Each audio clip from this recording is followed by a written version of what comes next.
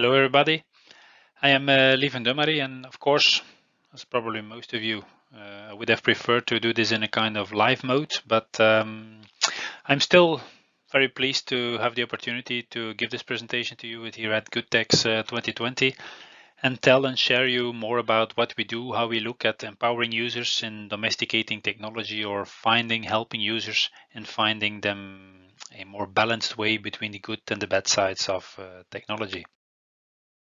Now, but first something more about myself. I am a professor, a social sciences professor at the University of Ghent, and there I'm heading a research group, MICT. It's the research group for media, innovation and communication technologies, an interdisciplinary research group of interaction designers, sociologists, psychologists. And we are part of a larger technology institute. The technology institute, IMEC, some of you might know it, but it's a typically technology institute, tech push, following all important technology roadmaps. And in that way, as most of you probably, we are a research group who is conducting research in this context of digital disruption, permanent digital disruption, digital transformation. And in that context, the task of our mission or of our group is to feel the pulse of the user in that continuously changing context. Our mission is to feel that pulse and then kind of show that not everything that is technologically possible is immediately also desirable from a societal point of view or that from the user. Now, feeling that pulse, and an important instrument to do that for us is Digimeter. The Digimeter, as this screenshot shows, is an annual report. It's a self-reporting tool based on a panel of more than 20,000 households in Flanders. For those who are interested, on the IMEC website, you can download a free report. But it's a report on what people have with regard to technology in their daily lives, what people do, how people use that technology, and also how people feel with regard to technology use, and technological change. And that is what the main conclusion from the past years is more or less visualized here in this picture. We see that this trend that more and more people are developing a kind of hate-love relationship with technology. More and more people are juggling with more and more technologies, hardware as well as software, platforms, apps. But as people intensify their digital habits and their digital DNA, people are also more and more balancing between the good and the bad side of technology. And under hate-love relationship is an increasing interplay of different paradoxes we see growing. Four of the most important are the dependency paradox. Year after year, we develop more intense, time-consuming habits with smartphone, screens, social media, but parallel to this intensifying habit internalization, we also grow a kind of feeling that it is too much, that we become hooked to those platforms and technologies. Accuracy paradox. We internalize digital news habits. We rely on social media, on digital news recommenders more and more for this lots of information that is available. But as we rely more and more on these digital habits, we also become more and more, or we are more and more realizing that not all of that information is not always that correct. The fake news paradox, let's say, disinformation. And how can we control that? People are also seeking for control over their privacy. They know that the big bad Googles on the one hand are doing something with their data that is not that tangible and they don't like it. But on the other hand, we don't act very much upon that. Paradox. Security, the same, also paradox. So based on those four paradoxes, we build that hate-love. And let me dig deeper in the first of those paradoxes to show how we try to enable people to take control over those paradoxes. The first paradox, as I said, is the dependency paradox. More and more people, and you certainly will recognize that with yourself or your relatives or your nearest environment, is that we develop very time-consuming habits with that smartphone. In Flanders, for example, the time spent on an average basis for all Flemings has become 2 hours 20 minutes now. Pickups are 65 pickups a day, and we see that 8 out of 10 people are worrying about that. if they look at themselves or looking at their nearest environment, we see that people start worrying about the intensified way in which we are hooked to smartphones. 4 out of 10 people even said that they are struggling with it. They have done some attempts to control that time spent, but they admit that they are not always successful in doing that. And this phenomenon is what we call digibesity, parallel to obesity, coping with an overweight of kilos. More and more people are stating that they cope with an overweight of digital touch points with digital media, and especially with that smartphone. Now, and that struggle is an ideal starting point, is the hook in which we as social scientists come in. We look at that struggle from a theoretical perspective we call domestication theory. You probably might know domestication as taming an animal, and that's exactly the metaphor we take here. Just as the domestication of an animal or a wild animal, or taming a wild animal, in the beginning, a wild animal that's doing things you don't want them to do. With technology, that's exactly the same in many lives of people. If you don't succeed in becoming the boss of technology, if you don't succeed in taming that technology, people start becoming afraid of that wild animal or from that technology. And animals became tamed because we made some delineations, we imposed some rules, we made some delineations in time and space. If we say this, if we give this command, you can't come there, or you're expected to stay there. With technology, that's just. And if I would ask you, with regard to the smartphone, what kind of animal would the smartphone be? Then I think that the dog, the parallel or the metaphor of a dog, is a very good comparison. On the one hand, I think for those who have a dog, you will recognize it, that in the beginning you have a dog. Dogs often go walking with you more than the other way around. Well, now a lot of people are also realizing that the technology that is quite recently in our lives, it it takes more time than would want them to do. If you let the dog do, and then a dog is everywhere. He's in your bathroom, he's in your bedroom, he's at your table eating your dishes, he's in your car behind the steering wheel. With the smartphone, that's just the same. He's also in our bedroom, in our bathroom, behind that steering wheel, and at the dining table. One difference, however, between that smartphone and the dog is that a dog is tamed. In most households, dogs are domesticated. Some rules are imposed that are very clear to as well the boss as the dog. If we go to sleep, you're not allowed in the bedroom. If we leave by car, you're not allowed in the car, or if you are allowed, you're only allowed to be in the trunk, and certainly not behind the steering wheel. If we are eating, you're supposed to be in your basket or in the dog house. With smartphone, however, we don't have those rules. And as this struggle to domesticate that smartphone is seen on different levels, as well as the level of individuals, the level of industry, the level of society. And if you look at that first level, the level of the individual, we see that a lot of people currently are trying to regulate that by themselves. The popularity of digital detox books, digital minimalism books, illustrates that people are seeking for tips, tricks to control and tame that smartphone. Just look at Google. How much time can my child spend? And the suggestions given, clearly stipulate what people are looking. People are looking for thresholds, how long children can be let on electronics technology and all types of screens. If you look at our Digimeter, 76%, and that's the 8 out of 10, people are imposing themselves some rules, significantly increasing when compared to last year. But half of them is immediately also admitting that it doesn't help that much. Despite these rules they are imposing themselves, screen time is not diminishing.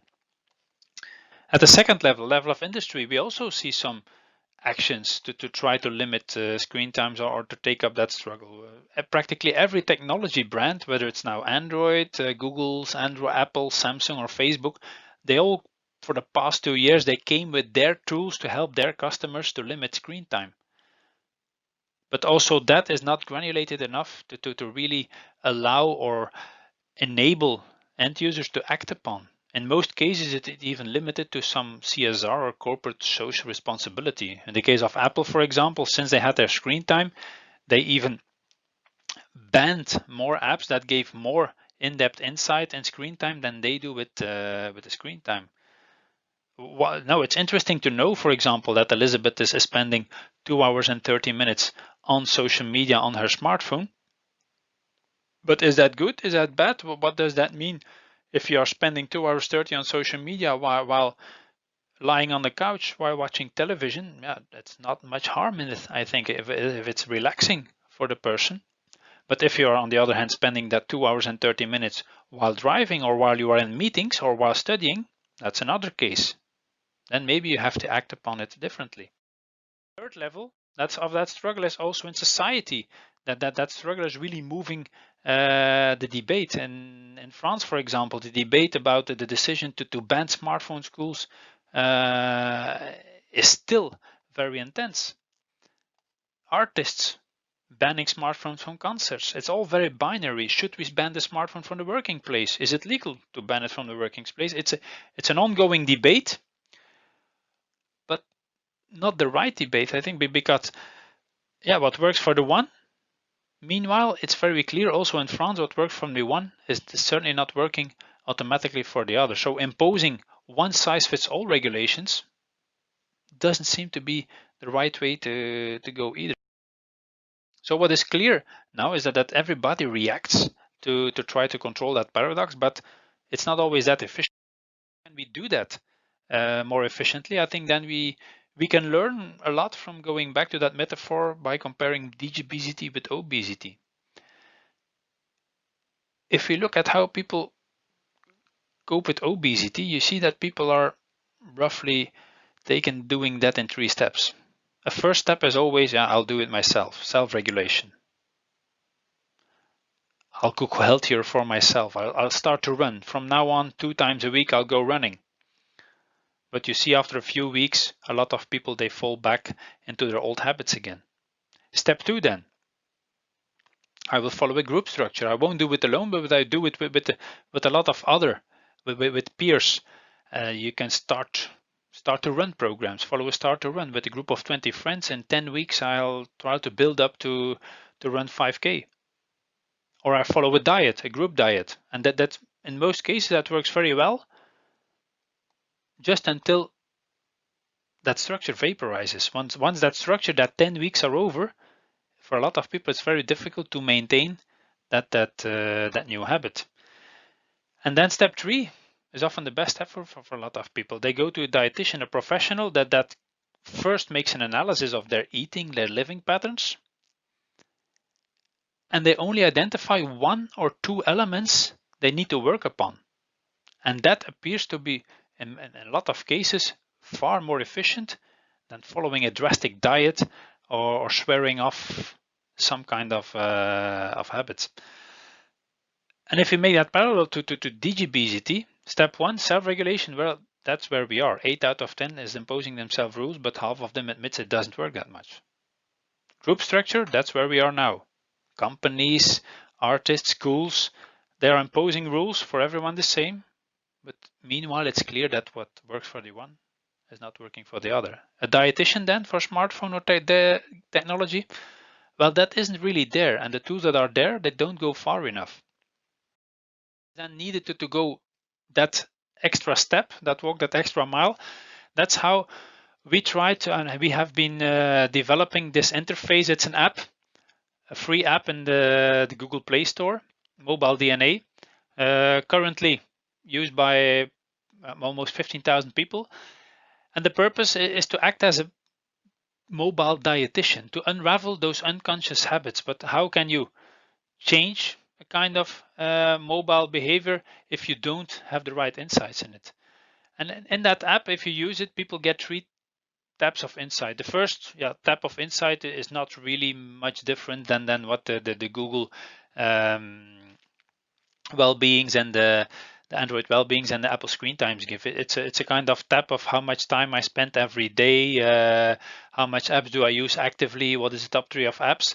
That's not very special, but the differentiator is this mobile DNA. On a live basis, a mobile DNA is built. For example, this person sees that in this day, 9 hours, 14 minutes and 18 seconds was spent on the smartphone, and there's all the dots and the blocks throughout the day, and the dots below are the notifications coming in. This is the total DNA, and for every day this is built up, and then underneath we have all different apps. That total DNA is unraveled then in all the different apps constituting this total DNA string.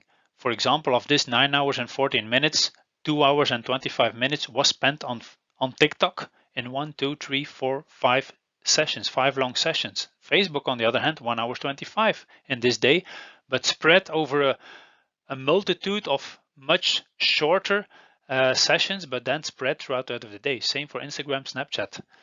And if you build up this for at least 3 weeks, we are able to make this third tab. It's still in Dutch here, but compare it with it's a diagnosis. Compare it with going to the doctor when you don't feel that well. Often the doctor doesn't know where to look at specifically, and then he takes some blood, and after that blood test, 1 or 2 days after, then you get this page with 100 parameters on it, and only 5 are ticked off in the box where you are below or above some kind of threshold. And based on that analysis, the doctor has a more clear direction what he has to advise to give you some pills for iron levels or whatever. And this is exactly what we do. We have 85 patterns to be recognized in this multitude of data, and then we say we give an advice to people. Hey, we recognize this pattern with you. You might do this and that. Let's illustrate one another. For example, it helps people to confront themselves with the underestimation of their own use. This is, for example, of the last exam period of my students. I gave them a diary in which they just had to fill out how much time they thought they spent on the smartphone that day. In this case, student thought 1 hour 30, and how much time he studied. This student was convinced he studied that day for 8 hours and 15 minutes, between 8:45 and 1, and between 3 and 7.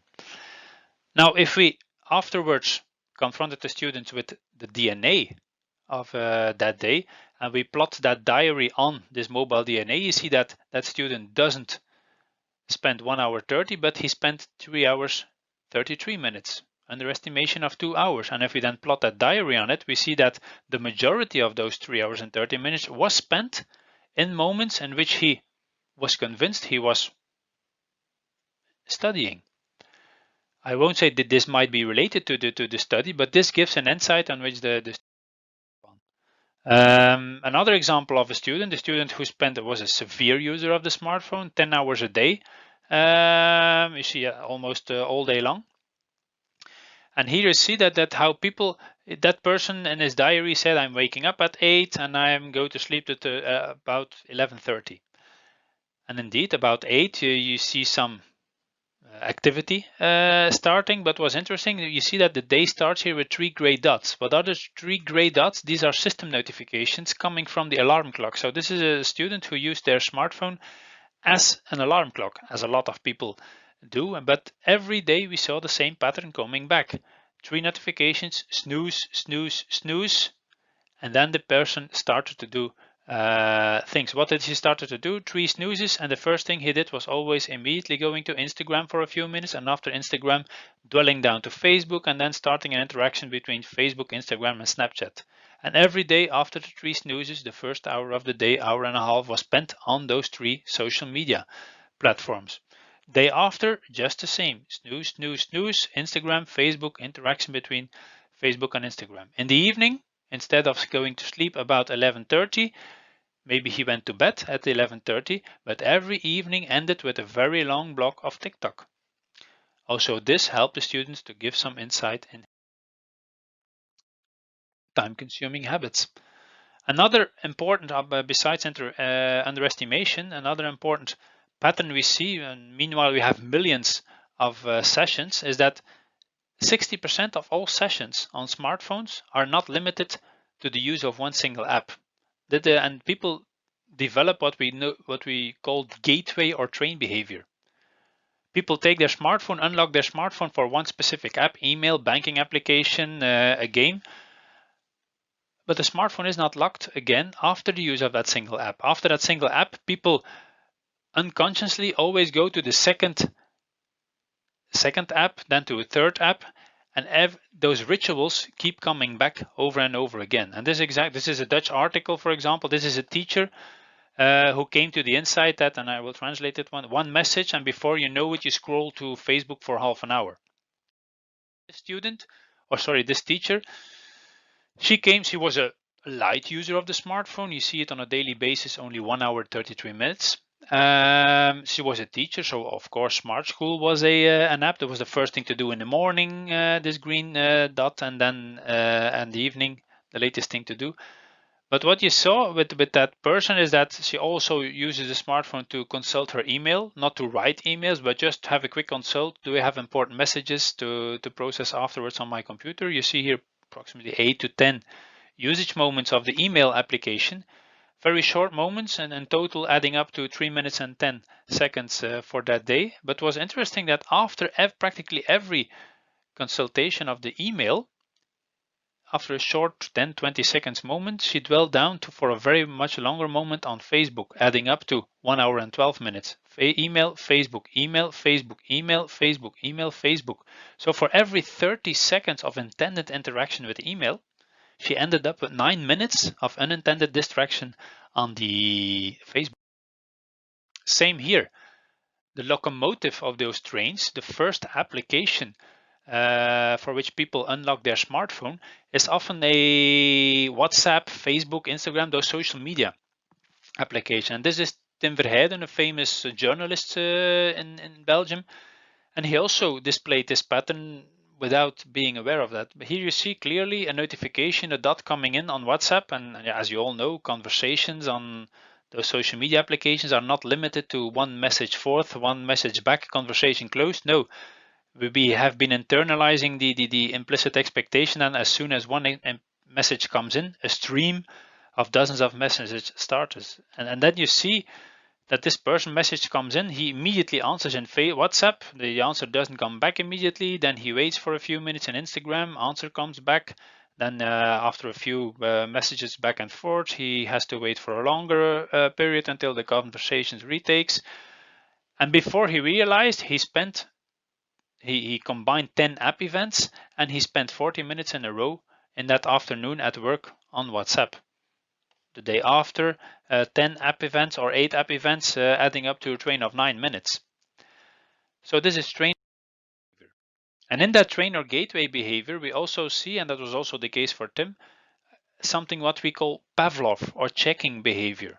I guess you all know the dog of Pavlov. The dog, after a while, started drooling for his food just by hearing the bell. Well, these notifications of those apps, of those locomotives of these trains, also act as a kind of bell with the dog of Pavlov. In the case of Tim Verheijden, for example, we see for WhatsApp, we see that he got 78 messages a day or notifications on WhatsApp. And if you see those 78 notifications, these are all these dots. The majority of these dots are immediately followed by a reaction, no matter where he was. 56 of the 78 notifications was answered within the minutes. And whether he was now at work, at the dining table, at the breakfast table with his girlfriend, at the car.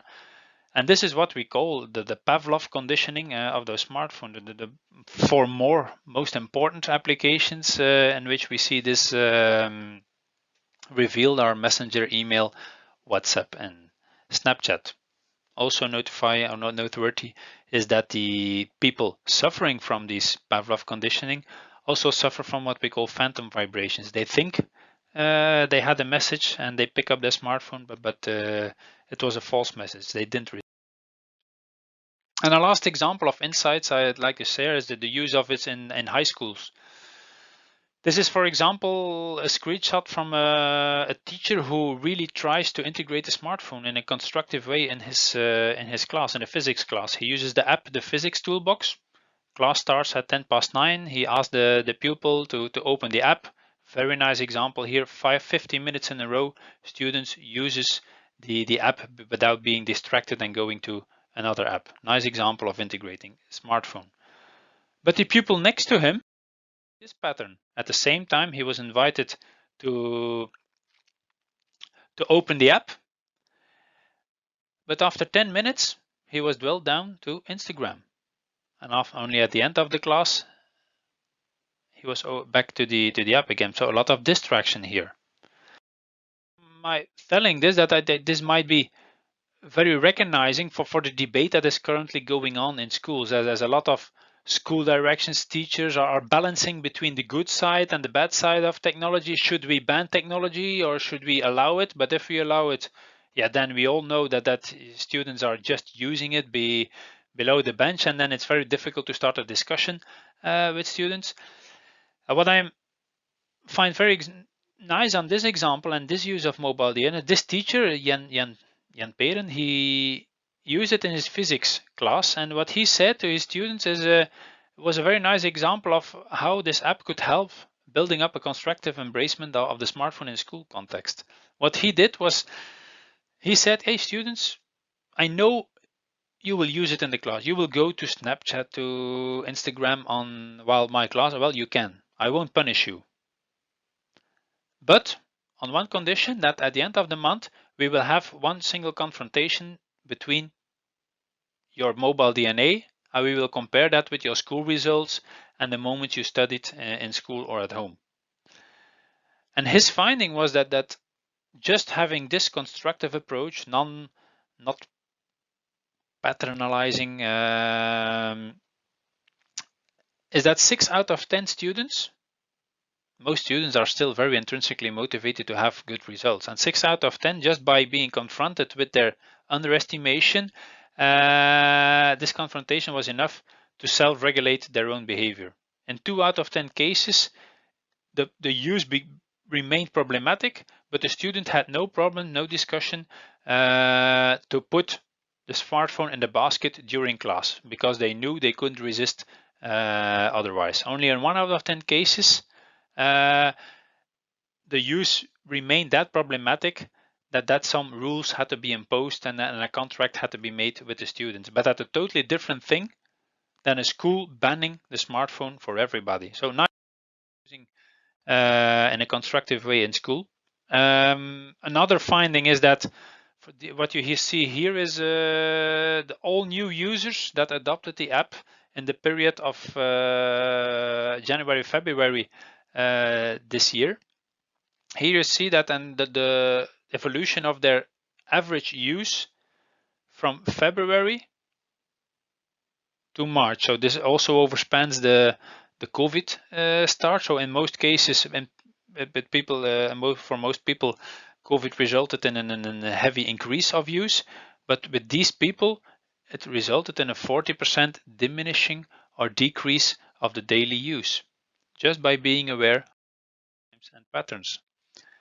If I take back the 2 examples of the journalist and the teacher, Tim, the journalist, he came to the insight that WhatsApp was the locomotive of many of his distractions. Well, he moved WhatsApp to the 3rd tab of his smartphone and he disabled notifications, which resulted in a screen time reduction of 26% and 36 pickups less a day.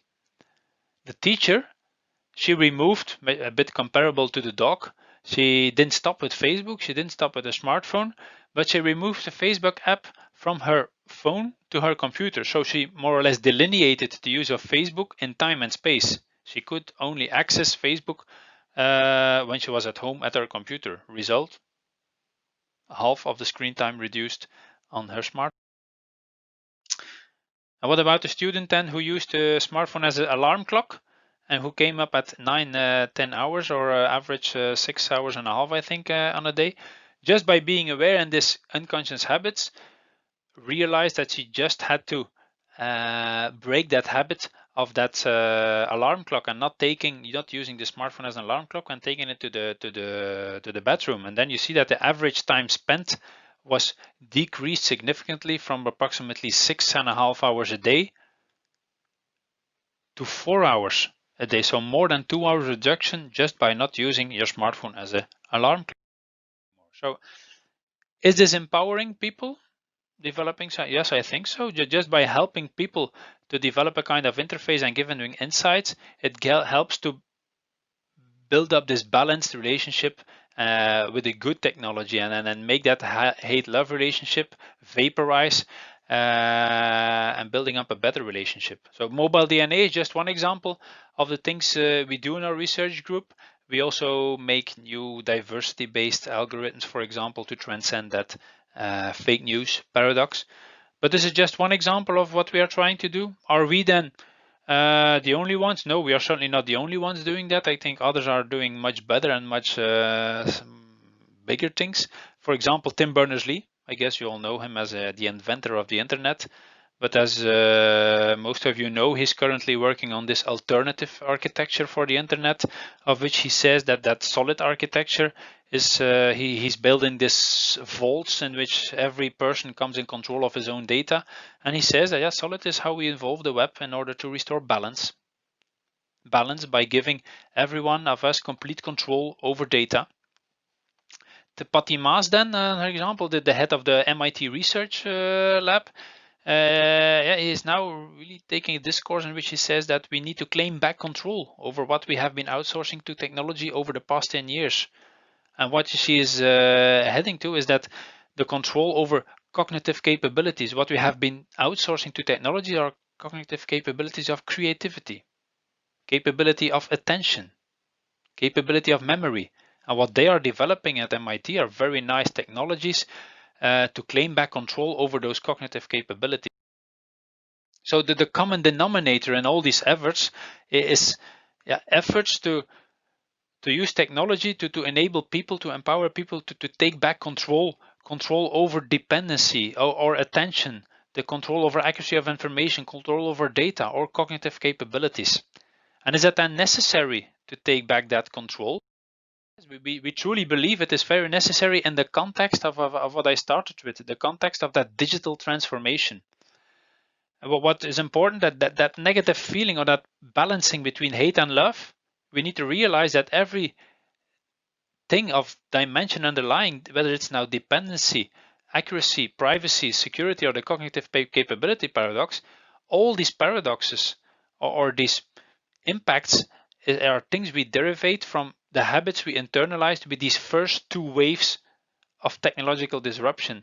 It's are the habits we developed with the internet, mobile news habits, social media habits, the mobile internet habits we developed with our smartphone. It are these habits in which all these paradoxes find their roots, in which this feeling of hate-love find their roots. But it is this feeling as well that will impact how we will serve those next waves. And let me explain one. Based on those 5 paradoxes, we found 5 segments. So in Flanders and Belgium, everybody is digital. Everybody has at least one smart device at home, but it's not because everybody is digital that digital is a new normal for everybody. 18% in our country can be characterized as people that have sufficient technological knowledge, skills, and confidence in themselves. They have confidence in themselves to serve those ways of IoT, of AI. They have enough confidence in technology and the brands behind technology. But what we see growing are these 2 segments, close friends and its complicated segments. These segments, they lack at least one of the elements that typifies the passionate lover. They lack confidence, they lack knowledge, they lack confidence in technology. And why? They lack control over technology. These are 2 segments that can be typified as willing but not completely able to go along with digital transformation. So it's very important, if we want digital transformation to be a success for the whole of society, that these 2 segments give technology the benefit of the doubt. Today, only these close friends, and it's diminishing, 16%, is giving technology the benefit of the doubt despite lacking one of these elements. 25% of people are building in some distance to technology. They're turning their back to technological innovation because they lack control over technology. So if we want digital transformation something to be something of a whole society, something inclusive, and not something about those 18% innovators and early adopters, it's very important to give people the ability, to give people control, to enable people to domesticate technology in a good way, to domesticate good technology in a good way. So in terms of diffusion theory, it's important to give back control over technology if we don't want technological innovation to be limited to some innovators and early adopters. Or in terms of Gartner hype cycles, it's very important to give back control to people to domesticate technology if we don't want technological innovation, the potential of very good technologies, if we don't want it to be stuck in this chasm in terms of Gartner. Or not just say it in words, but with one iconic picture. If we really want to move to an inclusive society, it is very important to ensure that users are not left behind, and that they are ensured of the control to ensure that we can move and cross together towards that inclusive society as well, people as technology, as well as society as industry. And having said that, I hope to have remained within time, and I'm very happy to answer your questions. Thank you for your attention.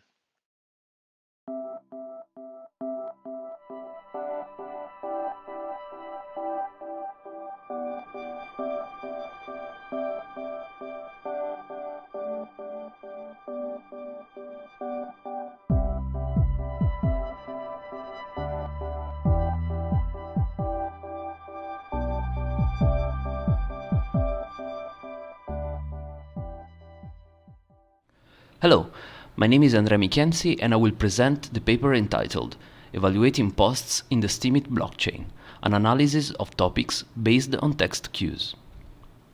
Online social networks are platforms where users can build and customize their profile, form ties with other members like friendship or follow relations, and create posts with which they can interact. Online social networks are becoming the most popular internet services. By the beginning of 2020, as we can see in the figure, there were 3.8 billion active social media users, which was almost half of the world population.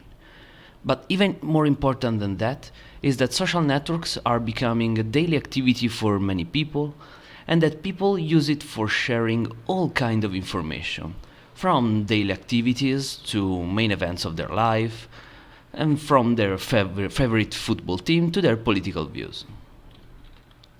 Current famous online social networks are implemented on centralized architecture, which show a number of problems, such as the one of censorship.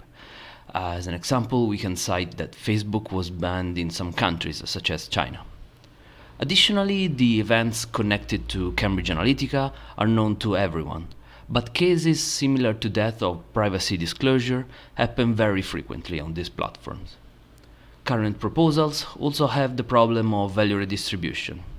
Indeed, online social network platforms generate a huge economic revenue using the data of and fed by the users, but they hardly try to redistribute with the users the generated economic value in a fair way. Lately, new solutions based on decentralized architectures were proposed.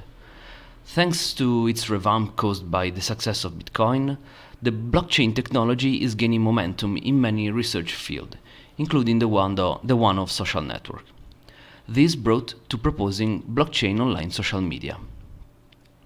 Key features of blockchain online social medias are that the data is stored in a public and permissionless blockchain, which makes the data available to everyone. Additionally, a blockchain easily enables the development of a rewarding system. And lastly, decentralized architecture are naturally more resistant to censorship. In particular, these two last features help addressing problems like censorship and value redistribution. The most important active blockchain online social media is Steemit. It is based on the blockchain Steem, which is designed to specifically support social distributed applications, Steemit being just one of them. Steemit was launched in 2016 and it's the first blockchain online social media proposal. It's also the most successful one with more than 1.5 million users and hundreds of thousands of daily active users. Many other blockchain online social media proposals deeply took inspiration from the mechanics of Steemit. Its rewarding system assigns rewards to each post, which can then be collected by the user who created the post 1 week after the creation of the post. Rewards consist of a certain amount of cryptocurrency of the hosting blockchain, so Steem in this case. The amount of reward is based on the feedback received by the post. Positive feedback, or upvote as it is called on the platform, increases the reward, while a downvote is used to model a negative feedback and reduces the reward assigned. The developers of the platform claim that this rewarding system also helps fighting the problem of fake news spreading, because users are encouraged to create high quality original contents containing only truthful information. Otherwise they would hardly get any reward. On the other hand, posts can be created only with the aim of getting the highest possible rewards. Therefore, the platform may be artificially polarized, and the contents that appear in the platform may be conditioned by this rewarding system. The aim of our paper is to understand what are the most important and recurrent topics of the platform, considering its revolutionary nature.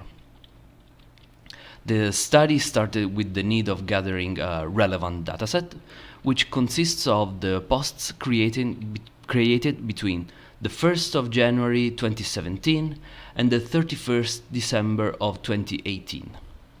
In the platform, posts can be of different natures and consisting of text, images, videos, links, and so on. Therefore, a cleanup procedure was needed to extract the meaningful text from the available posts and then remove all the noisy and inconsistent data. As we can see in the table, posts are written in 40 different languages, but posts written in English are almost 80% of the total. Therefore, for consistency reasons, we will just focus only on this. Dominant topics are extracted using latent Dirichlet allocation and are presented separated by year 2017 and 2018 to understand the evolution of the topics in the very early stages of the platform. Here we can see the dominant topics of 2017. The topics that stand out the most are topic 1 and topic 3, which seem to contain posts concerning mundane activities, and then topic 5, which is more connected about the platform Steemit.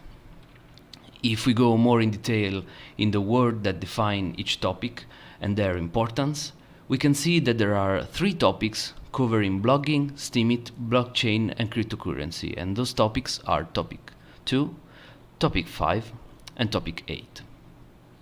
More in detail, topic 2 covers the technical side with words like crypto, design, research, and so on.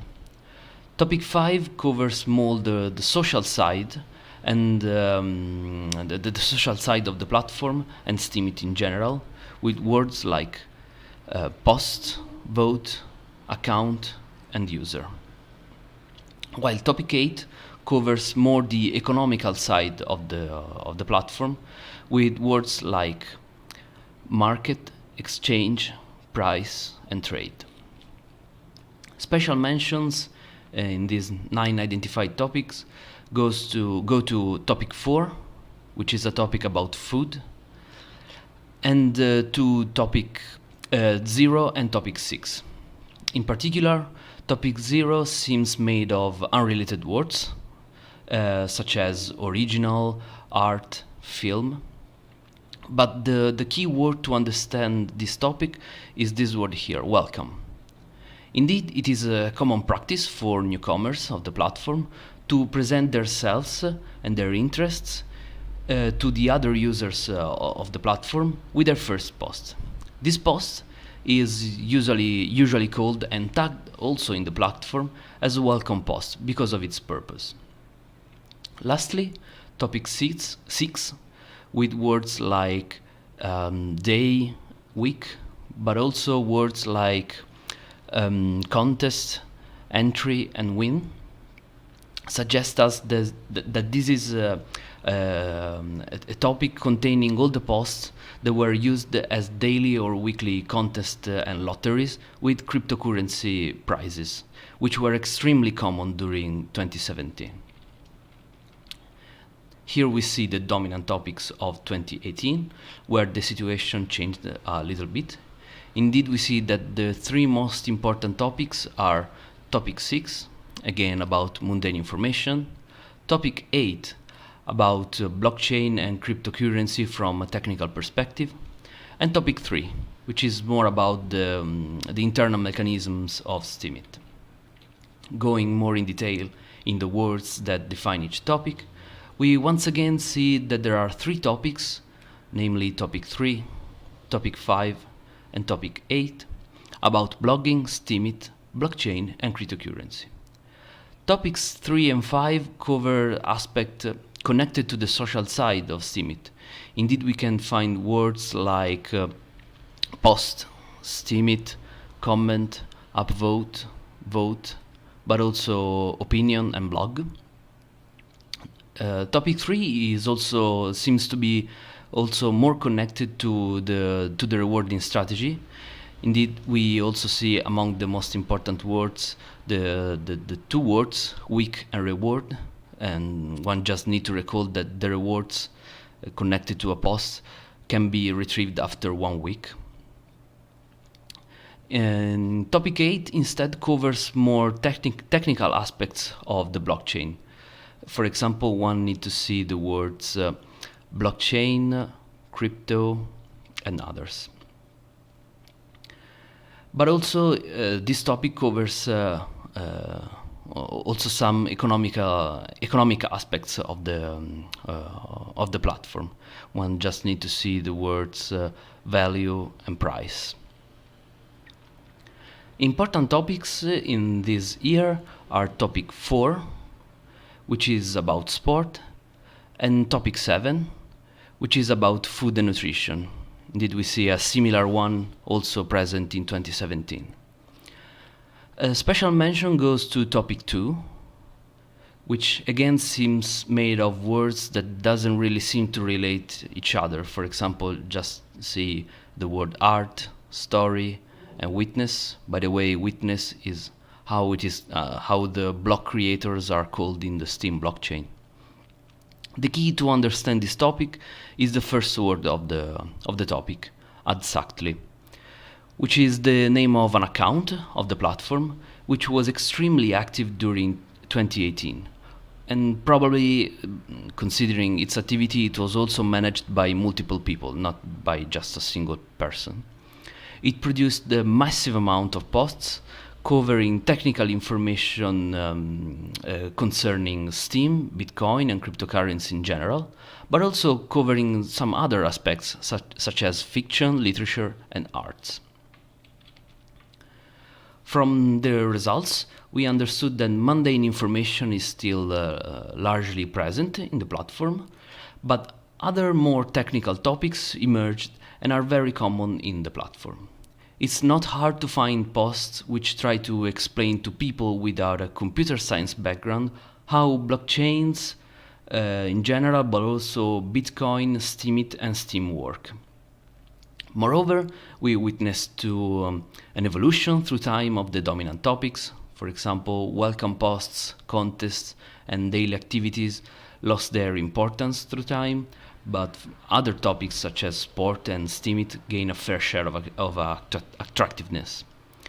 It's also curious to see how a single account managed to be so active up to the point where it formed its own topic. To conclude, these new emerging social media platforms based on blockchain rapidly gained popularity among the users, but many of their features are still unknown. In this paper, we proposed the study of the dominant topics of Steemit, the first and most important blockchain online social media, by taking into consideration the English posts created between January 2017 and December 2018. Mundane information is present, but alongside it, other topics such as food and sport appear. But most importantly, more advanced topics, more related to the platform itself, such as blockchain, cryptocurrency, and the technicalities of the implementation of Steemit, are also extremely popular.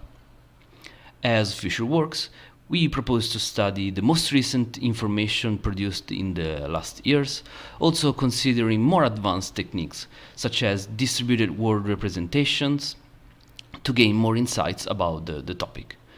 We also want to focus on key events that may have conditioned the contents, such as the crypto crash, but also some, for example, some controversial hard forks. Lastly, we would like to inspect more in detail the vote distributions and voting patterns, because they can heavily influence the posts and their potential rewards. Thank you for your attention. For any comments and questions, please write us an email.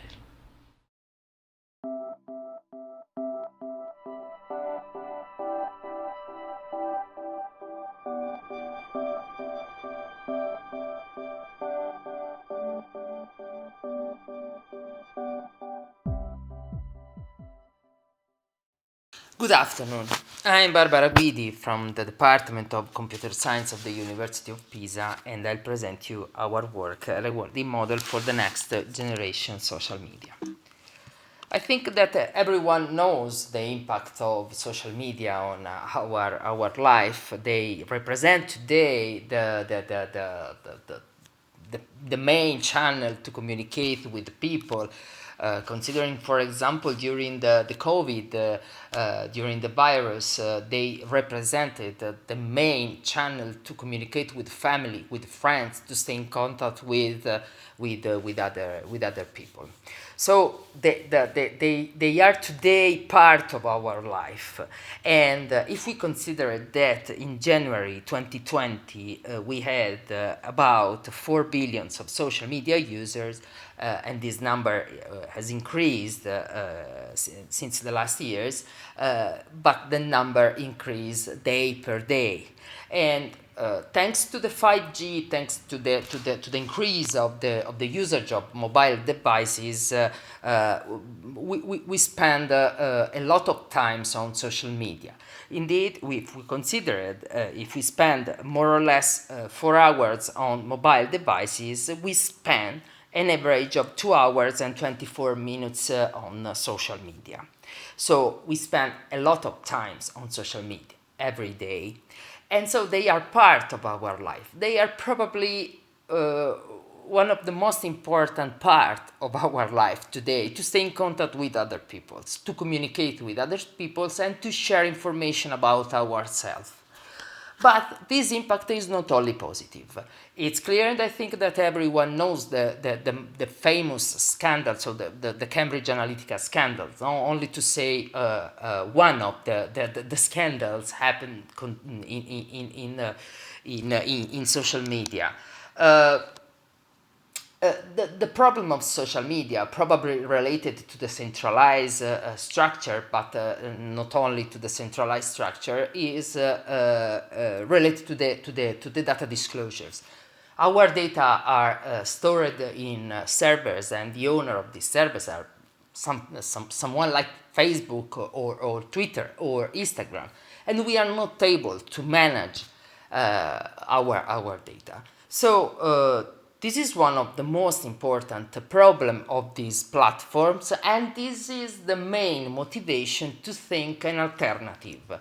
And one of the alternatives provided during the years are the decentralized online social media.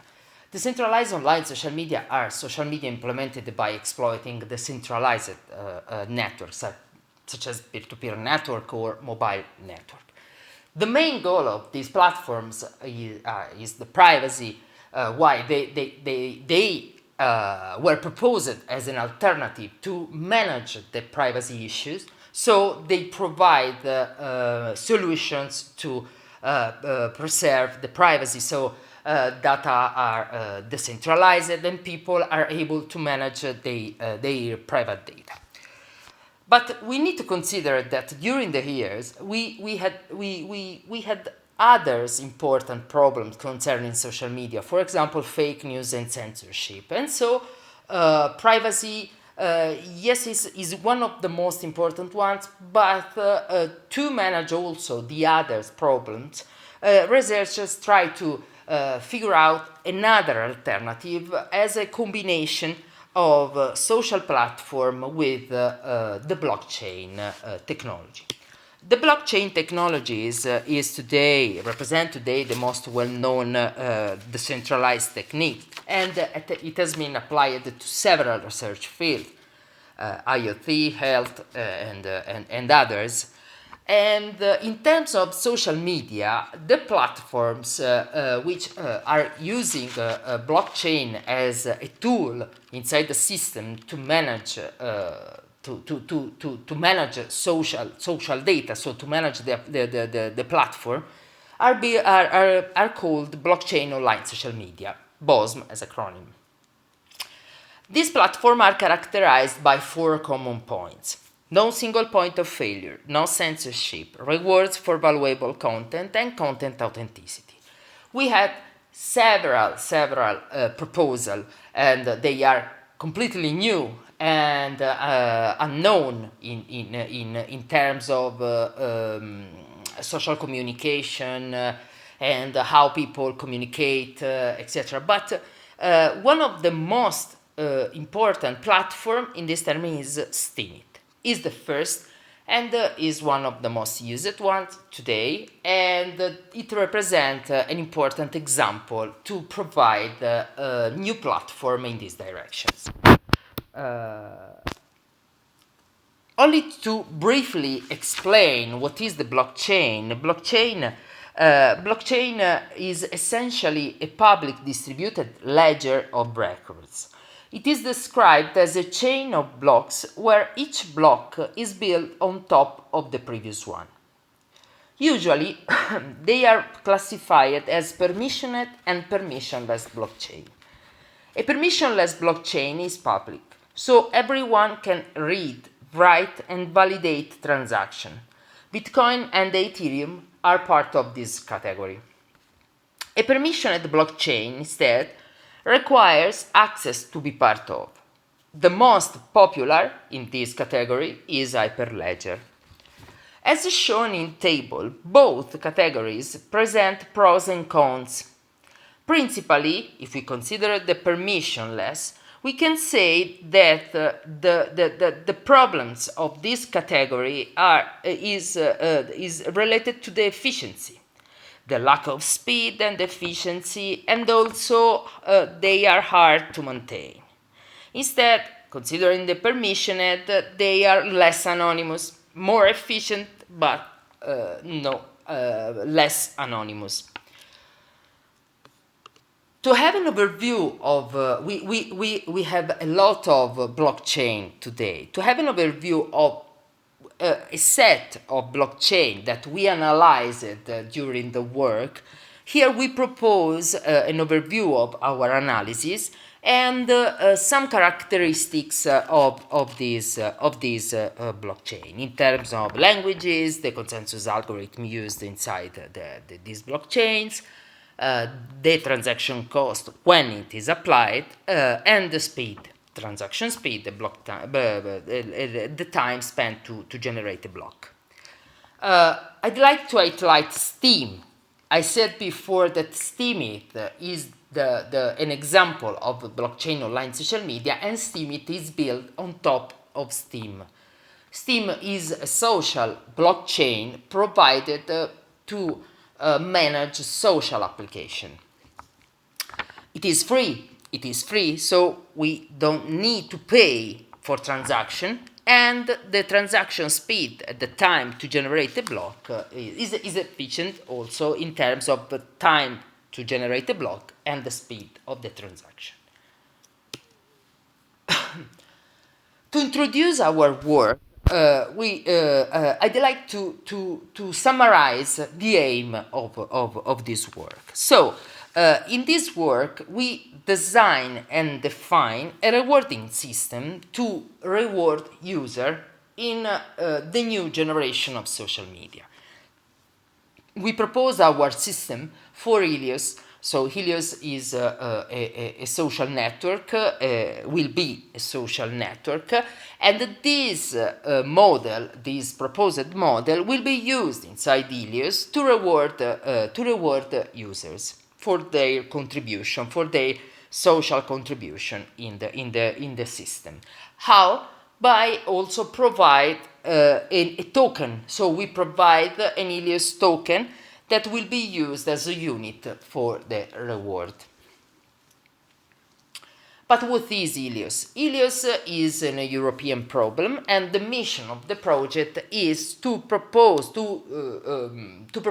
a new generation of social media which include different technologies, in particular the decentralization. So Helios is decentralized, and the decentralization is the most important characteristic of Helios. Then we also applied blockchain and other important technology like sentimental analysis, clouds, etc., etc. So a lot of technology, also mobile devices. So Helios is completely decentralized and based on mobile devices. The first step after the analysis, so after the analysis of the blockchain, the set of blockchain public available, we decide to use Alastria. Alastria is based on Ethereum. It allows a smart contract and application. It is a permissioned blockchain, so participant node needs to be identified before participating in the network. Alastria provide also an efficient consensus algorithm, and it is principally it is a project proposed by an association of more than 400 partners, and the blockchain used in Alastria is Quorum. Quorum is based on Ethereum, so it allows a smart contract, as I said before, and the consensus algorithm is the Byzantine fault tolerance. So, as shown in the figure, we can see the structure of Alastria. Alastria has 3 different types of nodes in the network. In the inner ring, there are the validator nodes that runs the consensus algorithm and generate the blocks here. Then we have the permissive nodes. The permissive nodes are the well-known nodes in the network. Finally, we have the regular nodes. The regular nodes are responsible for replicating the blockchain, and they are in the middle between the application and the blockchain. So we are trying to provide a rewarding strategies, a rewarding model that can be used in a real decentralized social network. So it's important to define and to define what is a rewarding strategies. As a rewarding strategies, we mean a set of policies and practice and rules that are most likely to support the goal. In a social environment, so in a blockchain-based social media, a possible rewarding strategy is a strategy that can reward social valuable content. So people that join the network, that are involved in the social platform, can create content, can generate content, share information, and communicate with the others in the networks, and these social actions will be paid. So this action will be rewarded. The rewarding model is based on a token. Usually each blockchain online social media provides a token that is used in the platform to reward the people. And also in Helios, we provide an Helios token as a unit that will be used to reward the users. The characteristics of the Helios utility token are listed here. Is instant settlement between actors, 0 fees for transaction made with Helios token, multi-purpose utility for its expenditure and use, and decentralized accountability. Now, I will show you how our model works and the rules, so the policies that we provide in order to compute the reward. In particular, the first step is to identify the social actions that can be considered rewardable social action, okay, that can be rewarded.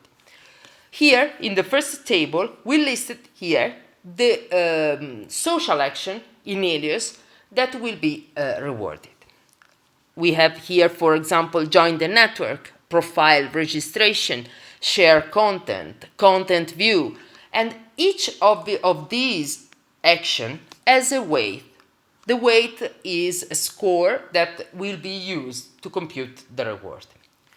In the second table here, on the right, we provide a set of symbols that are used in the next slide in our formulas, that are the formulas used to compute the reward.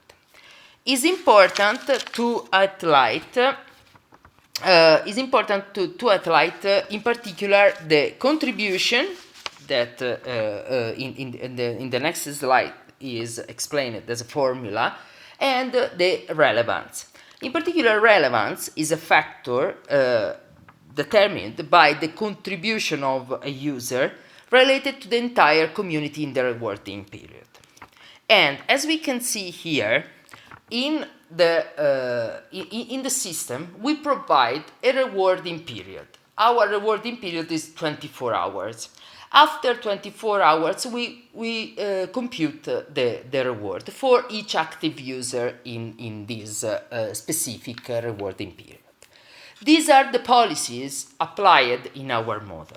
So we are able to compute the contribution for each user that considered the action, as we show here. So the weight function, the action, and the weight of this action. The number of contribution related to the whole contribution, so that is called relevance, and I explained before what is relevance. The number of tokens available for distribution, which take into account also all the active users during the rewarding period, and the amount of Helios tokens that are transferred to each user, that take into account the relevance.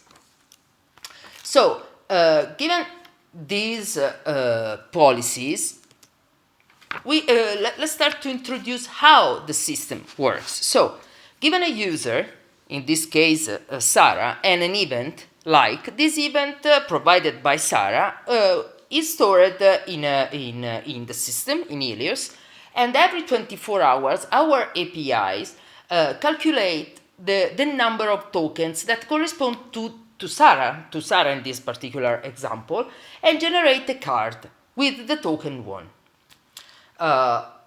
After this computation, the tokens, the amount of tokens generated will be also stored in the blockchain, and the card, the produced card, will be sent to Sarah, and the token, the generated token, will be incorporated in the Sarah personal wallet. To conclude and to summarize our work, this paper proposed a new rewarding system for the Helios decentralized network. As a first step, we analyzed different blockchain platforms in order to understand which one could be used in our scenario. We identified Alastria as the most convenient ones. Then we analyzed the rewarding algorithm provided by current blockchain online social media in order to identify limitations and opportunities. And after this analysis, we provide our model. Our model by defining a set of social action, rewardable social action, and a set of policies in order to compute the reward every 24 hours.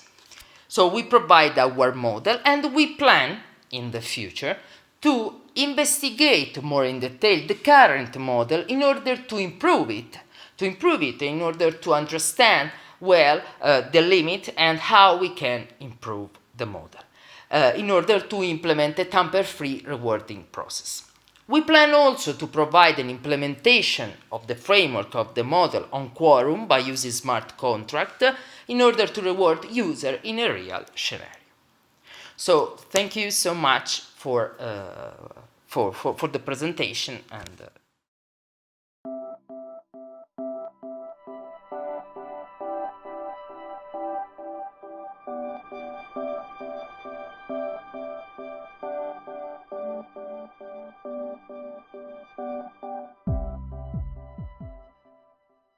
Hi, I'm Pierluigi Freni, Innovation Specialist and Blockchain Researcher at Links Foundation. Today I'm presenting you our work on how to fix social media with blockchain. Let's start from the context.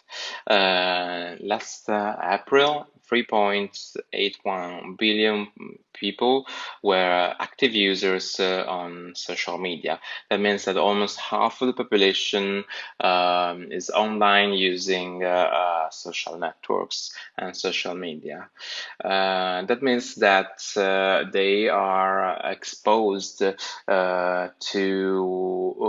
quite an important threat, more than one threat actually.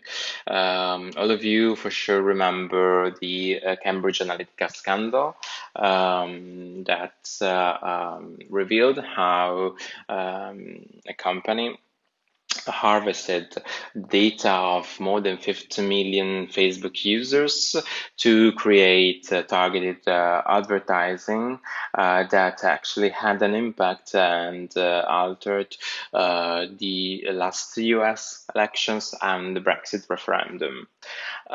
Together with this, actually, there are many issues in current social networks and social media platforms.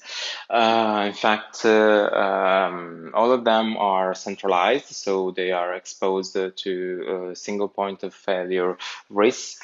The data of users is often exposed to the attack of malicious users, and privacy is managed in quite, let's say, not clear way for the users. Again, users are kept aside from the algorithms that manage how content is indexed on those platforms and fed to users. Copyright is also handled in a not, let's say, proper way, because when you upload a content on a social media platform, generally you lose ownership of the rights on that content. Fake accounts are spread together with bots, and they let's say, damage the experience of users and expose them to phenomenon like scam or spam or phishing. Finally, traditional social media platforms revolves around advertisement, and their value and the business models is intended to extract value from users and to monetize on their data with value appropriation. In this context, blockchain can be a key enabling technology to shift some paradigms and to put forward new operational mechanisms of social media platforms that can overcome and contrast some of the issues of current social media. In fact, thanks to blockchain-based social media platforms, we are seeing and experiencing the rise of a new paradigm. In fact, those emerging platforms are decentralized, so their architecture and infrastructure are more resilient and less prone to censorship. User data is handled in a clearer way, and often it stays within the devices of the users. So in a way, user data is more protected. Also, the the algorithms that manage the indexing and distribution of content on those platforms is made clear to the users, and sometimes the distribution of content can be directly influenced by the action of the stakeholders within the platform. The copyright of the content that is shared on those platforms is left to their owners, and can be tracked and handled with precision thanks to blockchain-based transactions. Another thing that we see in those platforms is the fact that the user is brought back at the center of the platform. So advertising has a less relevant role, and the value redistribution is crucial and spread among the actors on the ecosystem, and that is made possible thanks to the use of tokens and tokenization processes. In our study, we analyzed the social media platforms, blockchain-based ones, with the goal to understand which is their positioning and market maturity, understanding which is the differential value proposition that their business model have, and how the tokens impact on the organization of the platforms. And finally, we also consider which are the main issues still open. To do so, we used exploratory case study approach, consulting especially white papers from the platforms, gray literature, and company databases. Such analysis has been carried out within the context of the Helios project, a EU-funded project that is aimed at developing the next generation social media. The platforms that we analyzed have been grouped into these three platform categories: social media, that revolves around the creation and sharing of content; social networks, that are focused on creating connections and relations among users; and calling and instant messaging platforms that allows users to have generally one-to-one communication, both via call or private messaging. Considering the platforms analyzed, we can say that they are all young companies or young projects. They offer services that are similar or equal to the ones that are offered by incumbents, and they have been financed mostly through ICO, that is kind of peculiar funding strategy for blockchain-based projects. Most of them are built on Ethereum, that thanks to its features is one of the most widespread blockchain platforms to build applications on top, thanks to smart contracts and ERC20 token. And finally, in most of the cases, those platforms are don't have any kind of advertising. This is a picture of the social media space. So we see that on one side we have the blockchain-based decentralized online social networks in green, and in blue we see the incumbent platforms. Those have been mapped along the number of users on the vertical axis, that is a proxy for adoption of the platform. While on the horizontal axis, we have the Alexa Global Ranking, that is a proxy for the engagement of the platform. And in this case, lower the number, sorry, higher is the engagement of the platform itself. Both the scales of the axes are logarithmic, so there is a really wide distribution of values for those dimensions. And we can see that even if the emerging platforms are, let's say, gaining traction, there is still quite an important gap to be filled in for them to be really competitive with incumbents, and that's mostly, let's say, in the area of adoption of the platform. Those are the 10 shortlisted platforms that we analyzed more in depth to understand better the dynamics of the token and the tokenization processes occurring within this platform. Let's say maybe the most famous of them is Steemit. It's one of the first and most widespread blockchain-based social network. In those platforms, we analyzed which are the mechanisms of advertising when this advertising is present, and we identified 5 advertising mechanisms.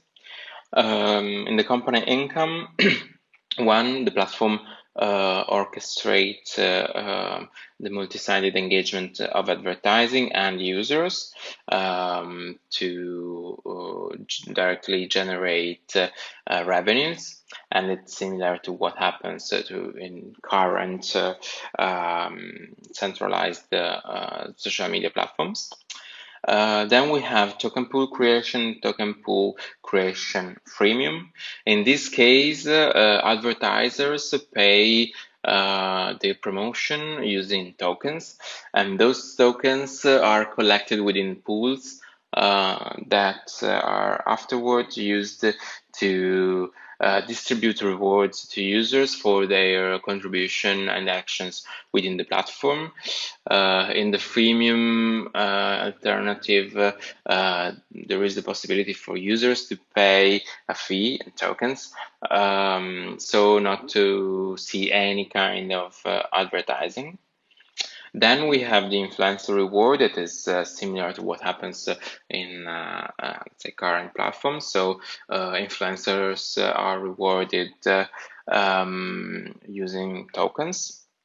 And finally, user attention reward that is used, especially in Brave, the solution, the most relevant solution here is that one. In this case, users are rewarded for the attention they spend watching to some specific content, generally advertising, using tokens. So attention is valued and paid for by advertisers. As you can see, still advertising is not the major thing in blockchain-based platforms, and so only in one case out of 3 we saw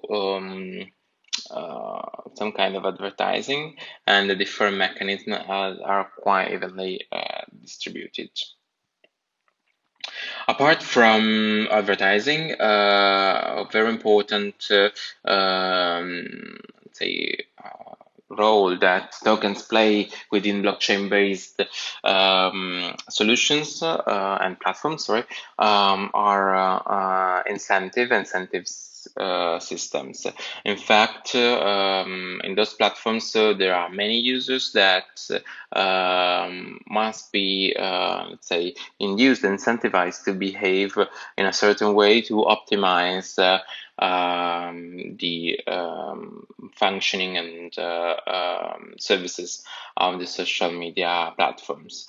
In these cases that we analyzed, we saw, let's say, 4 incentive archetypes that are all rewards for action that is performed by some stakeholders within the ecosystem.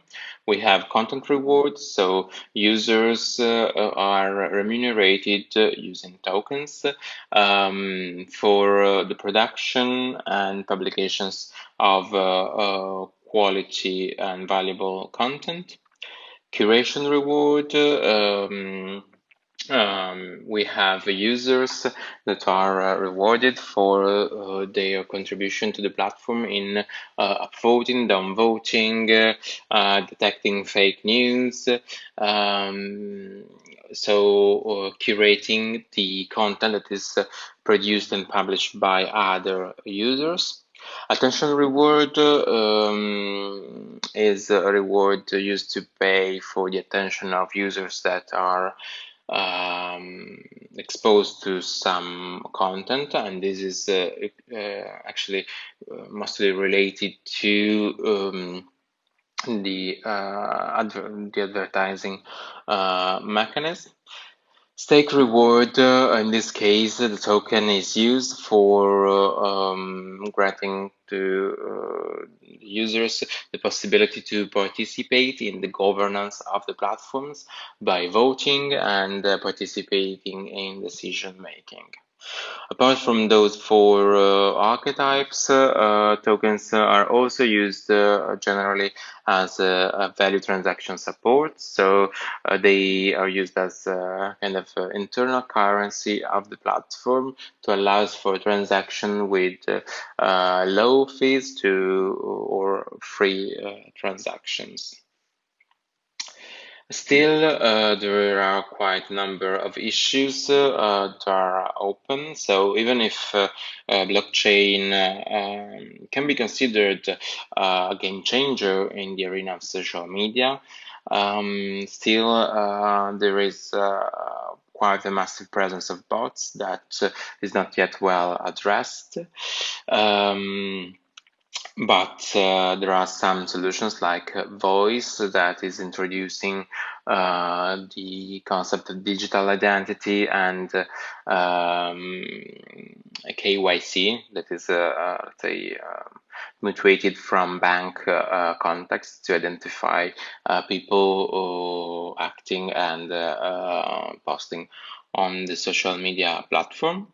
And there are challenges due to the adoption of blockchain, such as the environmental footprint, especially for the case of proof of work, storage, because blockchain is not always the best technical solution for storage, and also there is this kind of incompatibility with GDPR, because the immutability of blockchain is kind of in contrast with the right to be forgotten that is granted by GDPR. So some solution must be found to reconcile those two needs.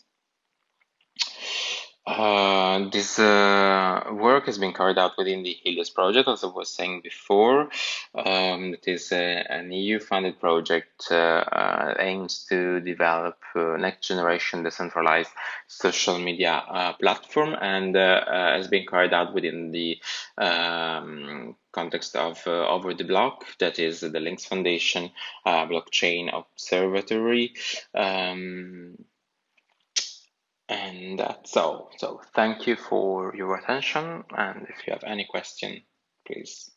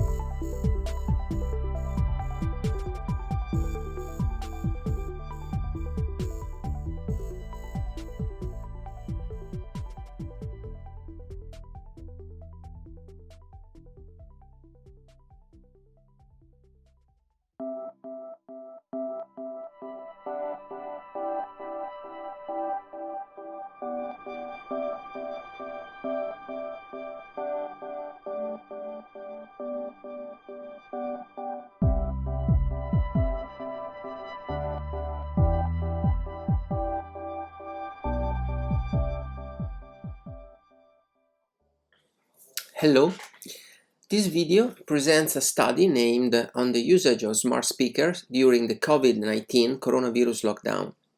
This work has been authored by Marco Furini, Silvia Mirri, Manuela Montangero and Katia Prandi.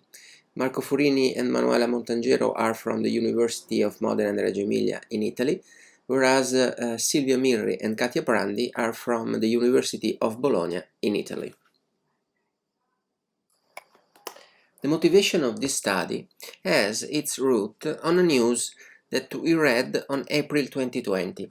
The news said that in Michigan, a 66-year-old woman died because of complications caused by the coronavirus, the COVID-19 coronavirus. A few days later, her sister opened the Alexa application on her iPad and discovered that the woman had continuously talked to her Echo device during her illness.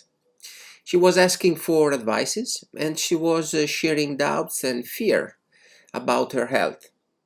And her sister recovered around 14 recordings, including very sad recordings that said, "I am in pain, I have to find a way to relieve it, what can I do to stop the pain?" So she was asking this smart speaker to help her. And of course the answer was not helpful for her. So this simple episode, and there are many of these around the world, this simple episode highlights the importance that these new smart speaker devices have in our lives. They already changed many humans' habits and behaviors, from personal radio to news provider. When we get up in the morning, we ask for the weather forecast or for news updates, or when we go home during after the work, we ask her to play some nice music, some relaxing music, or while we have dinner, we ask her some curiosity about some detailed conversation that we are having over dinner. So they really entered our life, and numbers shows that the market of these devices is growing at an exceptional speed, and their pervasiveness is opening new opportunities and is changing many habits and behaviors of the people that own these devices. So, motivated by the recent lockdown caused by the coronavirus pandemic that forced us to stay at home, to work at home, to socialize at home, that forced us to use many new technologies to stay in contact with other people for private reasons or for professional ones. We wanted to investigate how people use these devices during the lockdown. If people get used to it, if people bought these new devices, if people interact more with these devices, and so on. So our research question was quite simple. Has the use of smart speakers changed during the lockdown?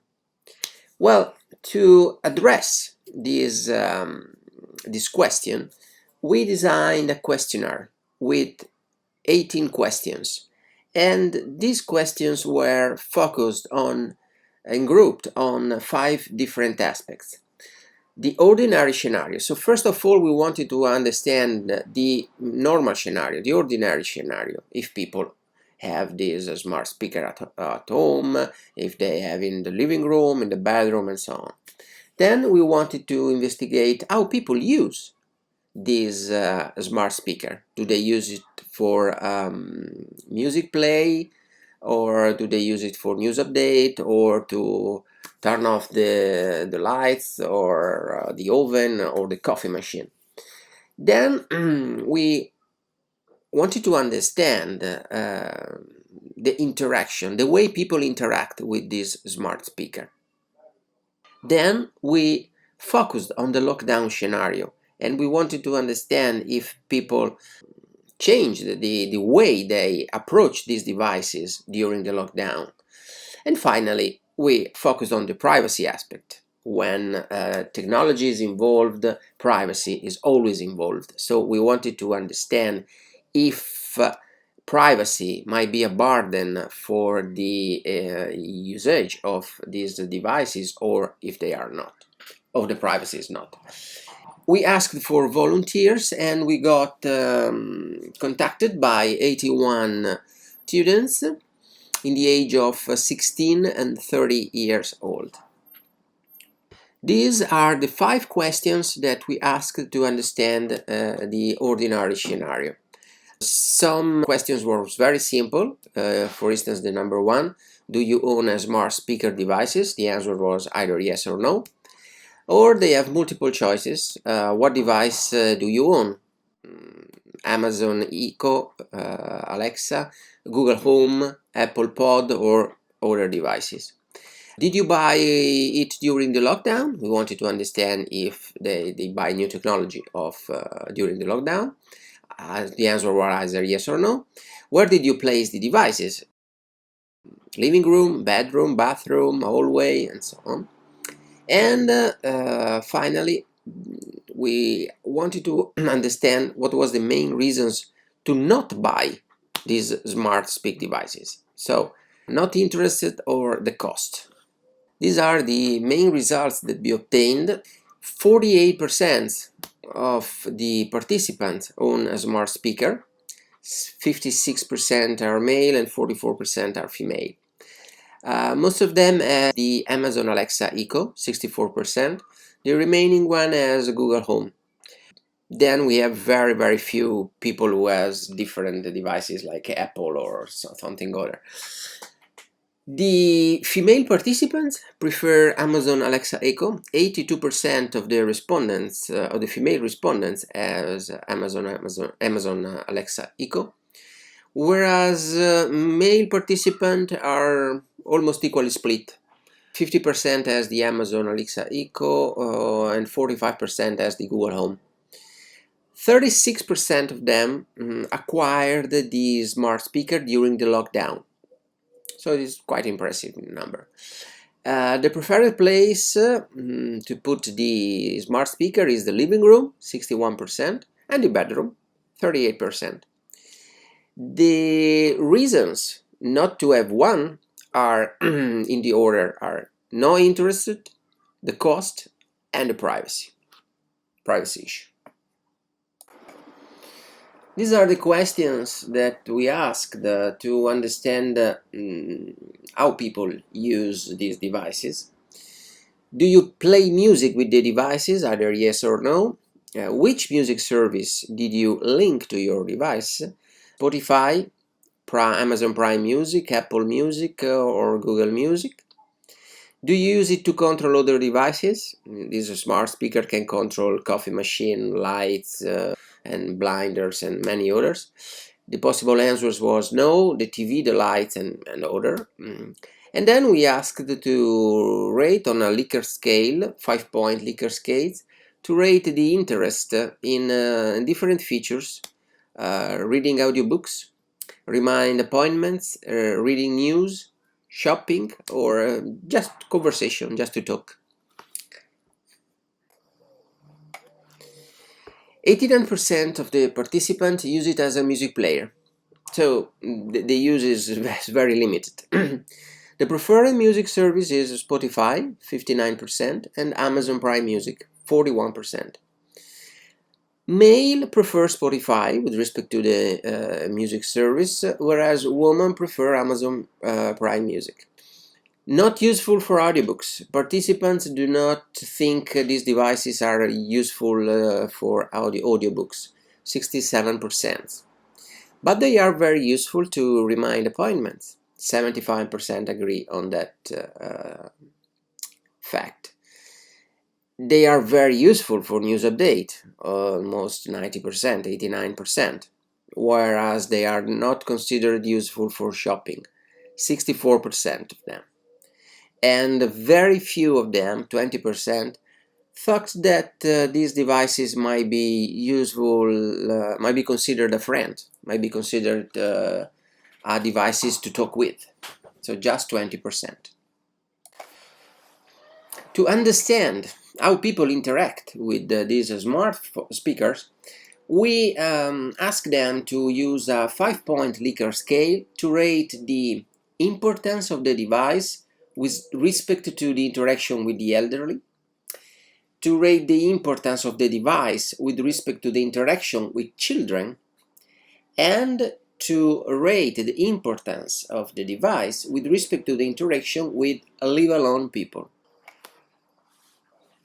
According to the obtained answers, people think that these devices are useful to interact with the elderly, 53%, that are useful to interact with children, 53% again, and they might be useful, 46%, to interact with live-alone people. To understand whether the lockdown affected the way people use these devices, we asked the following questions. From 1 to 5, rate the sentence, during the lockdown I increased the use of my device. Then we asked the main reasons for the intensive usages: play music, news update, or COVID-19 updates. During the lockdown, did you install new skill? Yes, many. Yes, few. No. Skills, I don't know what they are. From 1 to 5, do you think the device can be useful to locate people at home? This is a particular important question that wanted to investigate if these devices might be useful to find people that are at home while they are in quarantine. 25% of the respondents say that they increased the usage of these smart speakers during the lockdown. And they did for different reasons. For music, 43%, for news update, 34%, or for specific COVID-19 updates, 19%. With respect to the skills installations, well, we got surprised from these answers. Skills are the engine of these smart speakers, and 67% of them do not even know what a skill is. Very few people installed new skills during the lockdown. Finally, we asked them if they think the device might be useful to locate people at home, and 53% of them said these devices might be very useful. Finally, we end up to the privacy aspect.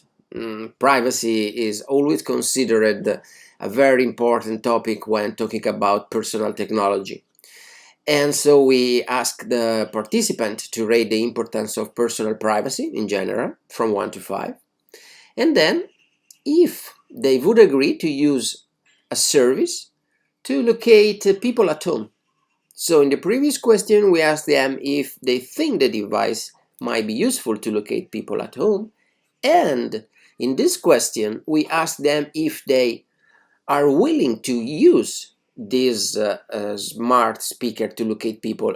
That means if they are willing to be located at home by these smart speakers.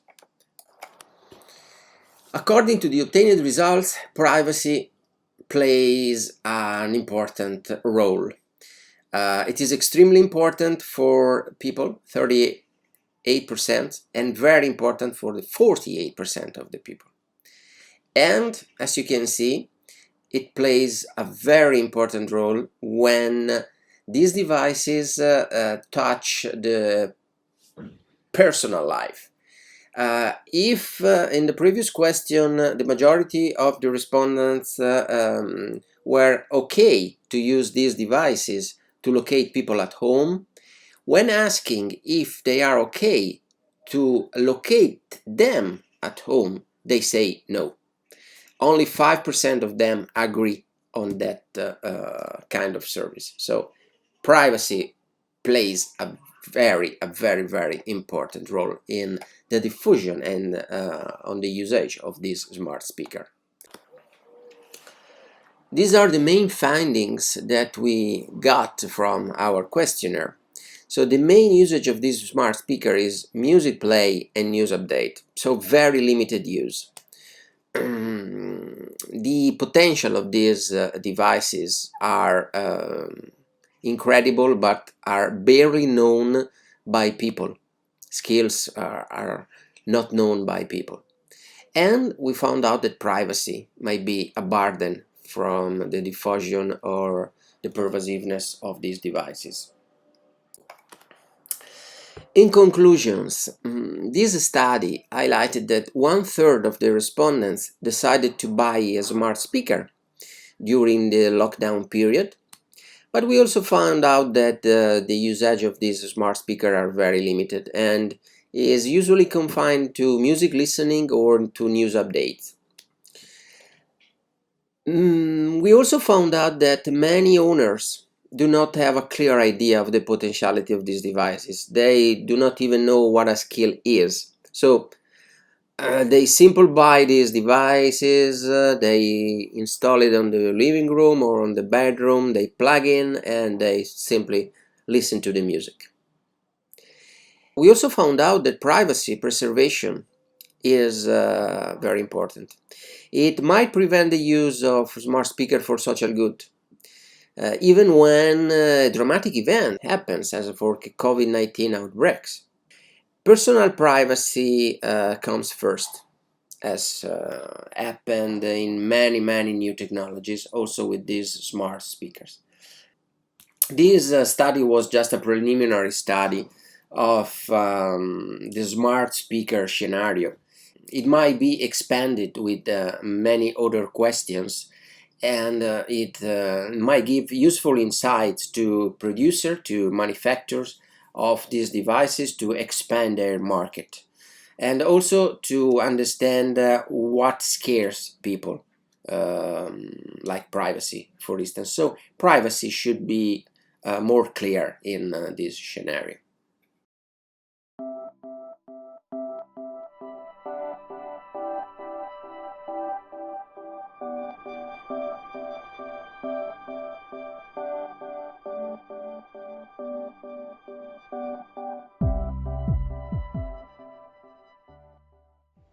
Today we present our paper entitled Making Smart Buildings and Personal Systems Cooperate via Knowledge-Based Overlays.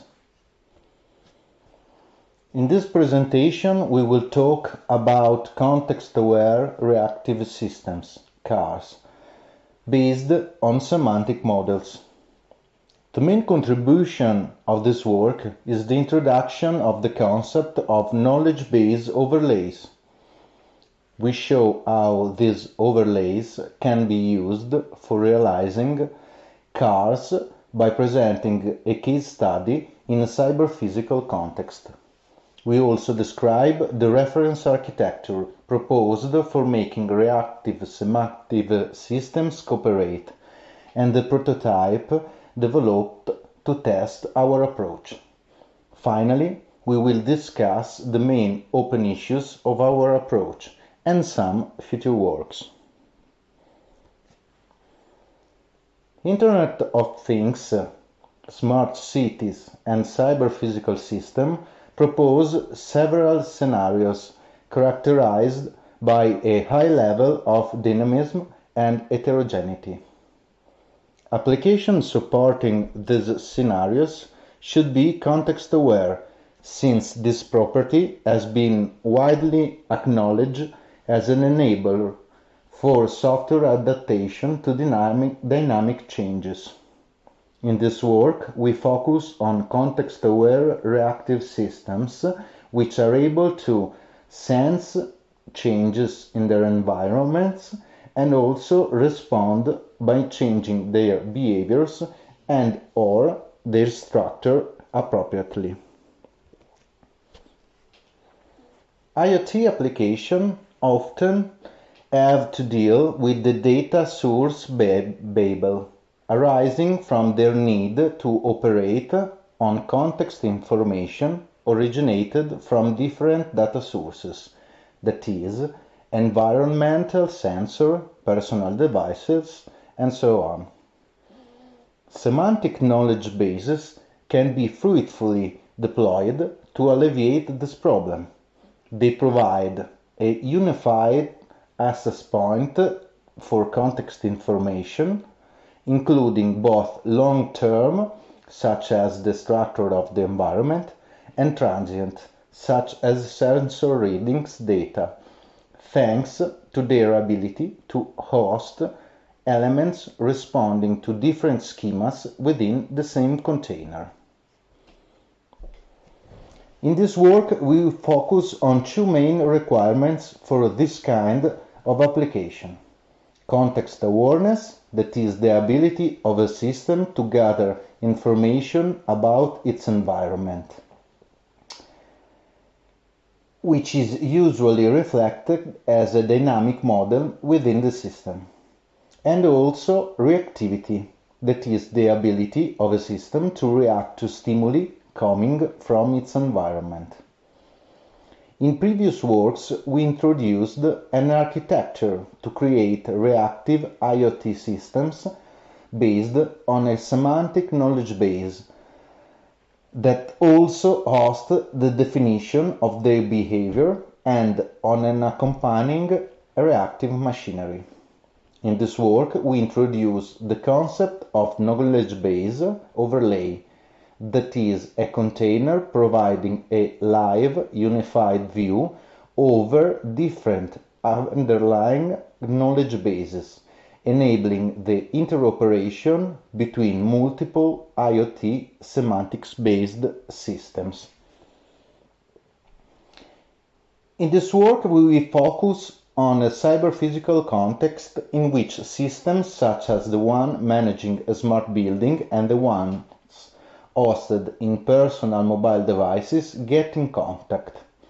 In such a context, it is not reasonable for the different systems to share the very same knowledge base. This applies to all the cases in which the system may want to maintain independence from their collaborators, because they express a high degree of asymmetry in terms of available resources, or even because of privacy concerns or changing realities.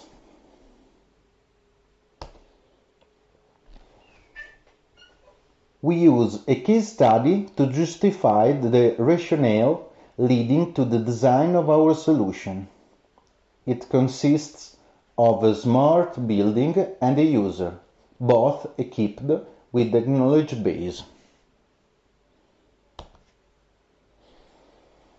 The building's knowledge base hosts three kinds of information: static information, mainly pertaining the structure of the building; transient information, produced by a sensor network encoded with the Semantic Sensor Network (SSN) ontology, a W3C standard; and finally, behavioral information, associating relevant contextual changes with corresponding activities that have to be undertaken when the changes take place. These information are encoded with an extension of the SSN ontology we developed for modeling reactive systems called Logical Sensor and Actuators ontology.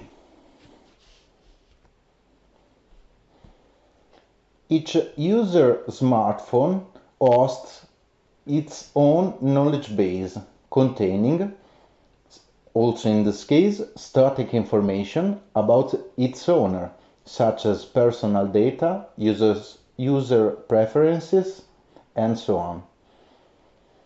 Transient information, that is observation collected by the smartphone sensor and from other personal smart devices, such as heart rate straps, smartwatches, and so on. And finally, reactive behavior can also be defined in the mobile knowledge base, but given the energy concerns characterizing these devices, it is reasonable to assume that activities are limited to showing notification and other similar elementary tasks. When these systems, the smart building and the smartphone, get in contact, that is, when a person enters the building as depicted in the figure, we want them to cooperate. Users are asked to share specific elements stored in their mobile knowledge base, such as selected personal information, data generated by the sensor, and selected preferences. If users agree, these become part of the building's overlay. The smart building presents the static information it is willing to share, and only the elements accepted by the user becomes part of the user's overlay. On the other hand, the smart building presents the static information it is willing to share, and only the elements accepted by the user becomes part of the user's overlay. The basic intuition here is that the new knowledge base overlays can be created by offering a uniform access point to the user's overlay, depicted in red, and the smart building overlay, depicted in blue. These overlays offer uniform access point to all the shared static information about the building and the user, and all the shared transient information produced by the sensors hosted in the building and weighed by the user. This way, the user becomes aware of the structure of the building so that, for example, they can easily locate the nearest elevator. At the same time, the building becomes aware, for instance, that the person that now becomes a user prefers a dim background light. This approach can be implemented exploiting the general architecture for reactive systems discussed in our previous work entitled Semantics-Driven Programming of Self-Adaptive Reactive Systems. The main component of the architecture is the semantic engine containing a model of the physical world it interacts with. The engine connects to the physical world in two ways. First of all, by exposing a service API used to receive observation from external sensor. See the back circles labeled with 1. These observations are transformed in a semantic format and added to the knowledge base. See the 2 in the figure. On the other side, the engine can also invoke web service endpoints for activating external actuators, shown on the right side of the figure. The engine defines logical sensors and actuators that are software agents triggered by new observations and implementing the reactive behaviors of the system. In fact, they select and execute the most suitable actionable behavior. See the circle with 3 in the figure. And they produce new facts, that is, observations or actuations, See the circle labeled with 4 in the figure. The actionable behavior can be composed of various action elements, such as SparkQL queries, for instance to retrieve existing information and add new ones, the execution of local Java code, and the invocation of external service depicted in orange, to increment the capabilities of the logical sensors and actuators. If new actuations are produced, the engine triggers external actuators through REST API invocations. Now let us introduce a simple example from the case study to better grasp the kind of scenarios enabled by this approach.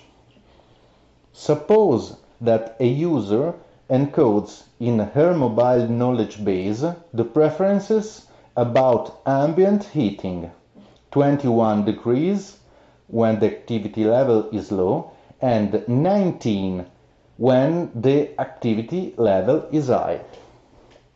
When the user enters the smart building, she agrees to share these preferences with the building's system.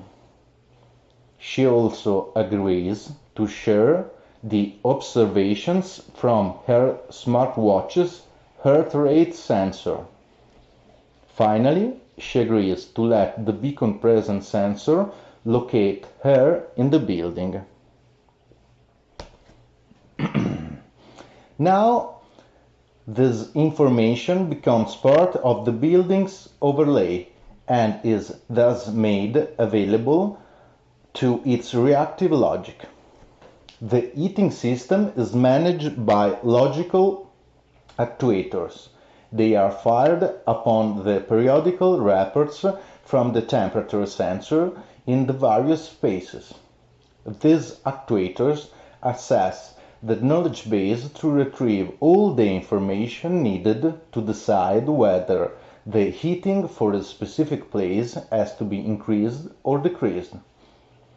Since the knowledge base overlay now also hosts the preferences of the users and reports from their heart rate sensors, the heating logical actuators can factor into the decision for a specific room the presences of the users hosted in this room.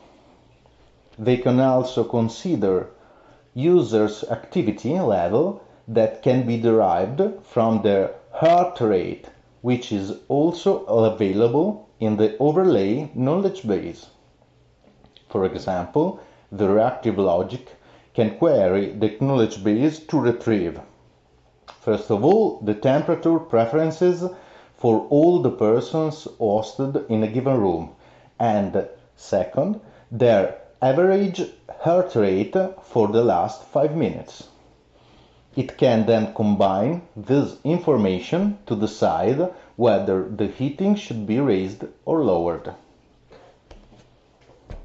We created a simple proof-of-concept prototype based on our semantic engine to test the proposed approach. The prototype uses a simulated virtual environment generated with Freedomotic, describing a simple smart building composed by a corridor and 3 rooms. Within this simulated environment, a Bluetooth-based presence sensor is deployed in each room. Virtual temperature actuators for the heating systems that accept a target temperature as a parameter are also available in each room. In this way, the building's virtual sensors produce observations that are reported in the form of actual REST API invocation to the semantic engine. When running the simulations, users can be moved within the virtual environment by clicking on a 2-dimensional map of the building. Users' movements between different places activate the virtual presence sensor, and the semantic engine, consequently, rises and lowers the heating in the room, taking in consideration both users' movements and their preferences. To conclude, in this work, we proposed an approach to make heterogeneous IoT-based systems cooperate using dynamic knowledge-based overlays. We also define an architecture for cars that supports behaviors definitions and the interaction with the real devices in the physical world. Then we presented a prototype of the architecture currently emulated with the Freedomotic by making a virtualized simulated environment that interacts with the actual running systems. Finally, we validated our work with a case study in the domain of smart buildings. It is worth noting that this approach allows to change the system behavior at runtime, allowing potentially unplanned adaptation by operating at the model level. As future works, we are interested in investigating issues related to users' privacy. In particular, we want to assess which is the perceived threshold between the price to be paid in terms of exposing personal data and the reward provided by the customized functionalities that come with data exposure. Another potential issue concerns data size since, as with all storage-based architecture, care has to be taken when the amount of data increases. Finally, we are currently working to implement the mobile side of the prototype so that a running system can be deployed in a physical environment. Thanks for your attention. Please contact us for any question.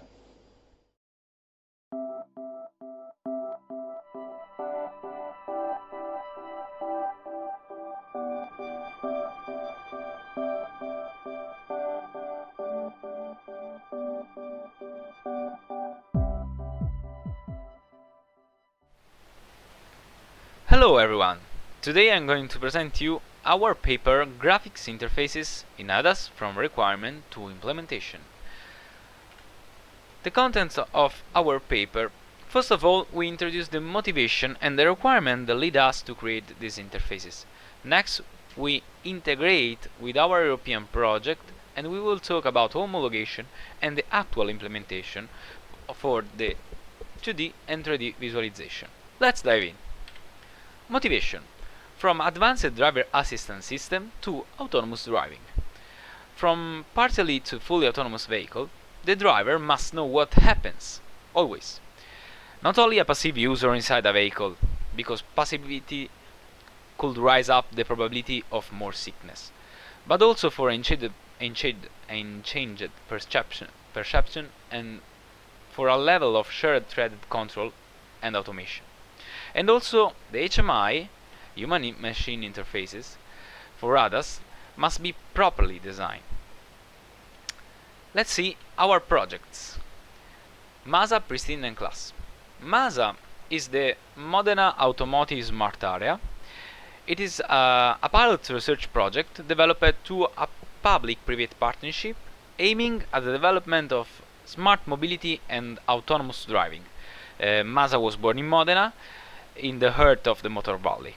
So research and testing activity concern interaction between vehicles and in motion obstacle, and interaction between vehicle and the city with different protocols. For Pristine, the goal of Pristine is to realize fail operational urban surround perception, which is based on radar and LiDAR sensor, and also in shared control. And the last one is Class. Class is a framework capable of processing in real time all information of a smart city. So class can collect a lot of data in real time and process it. But why we are developing a 2D and 3D? Right now, the 2D and 3D together will be astonish.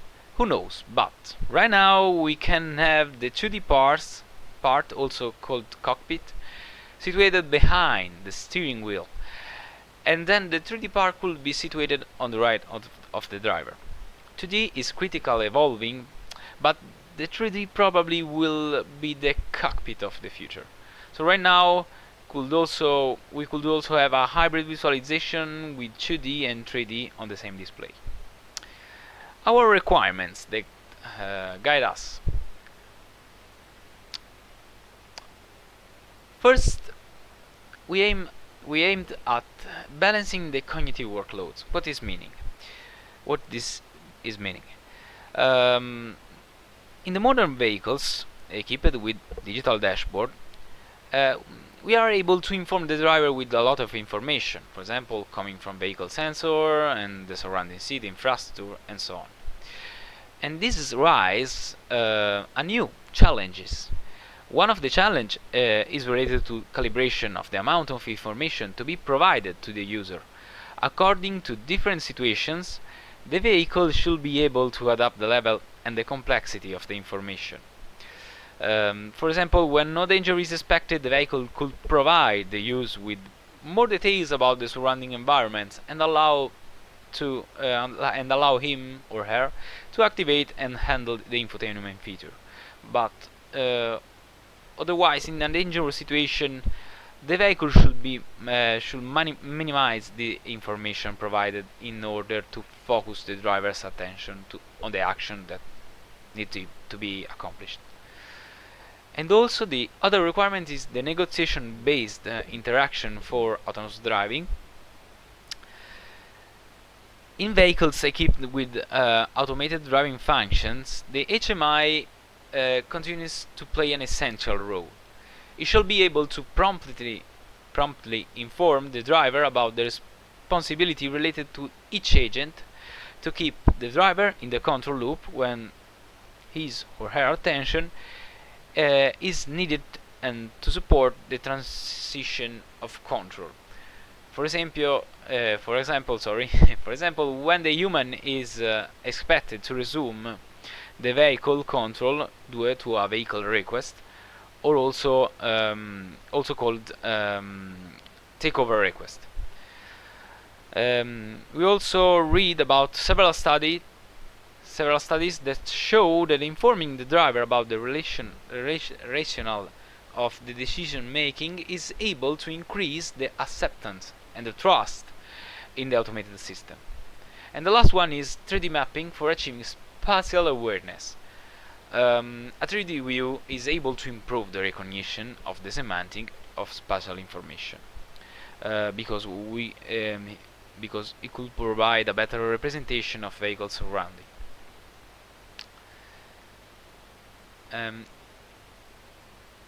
Also, authorities brought a lot of certification to indicate that only certain information can be provided to a 3D representation.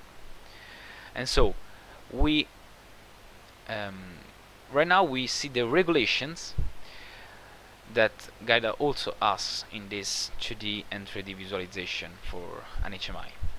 The user input handling. So the direct interaction possibilities provided to the user must be strongly restricted and minimized. The dealing with multiple windows. So the user must not be able to arbitrarily create different windows for showing different visual elements. The non-interference with safety critical autonomous driving components, if the HMI and AD share the same resource. And monitoring and logging capabilities. So the system must be able to detect and log unexpected behavior. What about the regulation compliance?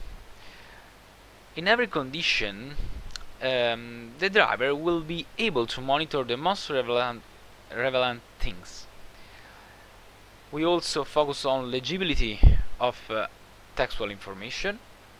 So have been done in order to allow the user to always be able to read all relevant information that influence the text and sides considered from the eyes to the cockpit. A task-based approach, this meaning that the priority in visualization has been given to the relevant information actually needed by the driver to dynamically accomplish with his task or subtask in every moment. And we must inform the driver about his role, okay? Always. For accomplish this, we design a dedicated area in the upper part of the instrument cluster where this information is always displayed. And we use a cooperative approach with colloquial communication. What is meaning? What is meaning? For accomplish this, we designed since one of the concept behind the design of this HMI is to foster a cooperative approach. We decided to use a colloquial communication one and inform not related to the vehicle state but related to the action requested to the driver. For example, you drive instead of manual mode, okay? And change the representation to include or remove some information based on the level of control, okay? All of these interactions were finalized at increasing the overall trust in the system. But how we can homologate our vehicle? To homologate our vehicle, there's a lot of normative standards that must be followed. These normatives can change in different countries and could be different based on the vehicle type. The normative can group as vehicle indicators, for example, light indicators, windshield actuators, system failure and limitations, malfunction in brake system, ADAS malfunction, fluid condition, and so on. Vehicle function issues, engine oil pressure, electrical charge, and so on. Comfort information is the last one. For all of these aspects, regulations are provided so to suggest to the system designer with proper picture representation, for example, illumination and color. But these standards don't take into account the requirement related to a different level of automation for ADAS. And there are different separated modules that do not integrate this with the user perspective. So how we solve this lack of information? We are merging both 2D and 3D interface. And what are the key design for our 2D and 3D visualization? So we implemented our 2D interface with a key design principle and the requirement given by the authority, like the minimal intrusiveness. So the HMI interface must not distract the driver or increase too much the cognitive workload. The trust in automation to reduce the anxiety given from unexpected variation from transaction between manual to automatic and vice versa. That is the most critical aspect. And with multiple scenario. So let's introduce our first scenario. Our first scenario of Pristine. We have an interconnected city with lots of devices that can communicate with our car in different ways. We consider, for example, a traffic light in this scenario that sends its status to the vehicle, like the color and the time to change. And our car is able to compute the optimal velocity or approach speed by adjusting its acceleration to reach the traffic light during the green light. For instance, a car could request or will request for taking control over the longitudinal control, or can simplify inform the driver of the recommended speed. As you can see in the picture, our 2D HMI notify with a simple road sign the target speed, and the current speed is colored with a red with a little tiny arrow that notify the driver to slow down to take full advantage of the time to change. Also in the bottom left of our HMI we have the traffic light with the time to change. Another interesting scenario of Preston is a scenario where a L4 vehicle, automated vehicle, takes incremental control over an increasingly distracted driver. Please don't stay always at the phone when you are driving. So let's see how the HMI changing the look and feel. First, in this picture we can see that the car throws a NISWE warning to the distracted driver. You are distracted. Keep your eyes on the road, please. Okay. And in the second picture, okay, our driver is constantly distracted. In the second picture, the car taking over lateral control to avoid lane deviations. And at the end, the car take the full control of the vehicle for a well-defined amount of time or kilometers. Right now the vehicle is fully autonomous.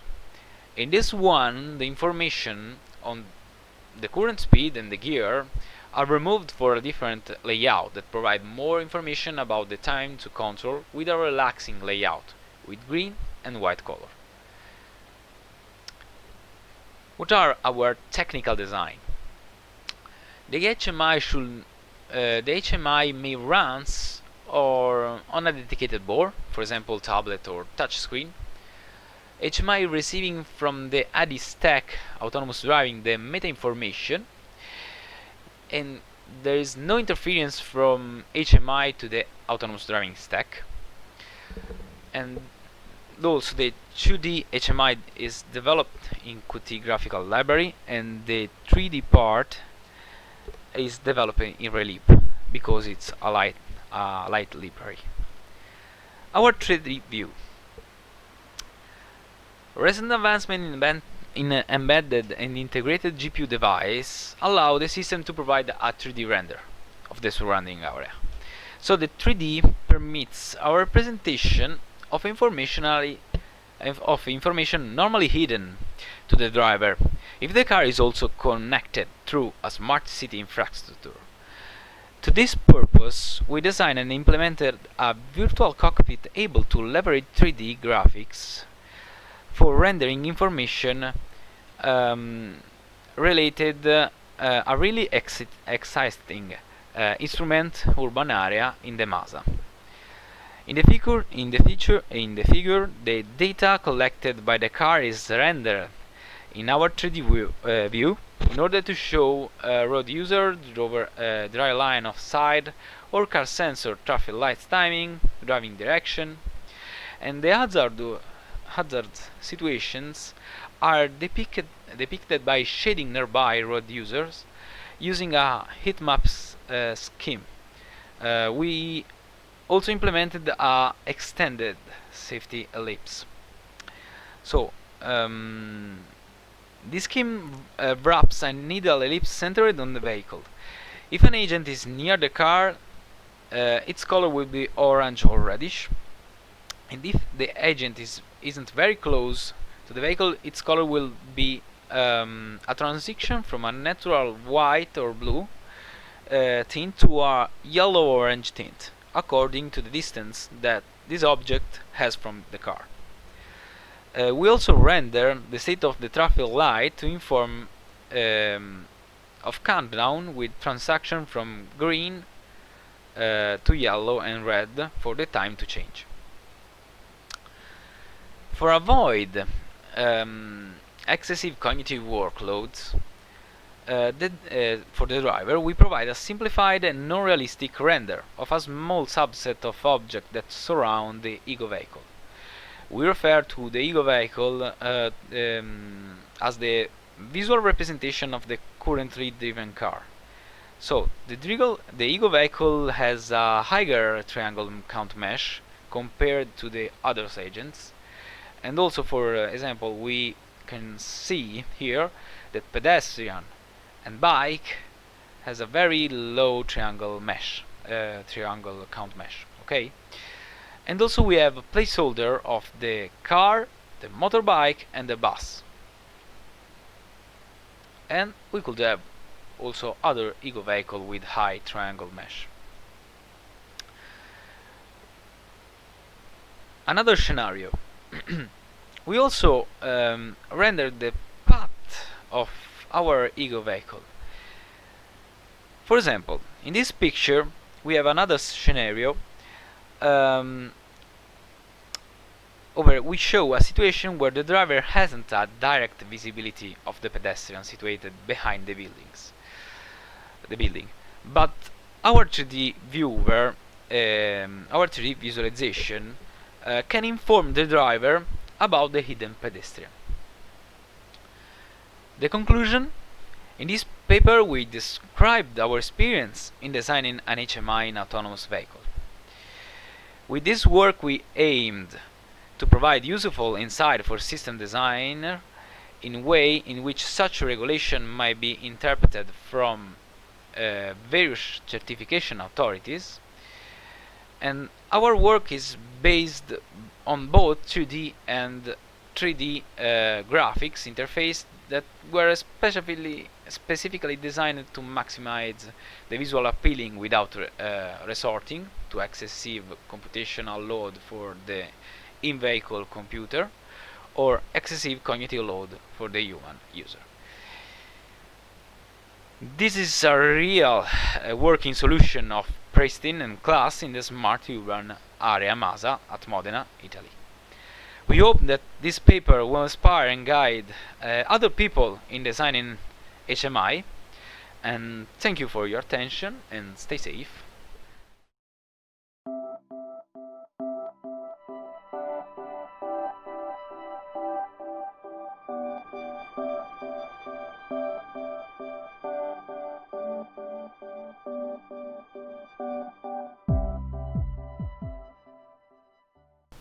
Good morning.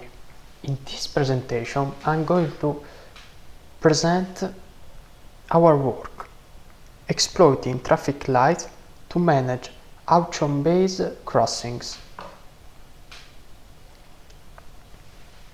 First of all, I want to explain the motivation behind our work.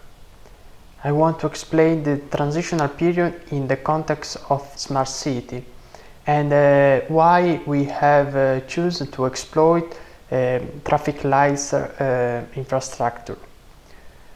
Then I will explain our approach, how we manage the traffic lights and how vehicles communicate with infrastructure.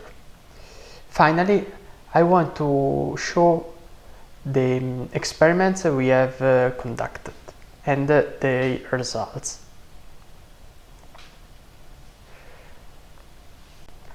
Currently on the road there are only traditional vehicles and the traffic rules are designed considering only this type of vehicles. In the future the roads will be populated only by autonomous or connected vehicles, so the traffic rules can be redesigned considering only this type of vehicles. We place ourselves in the context of a smart city, which is an urban area instrumented with sensor and communication devices used to improve city livability. It is reasonable to assume that in the city of the future, vehicles will be mostly autonomous or connected. However, this scenario will not be reached in a single night. So it is important to study the transitional period from the situation in which only traditional vehicles populate our streets to the one in which only automated or connected vehicles will populate the smart city. In this transitional period, connected or autonomous vehicles will coexist with transitional vehicles. For simplicity in this work, we call equipped the vehicles able to communicate with the surrounding urban infrastructure through in-vehicle IoT device that can be infotainment device or a smartphone app that is able to communicate with the city infrastructure. On the other hand, we will call non-equipped the traditional vehicles that can't communicate with the city infrastructure. We choose to use a traffic light infrastructure for two reasons. One, because it's able to manage autonomous and human driver vehicles.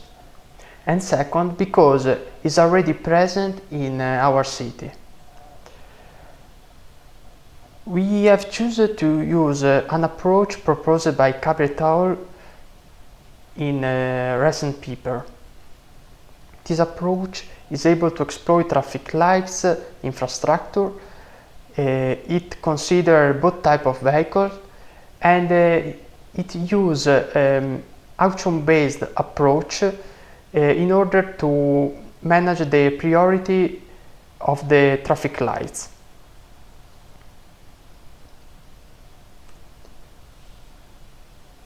Traffic lights are expected to control access to intersection.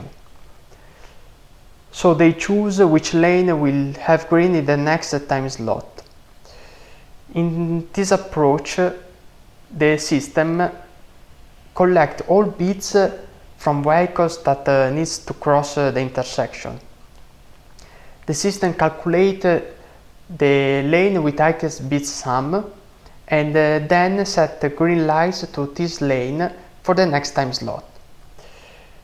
In the situation in which there is traditional vehicles, so non-equipped vehicles, the system assigns to them a static bid. This static bid is calculated as the average of the bids placed by equipped vehicles.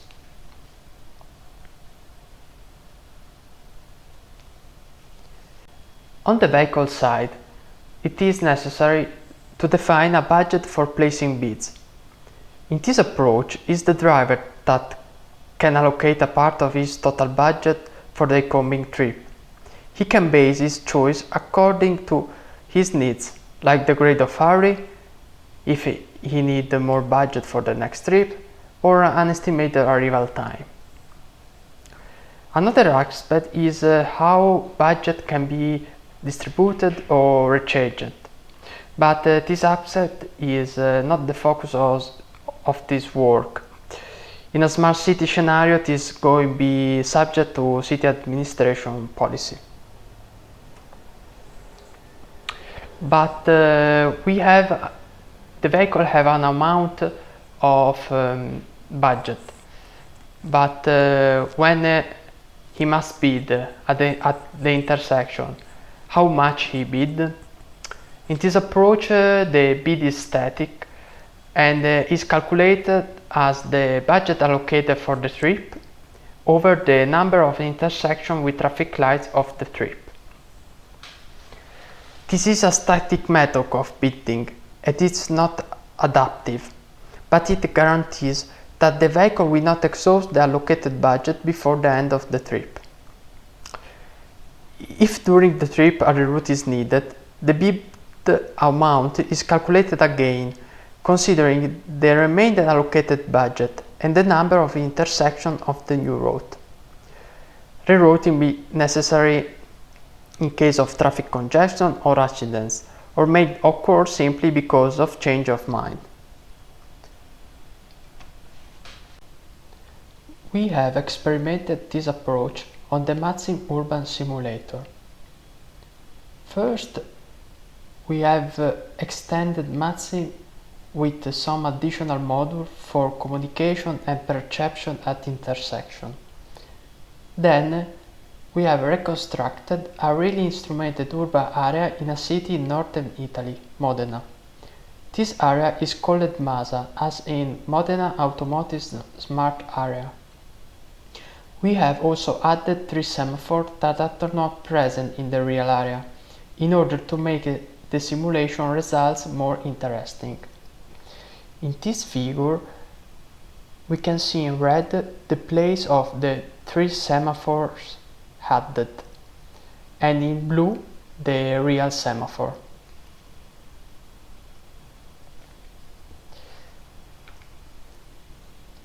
We have used a population of 2000 vehicles that perform day trips during 24 hours. Each vehicle performs 2 trips, one from home to work, and one back from work to home. Each place is taken randomly from the map. Each equipped vehicle is associated to one out of 3 classes of budget. Each class has a range of budget. Low budget has a range of 1 to 28, average budget from 38 to 65, high budget from 75 to 101. Each vehicle chooses his budget randomly in the range of his class. This diversification has been done in order to get a more realistic scenario in which vehicles have different needs, so they have different allocated budgets. We have conducted 2 experiments with this scenario. The purpose of the first experiment is to understand if our proposed model gives benefit to traffic flow. We tested our proposal compared to a baseline management of traffic lights based on fixed time controllers.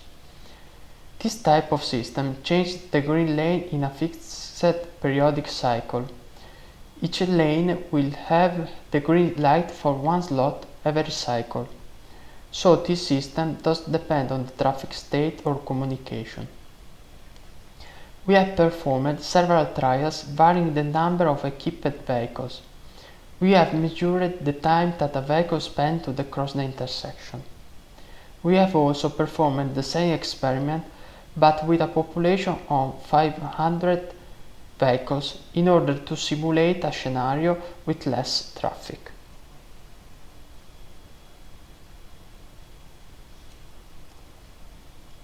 In this slide, you can see the result obtained from experiment 1 and its variation. We can see that in the scenario with less traffic, both equipped and unequipped vehicles have benefits compared to the fixed time controller baseline. That is a classical traffic light system. In test plot is the red line, the baseline. In the scenario with more traffic, only equipped vehicles have benefits, and the non-equipped vehicles increase their waiting time respect to the fixed time controller. This fact can encourage drivers to equipping their vehicles in order to have benefit from this system.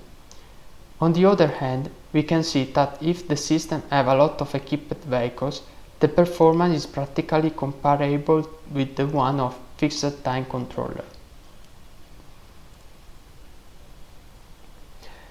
The second experiment has the purpose to understand the effect of varying the vehicle's budget over the time spent at the crossing.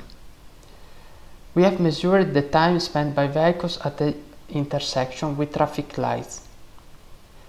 We performed several trials varying budget of a sample of population and in different setups.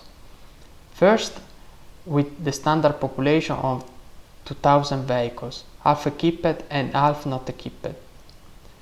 We have raised the budget of 200 vehicles up to twice initial budget. Second, with a population of 5000 vehicles, we have increased also the number of vehicles that increased their budget. Last, with 2000 vehicles, we have varied the percentage of vehicles that increased their budget up to 40%, and we increased their budget up to 2000%.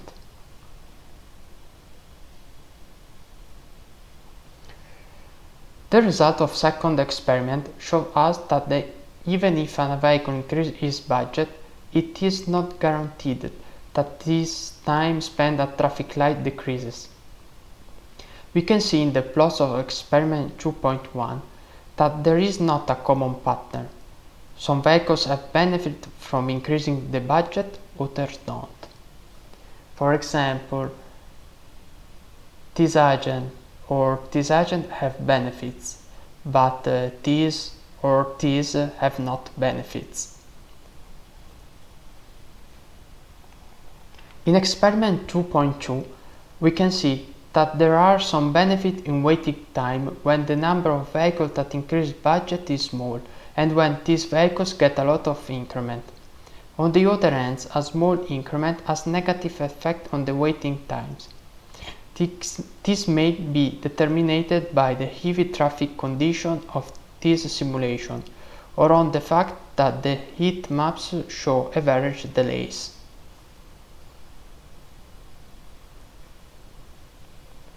In experiment 2.3, we deeper analyzed the waiting time at traffic lights by running an experiment with up to 30% of vehicles with a budget increasing and gradually increasing the budget up to 2000%. We then looked at the result of single vehicles. We report 4 representative samples of this result.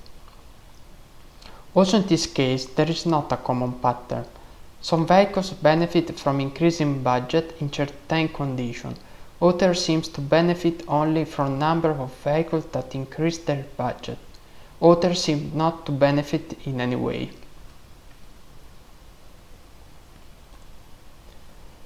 In conclusion, we can say that this approach encourages drivers to get the equipped vehicle, because this type of vehicle get benefit from system. On the other hand, the system as it is designed now fails in attempting differentiated latency by differentiating vehicle budgets. Thus, more investigation will be needed in this sense, but these results suggest that traffic condition and vehicles route are more determinant than budget.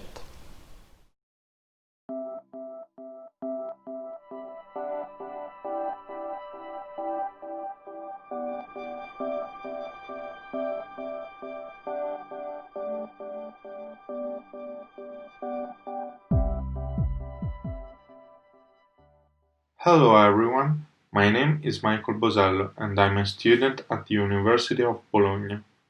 In this presentation, we will discuss the use of gamification and user-centered design to increase the involvement of users in crowdsensing projects. More precisely, we propose a bicycle-based system for air quality monitoring. Air pollution is one of the greatest challenges of our times.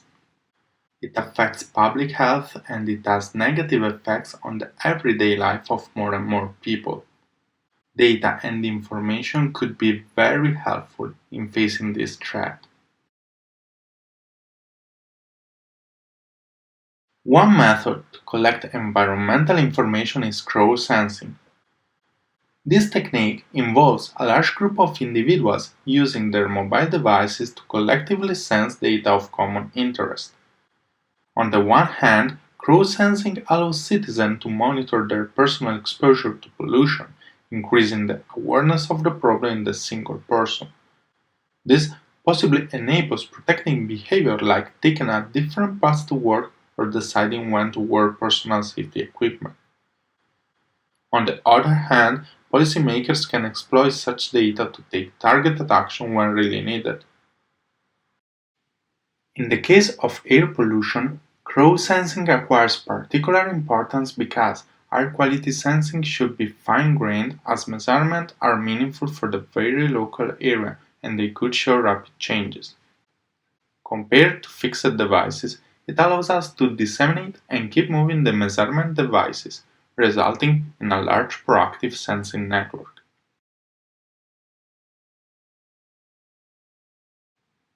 Several systems have been studied to disseminate air quality sensing devices. We identified bicycle-based solutions as the most effective, as they can cover wide areas without causing pollution or interferences to sensors.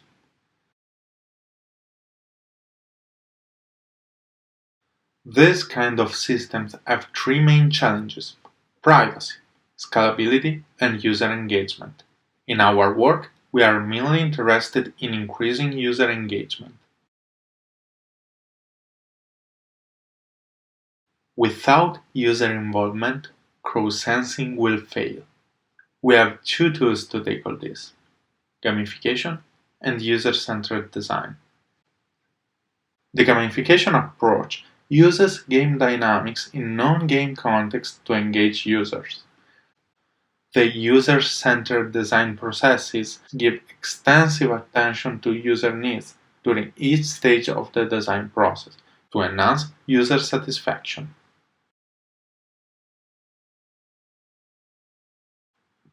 We propose a bicycle-based crowdsensing system for air quality monitoring that we called AirMeter.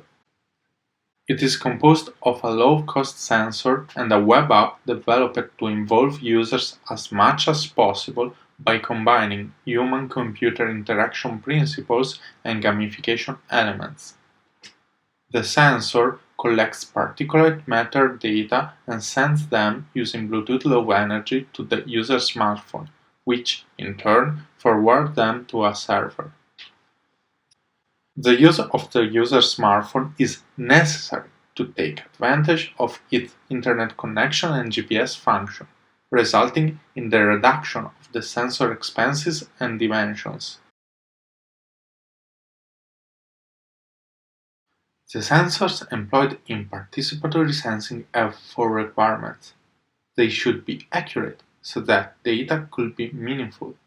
They should be inexpensive to allow large-scale deployment and coverage. They should be compact for mobile use. And finally, they should be usable without any expert knowledge, or, in other words, they should not require expert calibration or maintenance. Our prototype aims to fulfill those criteria. The prototype is composed of an Arduino Primo core as the microcontroller, a sharp dust sensor, and a battery with a battery manager. Arduino Primo core is a compact board that integrates several facilities in only 32 mm of diameter, including Bluetooth Low Energy and analog pins that we use to connect the sensor. It contains also a temperature and a humidity sensor that we used as extra environmental data.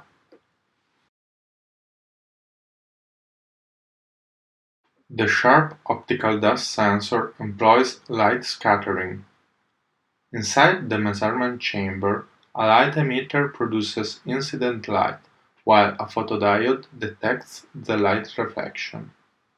Lens and slits are positioned in front of them to cut disturbance light. When dust enters the sensor chamber, the light is refracted by particles, and the variation is measured by the light detector. The sharp sensor is a cheap optical dust sensor. It is not designed to provide accurate readings, as its intended use is in air conditioners and air purifiers. But it has been proved that, in participatory sensing scenarios, it can achieve high accuracy by sharing few measurements across devices, resulting in a cost-effective solution with an expense of 1 to 2 orders of magnitude lower than other options. The first step in the application design process was the analysis of the problem. We identified the target users and their potential needs. We then considered incentive mechanisms to encourage the use of the app and maintain the high motivation of participants. The results of this stage were the initial mockups. Those artifacts were used in the experience prototyping session to assess the proposed design. Lastly, the application was implemented and user tested. The studies of voluntary participation inform us about the leading reasons that guided individuals to participate in open source projects and initiatives. There are 4 reasons compatible with the use of our web app.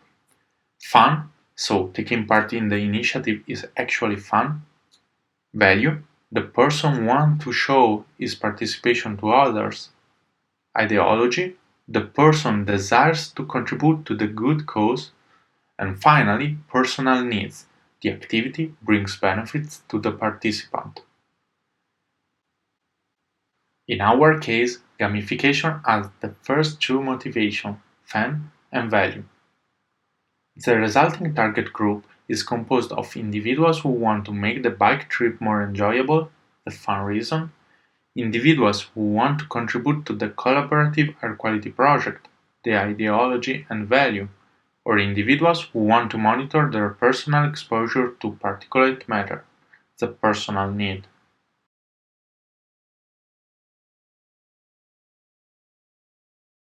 Crowdsensing is not only about user involvement.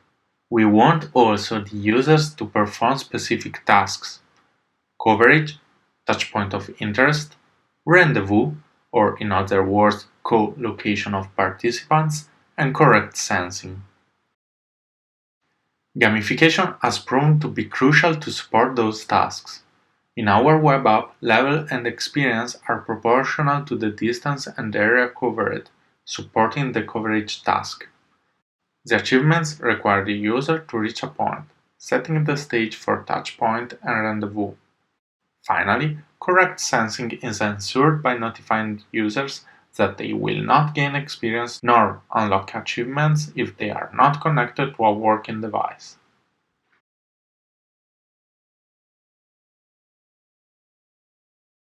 We created low-fidelity mockups according to the identified user's needs.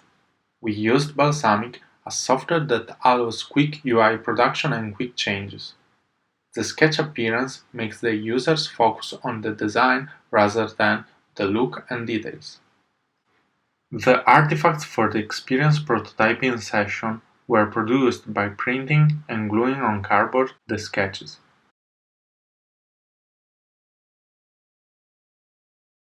In the storyboard, we can find minimal login and registration pages.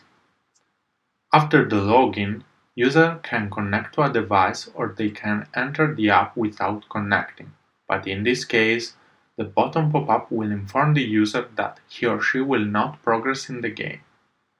The main page shows a map centered on the user position that displays in the sensed areas 3 colors: green, yellow, and red, according to the air quality observed. The level and experience are proportional to the distance traveled. The achievements can be unlocked by covering more areas and by visiting some point of interest. Position icons can be unlocked in the same way.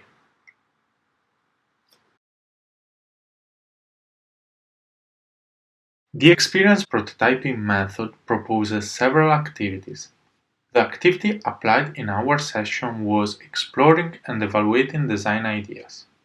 In this kind of activity, the experience is built upon existing artifacts, the mockup in our case. The aim is to explore and evaluate design ideas by studying the interactive behavior shown by real users. The session was split into an introduction, experimental experience, and interview. In the experiencing phase, the participants interacted with the cardboard mockups under the supervision of one of the authors. Observing the users revealed quite smooth use of the application, thus confirming the proposed design. During the interview, suggestions and feedback about user satisfaction were collected. The users, acting like co-designers, have been involved in the development and refinement of the product, as suggested by the participatory design approach. While the users appreciated the core application, They recommended merging login, registration, and connection screens into a single page to simplify the startup.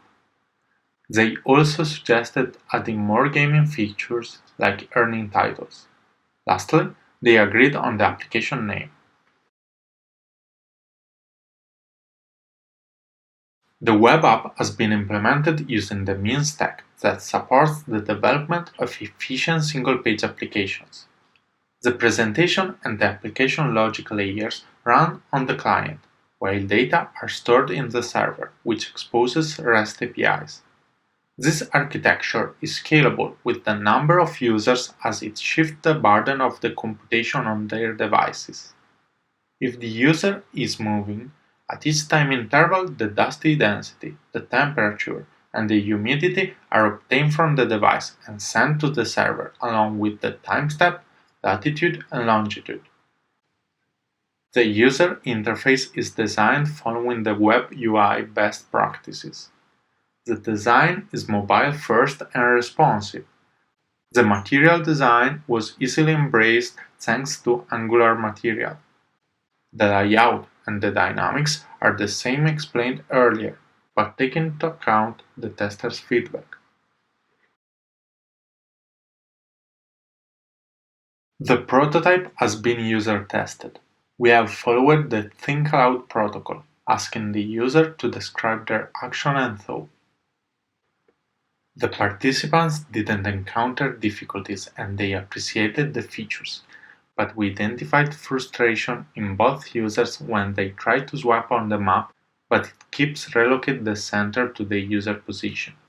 The unexpected problem has then been fixed.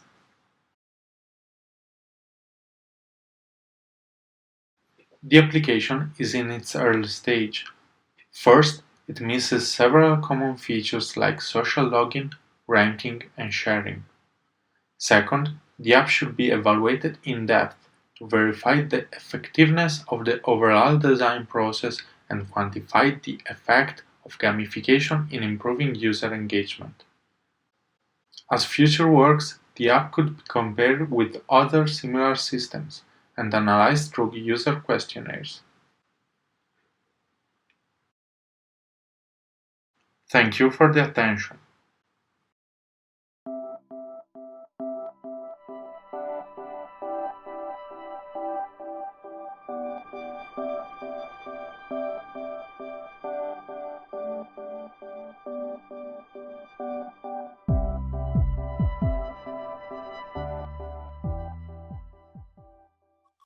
Good morning, my name is Arnold Nizam. I'm a PhD student at Laval University in Quebec in Canada. We have worked on relationships between the number of integrated pressure sensors and the safe count accuracy using smart insoles. Several studies have shown that instrumented insoles can accurately quantify physical activity, especially in terms of step count. Instrumented insoles were generally equipped with sensors such as accelerometer, RMU, gyroscope, and pressure sensors. The special feature of insoles in comparison with other variable devices used for step count is the integration of pressure sensors. Pressure sensors indicate the applied force in specified zones of the plantar surface where the applies. Therefore, it is important to position adequately pressure sensors according to the plantar pressure distribution. From one study to another, different locations were considered to install pressure sensors in insole models for step count. These locations indicate different number of pressure sensors from 1 to 48 which had a role to obtain variable accuracy.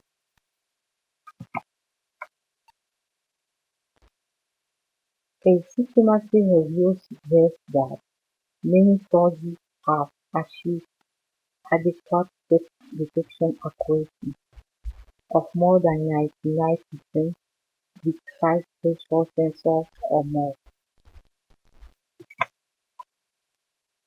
Therefore, different locations produce variable accuracies in step count for different number of pressure sensors. However, these results were obtained during short time and distance, for example, 2 and 6 minutes. Our hypothesis is that we can obtain a high step count accuracy of more than 99% with less than 5 pressure sensors in an insole. Our objective is to determine optimum locations to consider the minimum number of pressure sensors, fewer than 5, without altering the accuracy of step detection.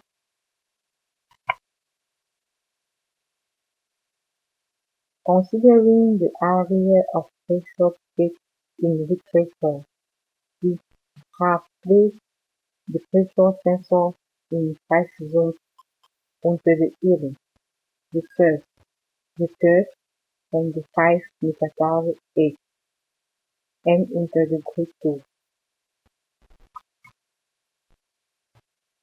The step count algorithm used in the present study was heavily developed, based on cumulative sum of pressure signals, and tested with the sensor equipped insole.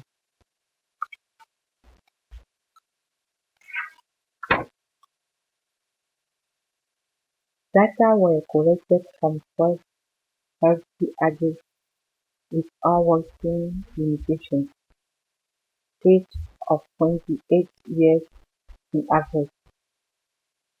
Participants were asked to complete a 6-minute walking test at 12 selected comfortable seats in outdoor seating. There were an instrumented insole in one of their shoes. The trial was also videotaped for manual step count validation. Pressure signals were processed considering single and different combinations of 2 to 5 pressure sensor locations, as reported in table below. Given the small number of possibilities by combination groups, we have used human correlation tests. These tests enable us to obtain relationship between accuracy and number of pressure sensors. Non-parametric statistics were used to examine the difference among accuracies based on combinations of pressure signals. The mean step count accuracy varied from more than 96% to 98% for one pressure sensor, and from more than 98% to 99% for 2 pressure sensors. The mean accuracy varied from more than 97% to more than 99% with combinations of 3 pressure sensors.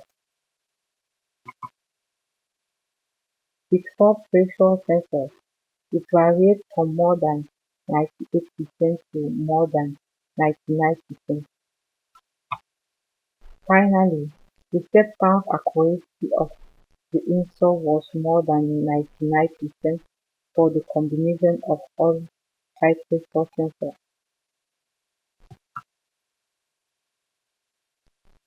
Human correlation showed a significant relationship between the number of sensors embedded in the insole and the accuracy of step detection.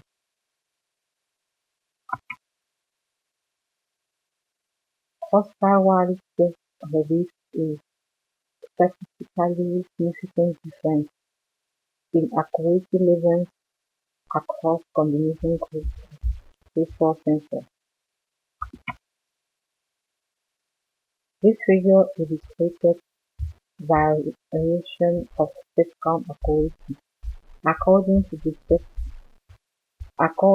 the number of facial sensors embedded in the insole. Our hypothesis is that we could obtain a high step count accuracy of more than 99% with less than 5 facial sensors in an insole. Results have showed that an insole equipped with at least 2 pressure sensors located under the first and the 5 metatarsal edge is able to obtain 99% of accuracy. Therefore, the hypothesis is confirmed. Values obtained using one pressure sensor in this study were similar to results reported in literature. These results show that healing zone tends to be a good location when only one pressure sensor is used to equip an insole and to determine step count. It appears that battery and college acquired better accuracy than us in a step count with 6 pressure sensors.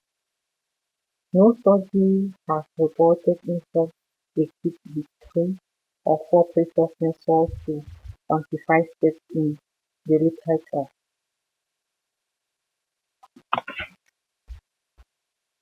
Even if 2 pressure sensors placed into the hill and the 5 metatarsal edge seem to be accurate in step count in healthy adults, there will need to be assessed in people with working limitations. Some studies have shown that pressure-based areas differ according to the individuals and populations. Finally, the results of this study showing high step count accuracy with less than 5 pressure sensors are interesting regarding the management of device power consumption. To reduce pressure sensor number used for step count could impact battery life of issues. Future research should be conducted on battery life of smart insoles integrating less than 5 pressure sensors. In summary, step count accuracy of insoles seems to improve with number of integrated pressure sensors. However, pressure sensor locations considerably influence accuracy of insole in step count. In healthy young people, it seems possible to obtain very high step count accuracy with no more than 2 pressure sensors embedded in an insole. Also, the combination of 4 pressure sensors positioned into the ear, the third and 5 metatarsal edge, and the great toe can yield a higher accuracy. I would like to thank Dr. Sanbot, Dr. Andrea Blanchet, and Dr. Stéphane Mandibou for supervising. Stéphane Forest for technical support, and all participants. I would like to express my thanks to all the organizations that founded this project, such as Laval University, Council of Interdisciplinary Research in Rehabilitation and Social Integration, VISIR, Greyboard, and the consortium MEDTEC MITA. Thank you.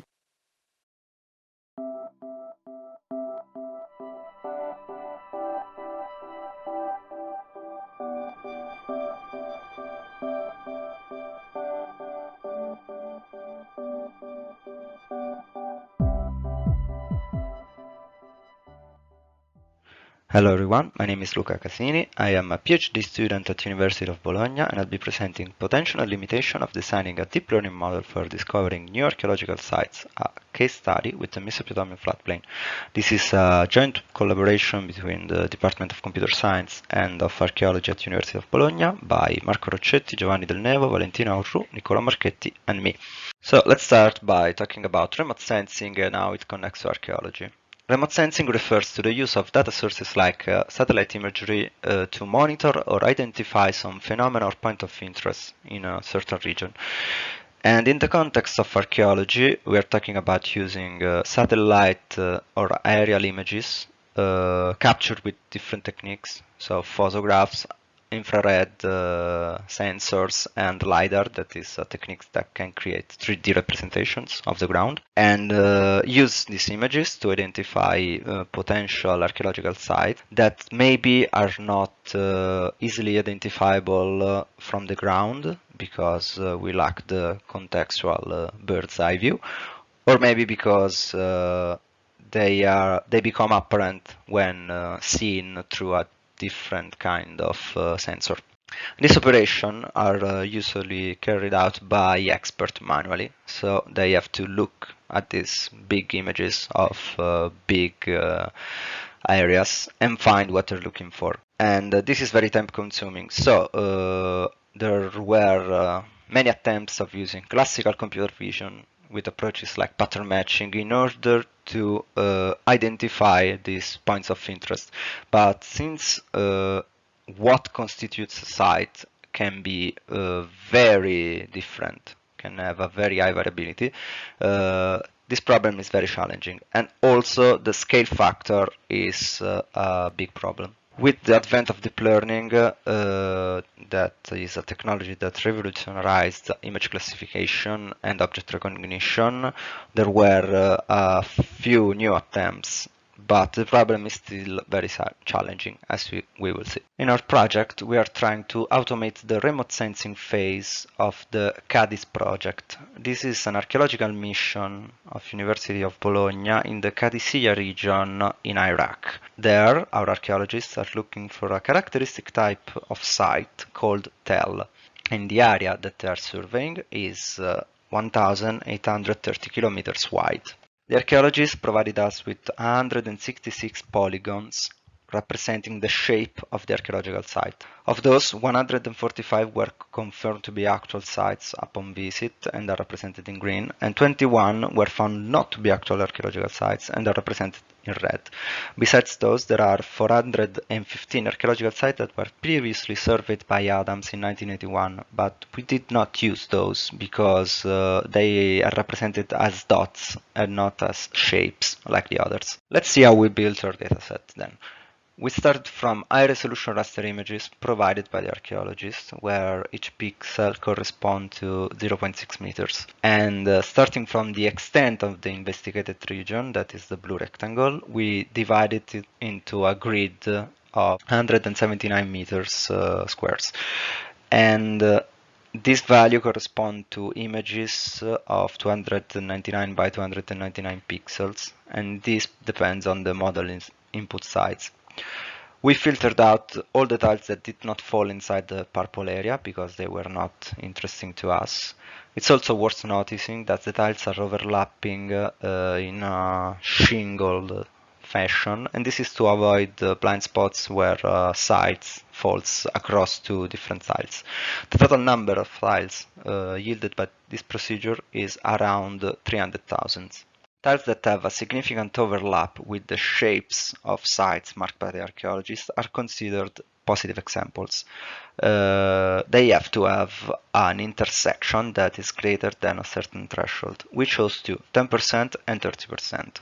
Negative examples are instead randomly selected from the rest of the map as per instructions of the archaeologists.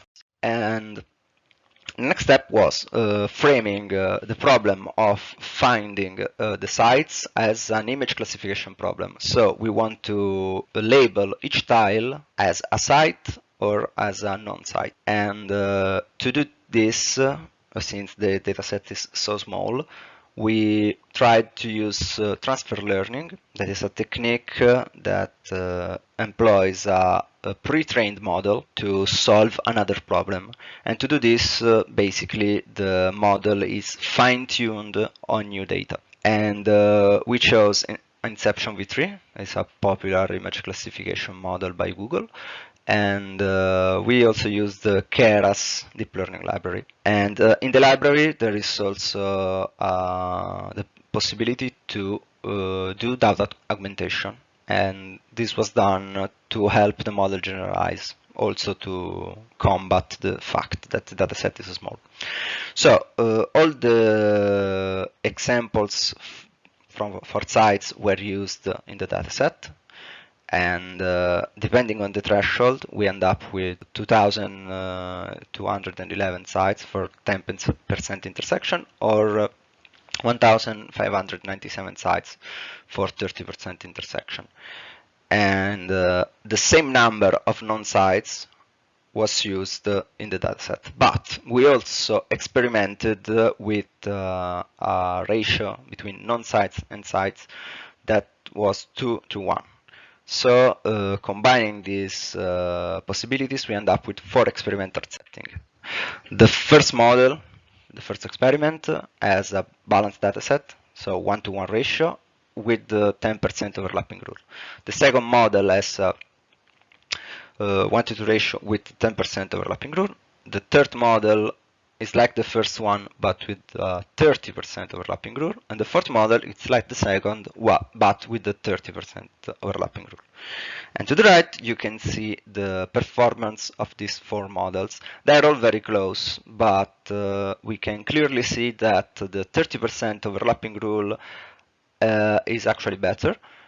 And these results are on a validation holdout set that we have taken out of the initial training set. So it's 20%, like it's commonly done in deep learning. And so what we can say here is that using a higher threshold for the intersection makes so that tiles in which sites are not very represented because the intersection is small can maybe cause some noise and do not help the model in the classification. Still, the performance, it's not very good. 63% is quite a low value. Then we took our predictions, and the last step was creating a representation of the probability of finding a site. So our model, as I said before, is classifying each individual tile, and we created a visualization to be overlaid in the software that the archaeologists use. In this case is QGIS, that associates a color to the probability of finding a site. So the yellow values are hotter and are an higher probability, and the lower values fade to black, and in this case they become transparent because of the overlaying filter that is used in the software. And so in the picture above you can see the ground truth. So in these are the actual label of the of the tiles in our example test. And the bottom you can see the output of the model number 3. That was the best performing one. So as you can see, there are some part of the big site on the left that were actually identified correctly, but the two small sites on the top and on the bottom are not identified as confidently. The real problem is there are a lot of false positives. So we have a lot of part of the image where we identify sites that are simply not there. To try and maybe obtain a representation that could be more useful to the archaeologists, we tried to create a simpler map, a coarser map, by reducing the predictions to this big 5x5 block. And these blocks could give an indication of where to look, maybe more to the left or more to the right of an area that is investigated. The problem is that, as you can see in the bottom image, when we shift the testing image to the left, we found that the model has problems even in this coarser simplified form. And the problem is that the model tends to focus on things that are actually fields or maybe houses that can look like sites but are simple man-made objects. So, is there a way that we could enhance our performance? And the first things that we thought of was, well, archaeologists are not just looking the images at their maximum zoom level, they are also considering a larger part of the map. So maybe we could give more context to the model by adding a secondary input with a broader image at a lower resolution that gives a picture of what's inside the tile that the model is classifying. And the second thing that we thought of was, if the model is giving false positives, maybe we can give more examples for things that are not a site. And to do this, we resorted to a more aggressive augmentation strategy in which we created more examples for the sites with augmentation, and at the same time we used more randomly selected examples of non-sites, all different. The first approach was created by using a parallel network with two inputs, and they both were inception v3 models that were then concatenated and fed to a classifying output. And the context input is just a 3x3 square that is centered on the tile to be classified. And obviously this 3x3 square is then reduced to the size of 299 by 299 pixels because that's the input size of the model. And this thing is considerably more computationally demanding, but the accuracy was slightly better, and as we can see, the model is able to have a little less false positive on the left part of the image, but at the same time on the right part it's even more confident of an area where there is no site actually. And we are yet to ask the archaeologists if maybe there is actually a site that they have not seen there. Anyway, the AUC for this model is 65%, but beware, since we are classifying each tile individually, AUC is not actually telling how good the model is at creating these maps. Here we have the model with aggressive augmentation, and the picture on the right is the representation of the 8 possible symmetries, rotation or reflection, for a square. For a human being, it's very easy to tell that if we take a picture and we mirror it, it's the same thing. But for a neural network, it's not very obvious. So using this transformation, we can easily multiply by 8 our datasets, resulting in almost 13,000 examples for a site. What we did next was taking the same number of non-site examples, but without augmentation. So we took almost 13,000 different examples of non-sites, and we put them together. The model trained with these datasets obtains an AUC of around 70,000. But as I said before, we are classifying the individual tiles, so that performance metric, it's not representative of how the map is gonna look. So if you see, we have a lot of false positives, a little less confident than before, but on the top right corner and on bottom right corner, and also the area on the left is corresponding to a very big site, but there are also a lot of tiles that are actually not an archaeological site, but man-made objects. Now for the conclusion, remote sensing is a very challenging field of application, and even deep learning has a hard time solving this kind of problem. And in particular, in the context of archaeology, we have the great opportunity of human AI collaboration, because this technology would not replace experts completely, but would make their work easier. And talking with domain experts, it's very important in this case, because the idiosyncrasies of both worlds must be very clear in order to work on the problem and identify the right data set.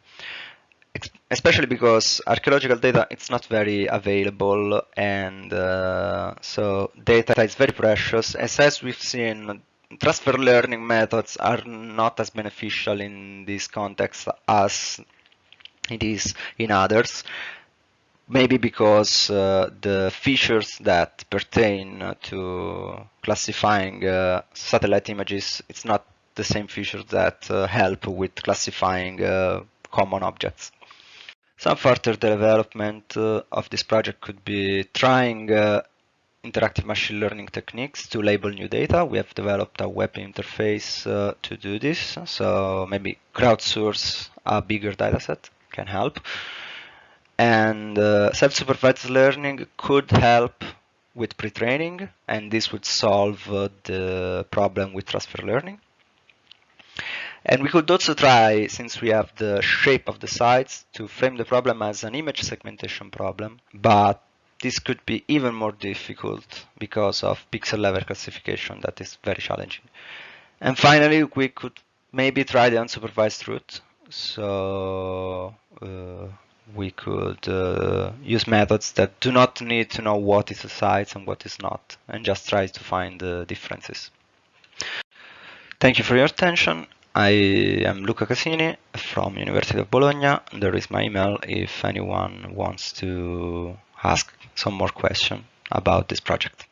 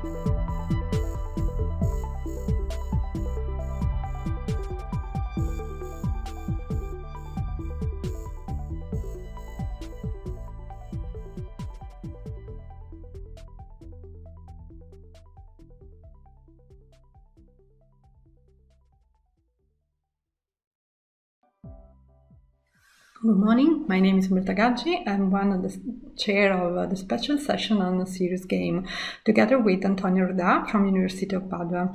So welcome everybody to this session, and in particular, I would like to thank the authors that submitted the paper to this session. We received 12 papers, and 5 of them were accepted for publication, and the authors of the paper that were accepted are from Italy, the Netherlands, Turkey, and Denmark. So the first paper that will be presented by me. The title is Learning How to Recycle Waste Using a Game. The work was made in collaboration with Francesca Meneghello, Claudio Palazzi, and Giulio Ponte. We all are from University of Padua in Italy. The problem we want to address is the problem of waste management in general and of waste recycling. We have a lot of waste in the world, and so the problem of waste management is one of the key concepts at the core of the sustainable development, and has been recognized also by the world leaders. Because sustainable development means a more beneficial interaction between human and environment. So we have to think about the problem of waste recycling and waste collection in general, both for economic reasons, but also for environmental, ethical reason. Here you can see some number of material that can be recycled. We can recycle paper, glass, plastic, metals, and so on. There are a lot of material that we can use again, but the problem is that the cost of collection is high. So if we can collect the material correctly, we can also recycle in an effective way. Otherwise, this is not possible. But empirical evidence often suggests that not all people separate waste in a proper manner. And the motivation are essentially two. The first one is that regulation change depending on municipality. And so there can be a lack of knowledge. For example, I live near Venice, so in my house, the regulation about waste management is the one from Venice. But I work in Padua, and then the regulation is different. For example, I cannot recycle Tetra Pak in Padua, but I can recycle Tetra Pak together with paper in Venice. And the distance between the two cities is only 30 kilometers. Okay, and so there can be a problem about knowledge about regulation, but also knowledge in general, because, for example, everyone of us know that eggs must be put in the trash of the food recycled, okay, food waste. But not all people know that smartphone must be brought to the nearest waste management facility, because it contains some metal that can be recycled. The problem of incorrect waste sorting prevents efficient recycle, because it's a sufficient little piece of plastic inside a huge quantity of paper to prevent from recycling that paper. For this reason, we decided to realize Padua Go Green. Padua is the Italian name for the city of Padua. It is a serious game that we use to teach people sorting waste. In particular, we want to make people realize that sometimes they don't know how to recycle waste, because they think they are right to manage some type of waste in a certain way, and it is not correct. So the first goal that we have to make people realize what they know and what they don't know. Then we want them people learn how to manage waste, and we use this serious game to help to motivate people to learn how to recycle the waste, and in general to manage the waste. The use of serious game with a serious intent to promote behavior change is very widespread. These are some examples that I can show you. For example, it is well known that serious game can lower the rate of dropout from therapy. Remission is a game that is used for teenagers with cancer and can help to understand why some chemical drugs are needed. Also, if in the first part of the treatment, these younger teenager or children get worse initially. Okay, another field in which serious games are used is formal education environment. For example, Pizza Lunch is a game to learn to the operation with the fraction and also the complementary fraction, and so this is a game for dyslexia.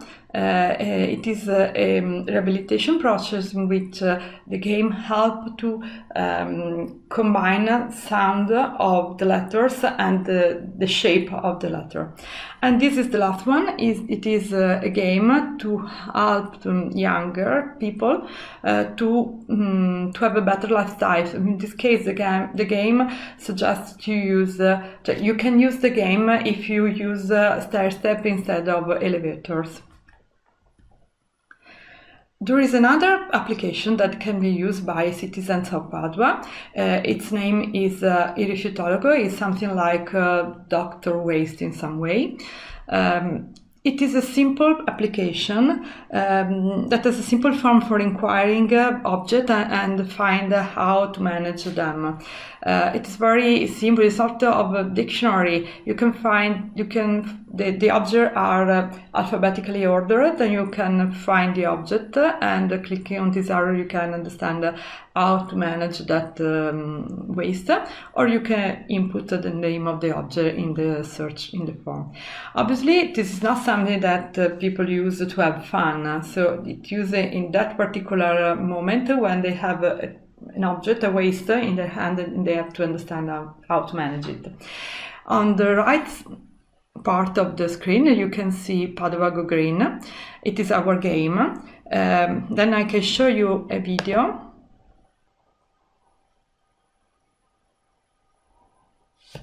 This is our game. The game has 5 levels. At the first thing you have to do in the level is to answer to 3 questions. It is a quiz. The question asks you how to put a particular object in which trash can. If you answer correctly to 2 questions out of 3, as in this case, you can begin the game.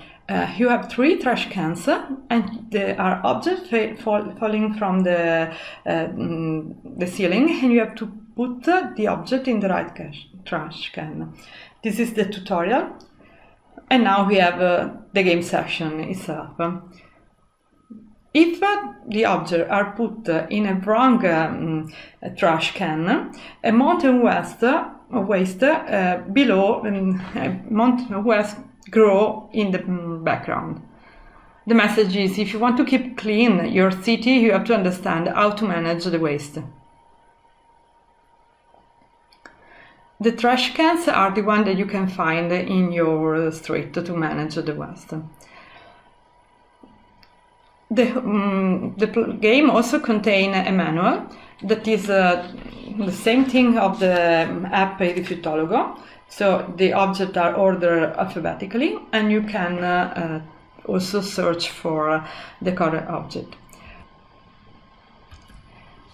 For all the duration of the game, there is a funny mascot that tries to guide the user or to help him or her. You can find Sansone Bidone, in English is Sansone Trashcan, but in the tutorial at the beginning of the game, and also when you ask for an help during the session game.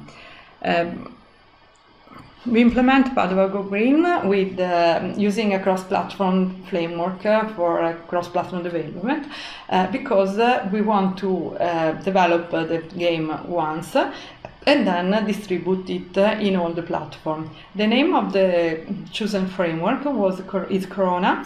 Corona was chosen because it's very easy to use, and also it adopted the Lua scripting language that is a very easy language that can be used both by developers but also by beginners. During the game we collect some information about user, but this information are not privacy related information because we collected the name chosen by the user, so not his or her name, but a name of fantasy, his her genre, the range of the age, and the city district in which he or she lived. And then obviously we collect the performance in using the game, because we want to understand if the game can be used to learn how to manage waste. The game has 6 levels. This is a screenshot from the quiz. There are 3 questions to answer before entering the session game. In this case, the game is asking where to put the mirror, and the color used for the correct answer is the color of the trash can. So the user can quickly understand which is the right answer, or learn the color of the trash can. The game was tested by 20 users, aged between 20 and 45 years old. They all live in Padua. We achieve interesting results. The recorded data show that the user has already some knowledge about waste sorting, because in the quiz before the session game, they usually answer correctly to 2 or 3 questions. So they already have some knowledge that they can use to understand how to collect and sort the waste. Then, if you look at the data about the accuracy in collecting waste, the objects that are falling from the ceiling during the session game, the worst performance is 77.75%, so good answers. We also can notice that if we look at the result, we can see that we have the lower result. Level 3 has a lower result with respect to level 4. This is not due to an incorrect management of the difficulty of the game. The game increases in difficulty by increasing the speed of the objects that are falling from the ceiling, and increasing the difficulty of the object for which you have to decide trash can. For example, initially you have some piece of food, and as the level grows up, you can find, for example, computers or smartphone, or particular objects that are difficult to understand where to put it. The reason is that level 3 is the first one that is really challenging for the user. In fact, what happens is that many users fails during this level, and they require to repeat it again. In particular, level 3 was made by the user before proceeding to the new one 1.71 times against the value of 1, or value between 1 and 1.3 for the other levels. Moreover, about 30% of the user did not go on with the other levels that are more difficult. If we collect information only for the user that has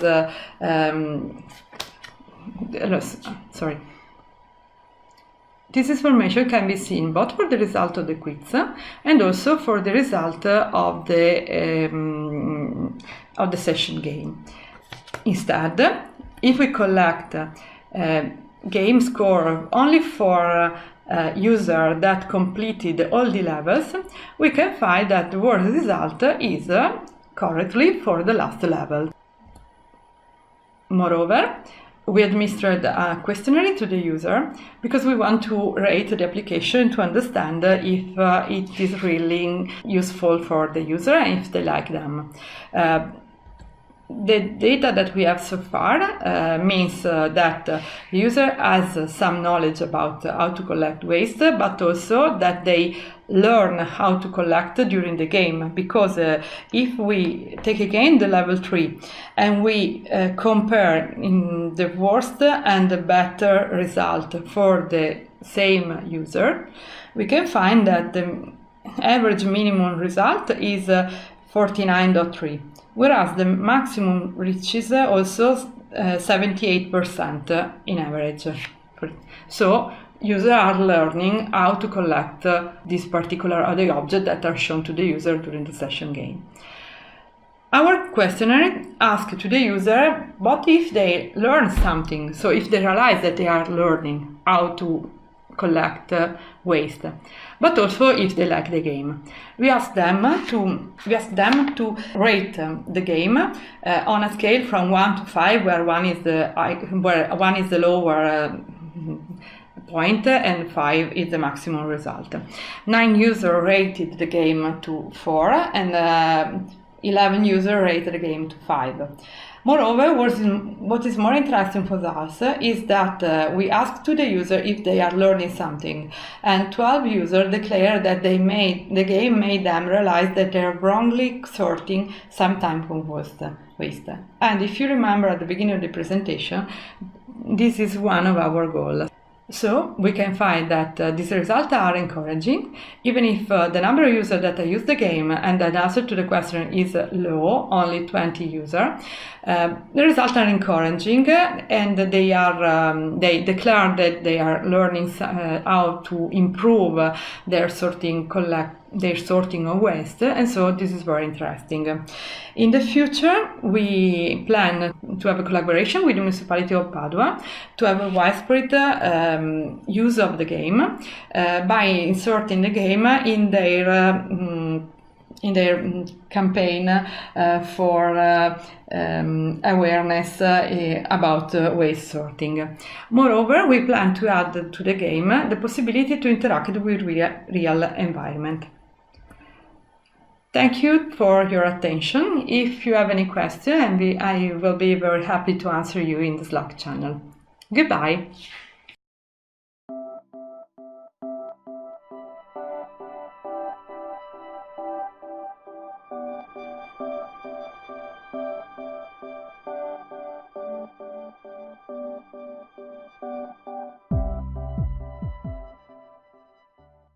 Welcome everyone, this is Elif Sürer from METÜ Multimedia Informatics, and today I will present our joint work with Dilay Seda Özgen and Yasemin Afacan from Bilkent University.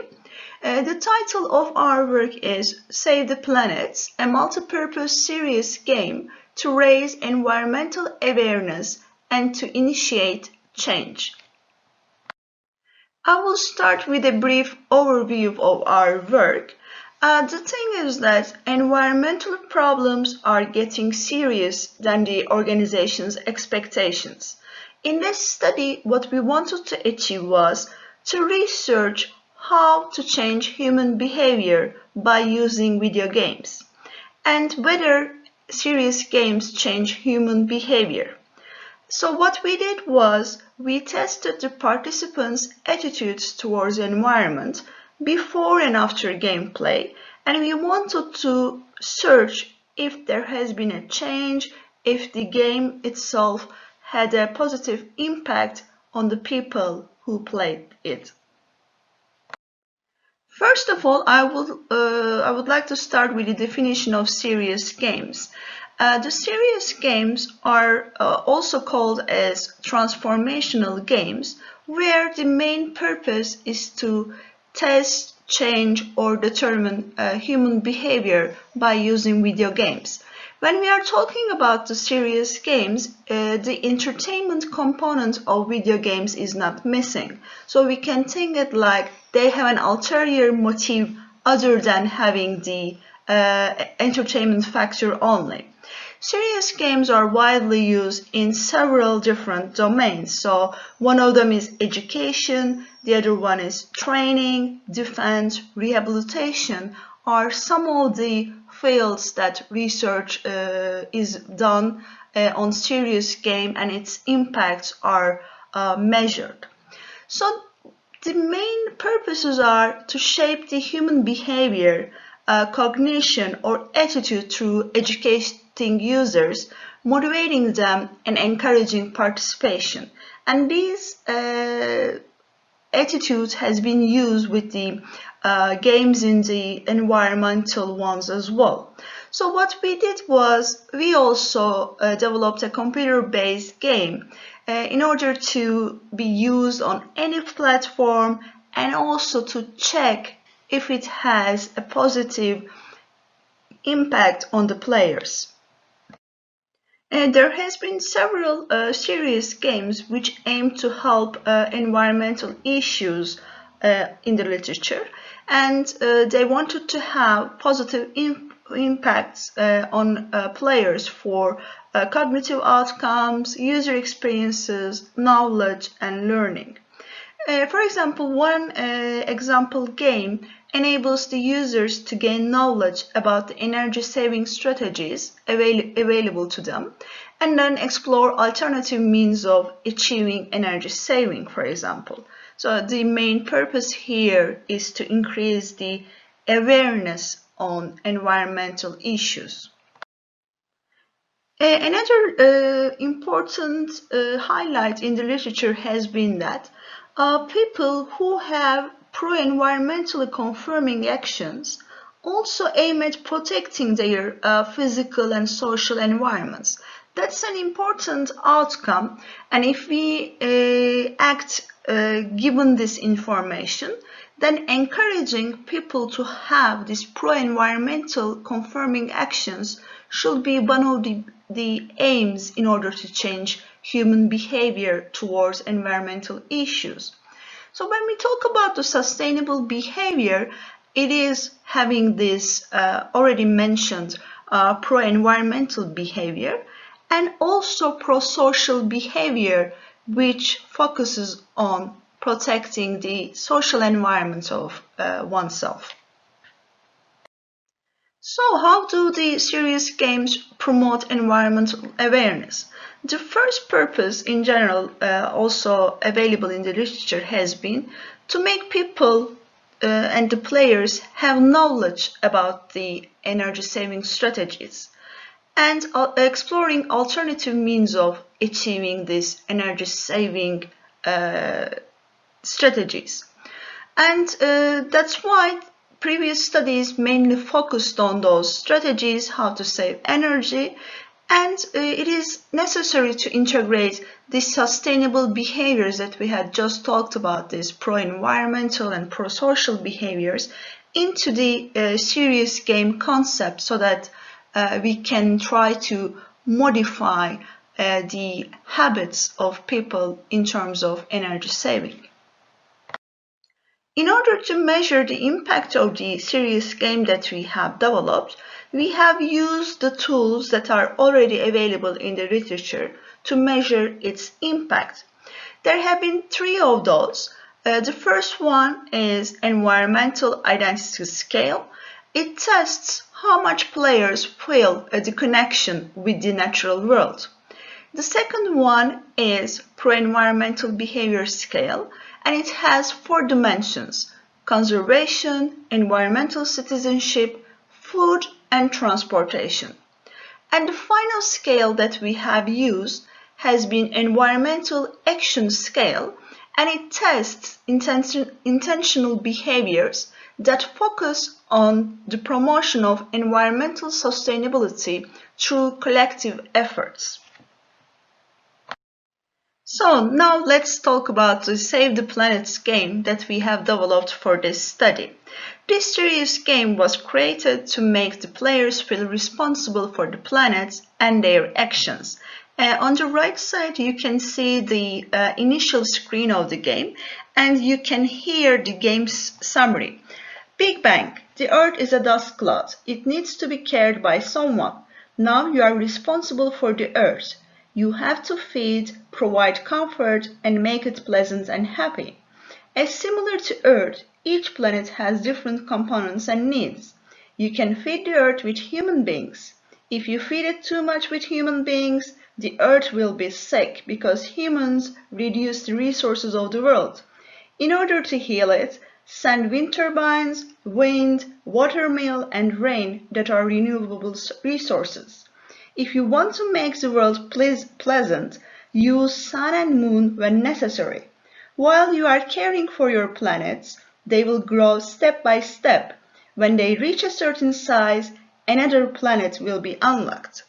This game has been built in a Unity game engine as a 2D PC mobile game, and it is actually a life simulation game where you feed the planet with humans, and the purpose is to make the players to be aware of the resources that human beings have been using. 22 participants have played our game. 8 male and 14 female participants, and their age range was from 20 to 30 years old. In order to measure the impact of the game, the pre- and post-test evaluations were used, and I had already mentioned the 3 scales that we had used during this evaluation step. The pre-test aims to understand the players' attitudes and awareness they already have, and post-test aims to understand whether the game leads to any change in terms of the player's previous behavior. So to sum up, a new serious game, the Save the Planets, was developed to analyze its impact on increasing the awareness on environmental challenges. The main parameters in the game were hunger, happiness, and health.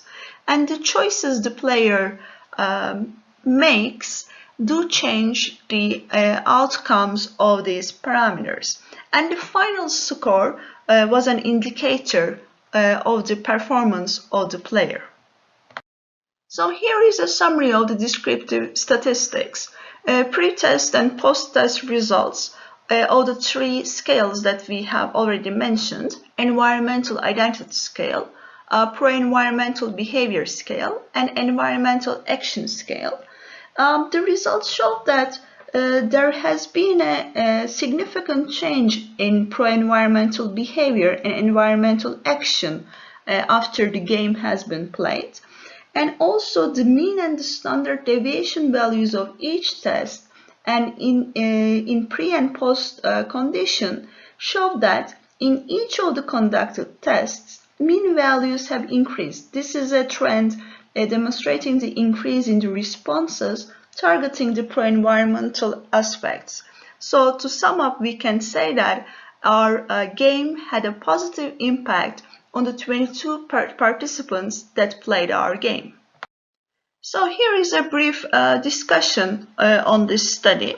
This study focuses on new ways of triggering behavioral changes in players with the aim of enhancing environmental awareness.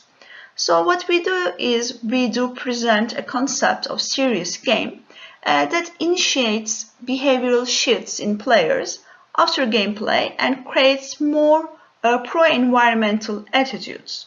To measure that, we have applied 3 pre-test and post-test scales for each of the behavioral and environmental scales that we used in this study.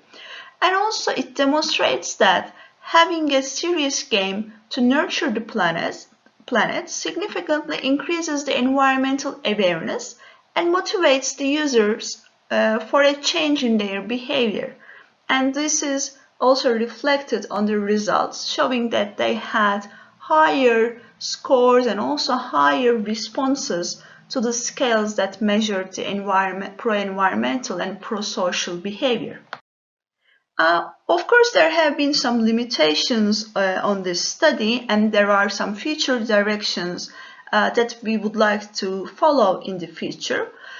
So we had 22 participants, but they played the game, and we did pre-test and post-test evaluations, but they should be observed under different targeted tasks and for a longer period of time to make sure that their behaviors have really changed. We demonstrated that there is a strong association between designer traits and sustainable behaviors, and the people who participated to our study were coming mainly from the design background, and there might be an association between having environmental awareness and being a designer. This limitation was due to the fact that they played the games during the COVID quarantine time, and they played the games online, and we were able to reach 22 participants, mainly coming from similar backgrounds, and this is one of the limitations of the study that we will definitely address in the future. So this study proposes a new serious game, Save the Planets. Its purpose is to increase the environmental awareness of their players and inform them on the current challenges that we face. And also, in order to measure the immediate positive outcomes, we use 3 different scales: environmental identity scale, pro-environmental behavior scale, and environmental action scale in pre and post conditions. The results show that Save the Planet serious game positively affects players on pro-environmental awareness, which can also motivate them to have follow-up actions that handle the necessities of their environments and the challenges learned from the game. So one of the main future directions would be to see if this sort of pro-environmental behavior is reflected on other tasks as well, if this pro-environmental attitude is transferred. Here you can see some of the difficulty levels from the game, where the modifications on the Earth each time starts a new stage, so that you do see how the planet Earth is affected by the number of the increase in the human beings that live on Earth. Here is a summary of the references that were mentioned during this presentation, but in our paper you can access more of this reference material. So thank you very much for listening to us. This is Elif Sürer from METU Graduate School of Informatics. I tried to summarize our joint work with Dilay Seda Özgen and Associate Professor Yasemin Afacan from Bilkent University, Department of Interior Architecture and Environmental Design. If you have any questions, please feel free to ask them. Thank you for listening.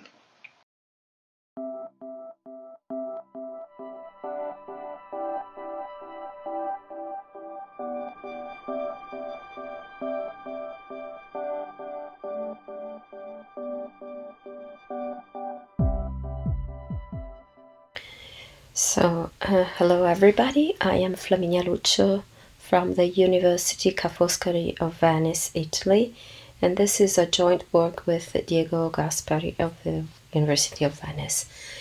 The title of this work is Learning Sign Language from a Sanbot Robot. So what the World Health Organization states in the International Classification of Function, Disabilities and Health is that the health state of a person in general depends on many issues, and in particular on physical, mental, relational and social wellness. So this means that the social condition and the environment can have a big impact on how well a person feels. So the proposal of this work is a way of including disabled people. How? Well, we propose an alternative and enjoyable way of starting to learn sign language, so it's just the basic sign language, with the help of a Sanbot robots. And which are the people to which we dedicate this work? These are people that have communication impairments, and also therapists, relatives and friends that want to interact with them. So which are the communication impairment we have in mind? Well, it's a big group of people. We have in mind people that maybe for an accident or for a specific trauma have lost their ability to verbally communicate. we have in mind people with hearing loss illness, and as it is known, this is one of the most common neurosensory deficit that can compromise spoken language. And it can range from a mild illness to a very strong illness. And we also have in mind people with autism spectrum disorders that are nonverbal. So this is a very common issue among these people with this disorder, ASD disorder. So ASD is a neurodevelopment disorder that has different impairments in social interaction, social communication. People with ASD have repetitive patterns of behaviors, repetitive interests, or activities. So in general, we have in mind all those people which have some type of communication impairment or limit. So how can we help them? So this is what we want to do in this work here. So we want to help them communicating using sign languages. This is one of the many ways that we can help people with this type of impairment to communicate. And there's lots of research that claims that sign language can help building conceptual representation and acquisition of the verbal language. So it could be a good starting point to help people with verbal communication impairments. We are talking about sign languages because there are many sign languages. Each country has its own sign languages. There are only, just to mention, in Europe there are 31 distinct sign languages. So the idea we have in mind is to build an interactive model that can work in different sign languages. Each sign language has its own grammar, morphology, iconicity, lexicon, so they're very, very complex. So in general, what can we find around? Well, there are different types of robots that can fingerspell sign language. For instance, Theo can fingerspell this alphabet of sign language. Then we have the Now robot that proposes game using hands, body, and face gestures, and proposes interactions with kids using games. Then we have Sanbot, which is a robot that uses two hands to perform letters, numbers, and emergency phrases in Malaysian Sign Language. So this is dedicated to a specific sign language. Then there's SLIRS, which is a sign language that interprets a robotic system that recognizes a sign language that is tailored for a specific language, which is the sign language of Kazakhstan. Can vocalize, recognize text, and can answer back. Then we have VISIR robots that can be used to teach Persian sign language. Then Asimo it's a robot which is fluent in the American Japanese Sign Language. And something which is kind of new and will be around soon is Aslan, which is a 3D printed hand that can translate verbal speech into written text, into fingerspell sign language. So these are different examples of robots that in general can use their hands to fingerspell different type of sign languages. So they're tailored for specific sign languages, and they use their robotic hands. As we will see, we will do something a little bit different. We will not use the hands of a robot to show something in sign language, but we will show on the screen of our robot some videos in sign language. So what is the basis of our work? Well, it is based on a very, very interesting project, which is the one that developed the Spread the Sign Dictionary. So this is an international dictionary that can show videos in many different sign languages from all over the world. So if you go to this website, the related website, you can choose a language, and there are many different languages, and from there you can ask how you say a specific word in that language using the related sign language of that specific international language, and the system shows you a video. So our work will be strictly based on this spread design dictionary, as on the screen of our robot we will show one of the videos that is proposed by the spread design dictionary. So in general, what are the paper results? Well, we proposed 2 applications for the ELF Sanbot robot. So what is this robot? You can see it on the picture here. It's 90 centimeters tall, weighs 19 kilos, has a humanoid shape. It has a head, some arms, but it doesn't have hands, so it's not possible to fingerspell anything, and doesn't have legs. It's a big robot, which usually kids like a lot. So what do we propose with this robot here? We propose 2 applications. The first one is to remotely control the robot in a fast and reliable way. So as we will discuss later, there is an application that does this, but it passes through the cloud. So what happens is that if you're out of internet connection, it doesn't work, and also the commands are very slow because you have to pass through the cloud.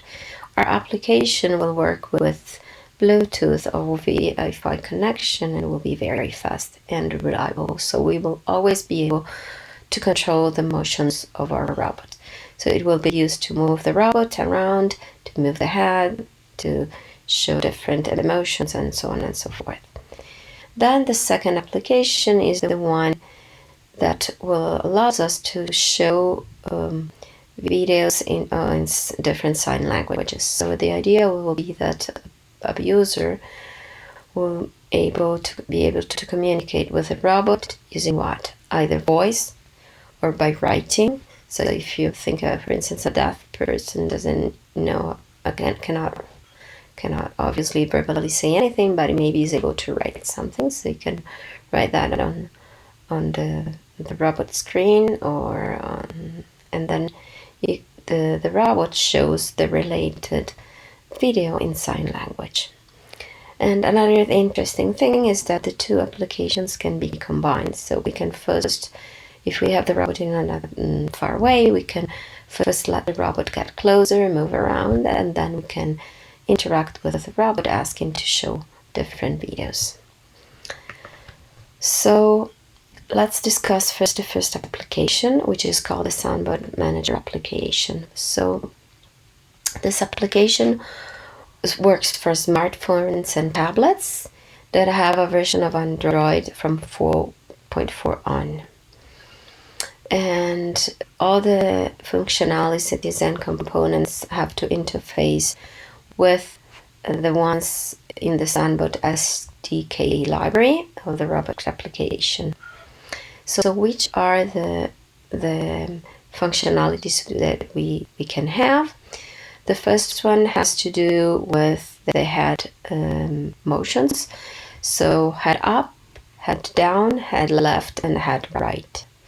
And the interface is the one that you see on the left picture.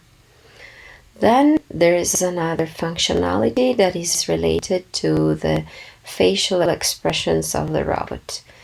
So we can choose if the robot has to cry, has to faint, has to kiss, has to be shy, has to smile, and so on and so forth. You have a huge list of facial expressions that you can choose, and you see them on the right.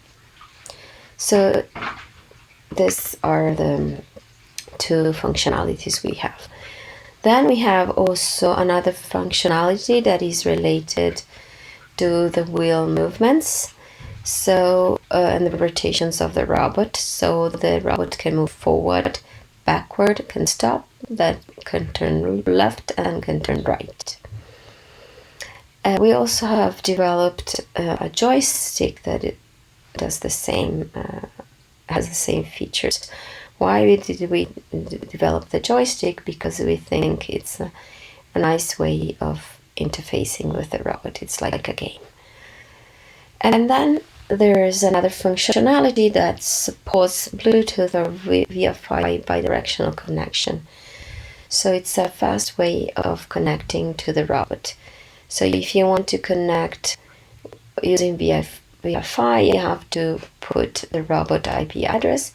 If you're working with Bluetooth, you don't need this. So these are all the functionalities of the first application, which is called Sanbot Manager.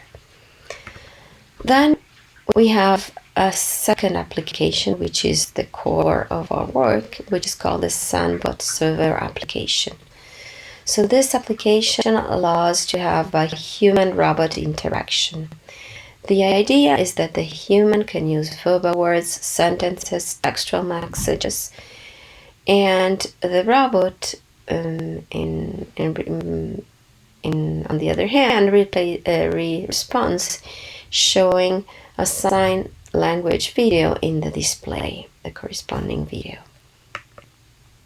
So we have a voice command button that recognizes vocal commands, and we also can do this by typing, and we can also choose different languages from translation.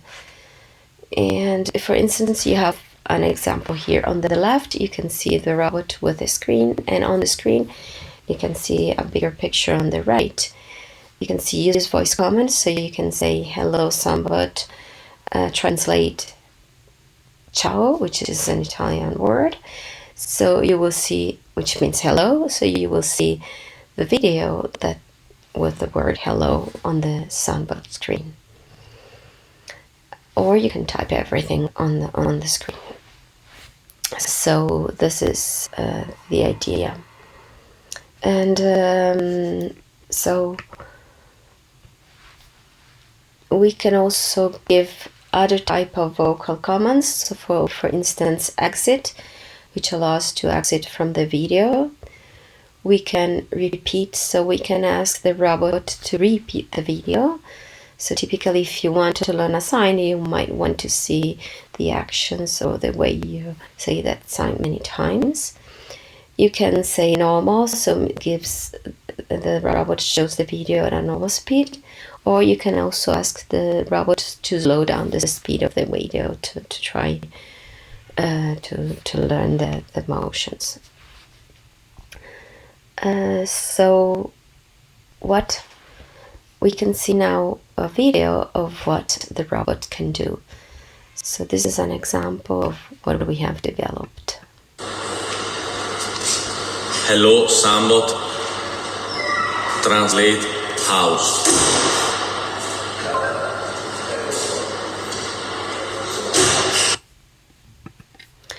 So as you have seen, this was a vocal question. So for instance, a therapist could ask the robot to show a video of how you can say house.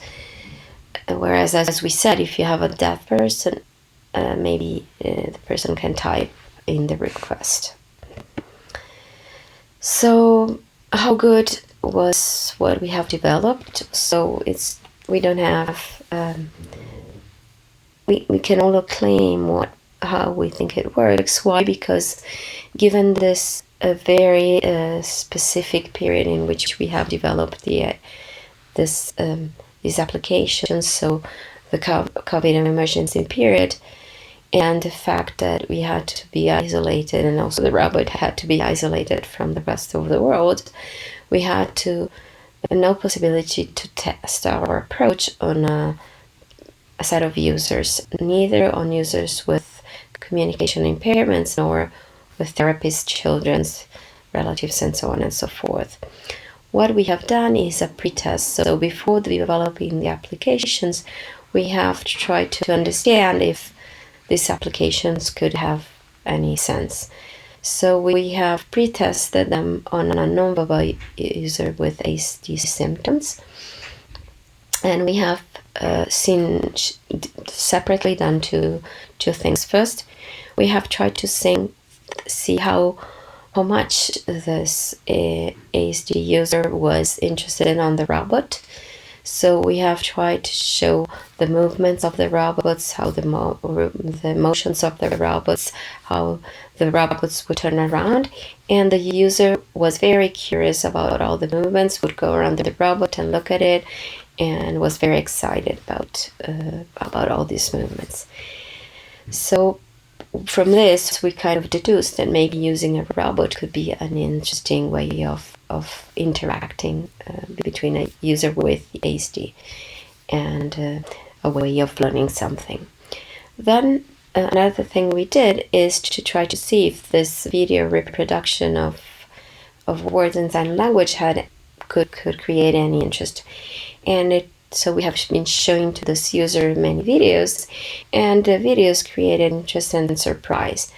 And another thing that we found very interesting was that the user was interested in repeating many times the same videos.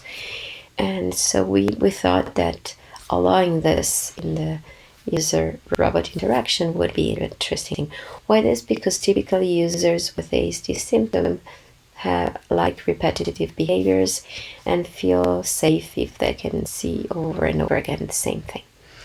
So obviously this was just a pre-testing phase and was not a real experimental test, but we have a good feeling about the fact that users would like our applications.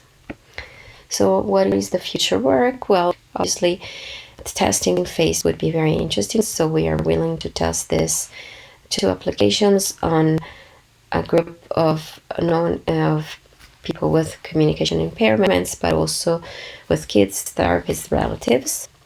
Then another thing which is very interesting would be the recognitions of signs shown by a human, so the other way around, and that can be translated into verbal words. So somebody that shows signs to the robot and the robot that understands which are the words and can repeat them. But this requires advanced AI techniques. And then regarding our application, we want to implement hand movements, which we haven't done yet, and we also want to be able to regulate the speeds of the robot.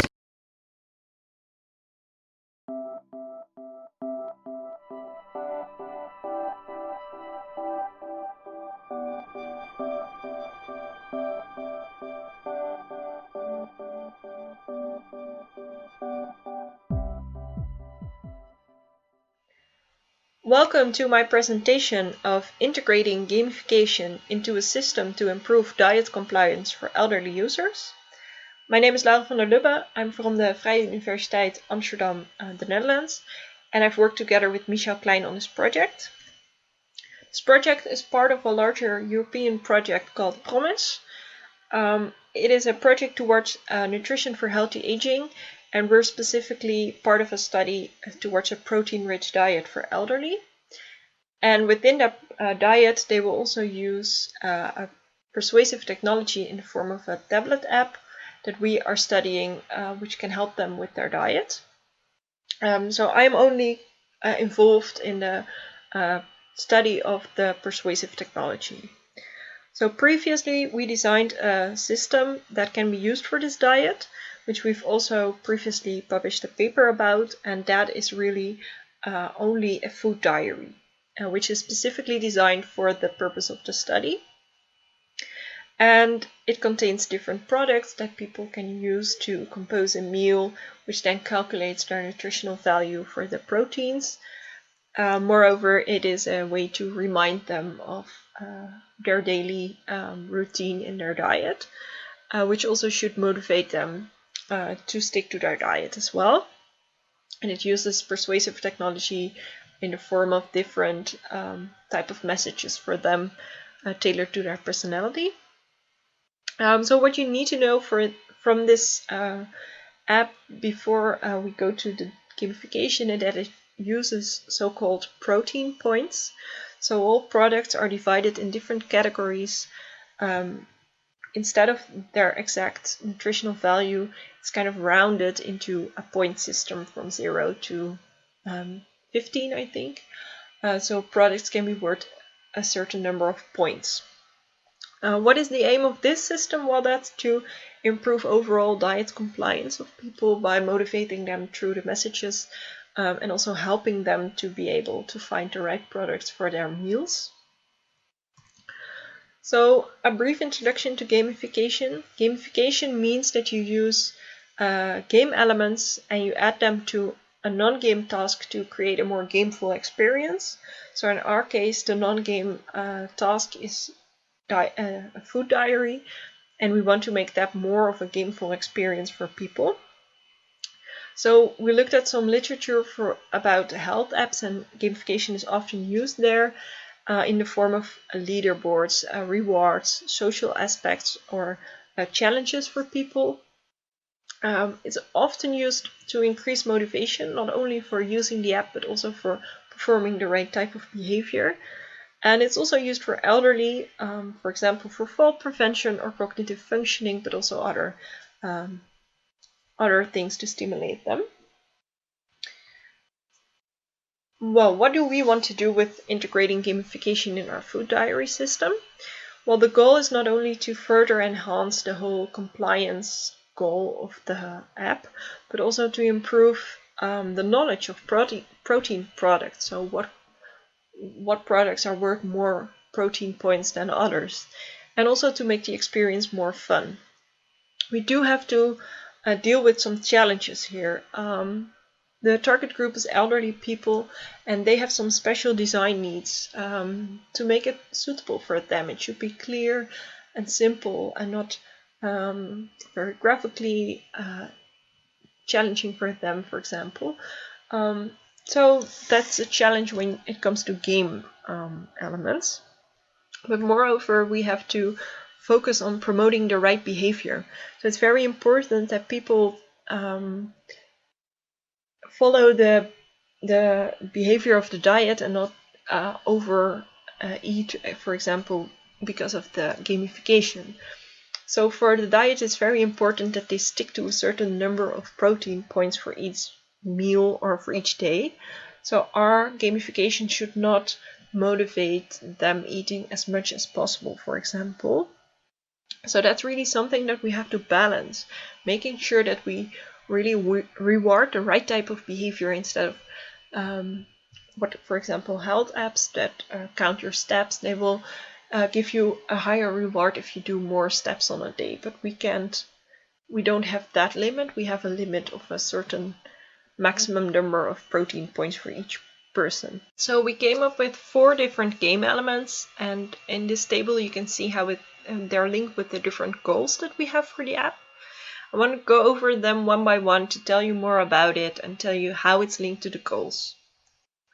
So the first element is the profile page. So on this profile page, users can see more about how they use the app. So when did they start, how many days have they used it, how many protein points did they eat, how many moments did they register their intake for.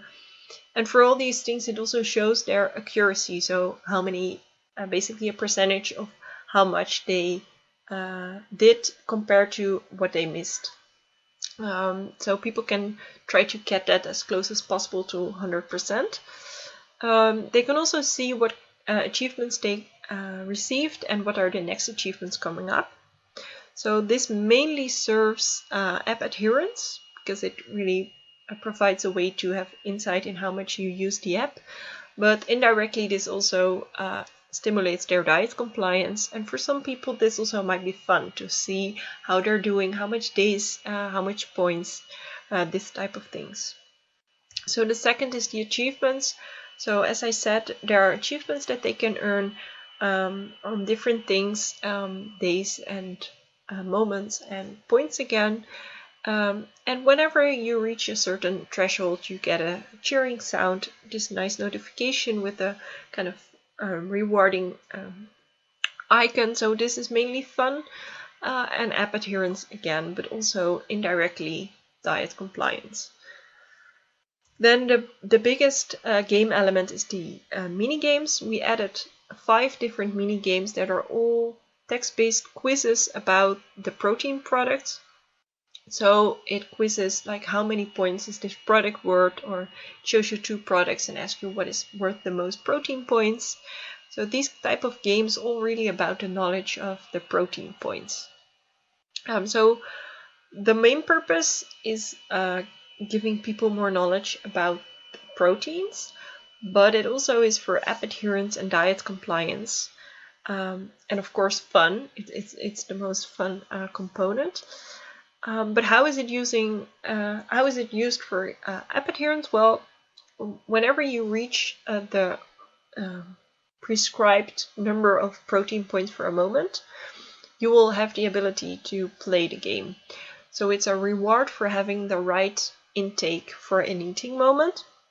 So this is where really that challenge comes in place, for that we should not make people eat as much protein as possible, but really get them on the right level, and we try to do this with rewarding them for reaching that specific level. So that will make people more adherent to their diet, to the levels, instead of just trying to get as much points as possible, for example.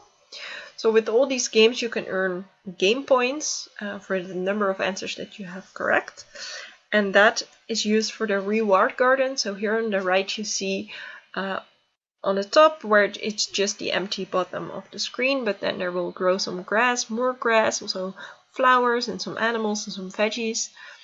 And at the bottom you see how it will look if you unlocked everything. So people can unlock new levels of the garden by playing the games, and it will look more fun and more fun. So this is really about fun and being adherent to the app, because you need to continue using it for quite some time to unlock the whole garden. So we chose a garden because it kind of fits in the context of food with the vegetables. But it's also in research that has been done to gamification. They found that gardens have some relaxing effect on people. So that's also something that we hope that people find it more pleasant to look at the app when they start unlocking the garden. So we did not only keep in mind the goals that we have and the limitations that we have, but we also looked at behavior change techniques and how we can use them in the app. So research found that behavior change techniques really improve app quality, and on average in health apps around 6 different behavior change techniques are used. So we used 11 in our app. 4 of them are very strongly used and 7 of them are more weakly used. So it's not only the gamification elements that are linked to behavior change techniques, but also app elements like the messages that are sent, or the colors for the intake, or thresholds that we use. So they're also linked to behavior change techniques. Well, to wrap up, I want to dive a bit into what are the lessons that we learned and what can we learn from this research. We did a playtest with one participant from the target group, so one elderly person, to show the mini games, to make sure that the mini games were clear. We showed her all the game elements, but the mini games was the one that we got the most feedback on. And what we did first was that the instructions for the games were in the games itself. So it was basically on top, and it just gave some brief instructions, and you just had to play it. But for her that was not clear. So she tried to start playing it right away, but she didn't really know how it worked. So we changed that in the final design to first giving instructions, then making sure that the game was the only thing on the screen. And also we really looked at what kind of colors we could use to make sure that it's clear whether something was right or wrong, and whether what was the right answer, for example. So we really focused on making that more clear based on that playtest. We did use, we asked some experts from the Promise team that were not involved in the development of the app, also what they thought of the mini games, and they really liked it and how it could be used for the knowledge. That was specifically what they really liked. So this work really shows how you can use different things like behavior change techniques, your goals and your challenges to create a gamification that is more than just adding only achievements. We really looked at what can we reward people for and how can we do that and how can it be done in such a way that it really suits the basic functionalities of the app, because they don't change at all. For the both versions they can do exactly the same. It's just that there are some things added to this gamified version. We also really try to keep it as simple as possible, so just one click to go to the profile, just one click to view the profile, just one page, not multiple pages.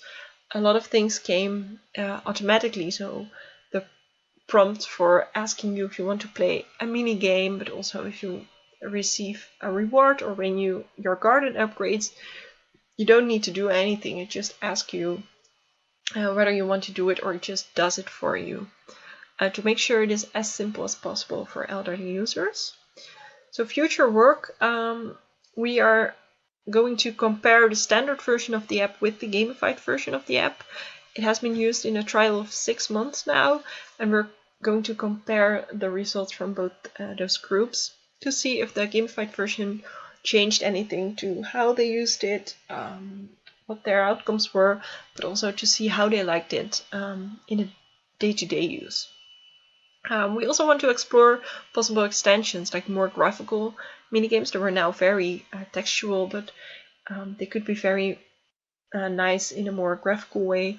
But we also see possibilities for machine learning. We have a lot of data of how people use the app, so we can see if there were any optimizations that we could have done to the app to make it more user-friendly.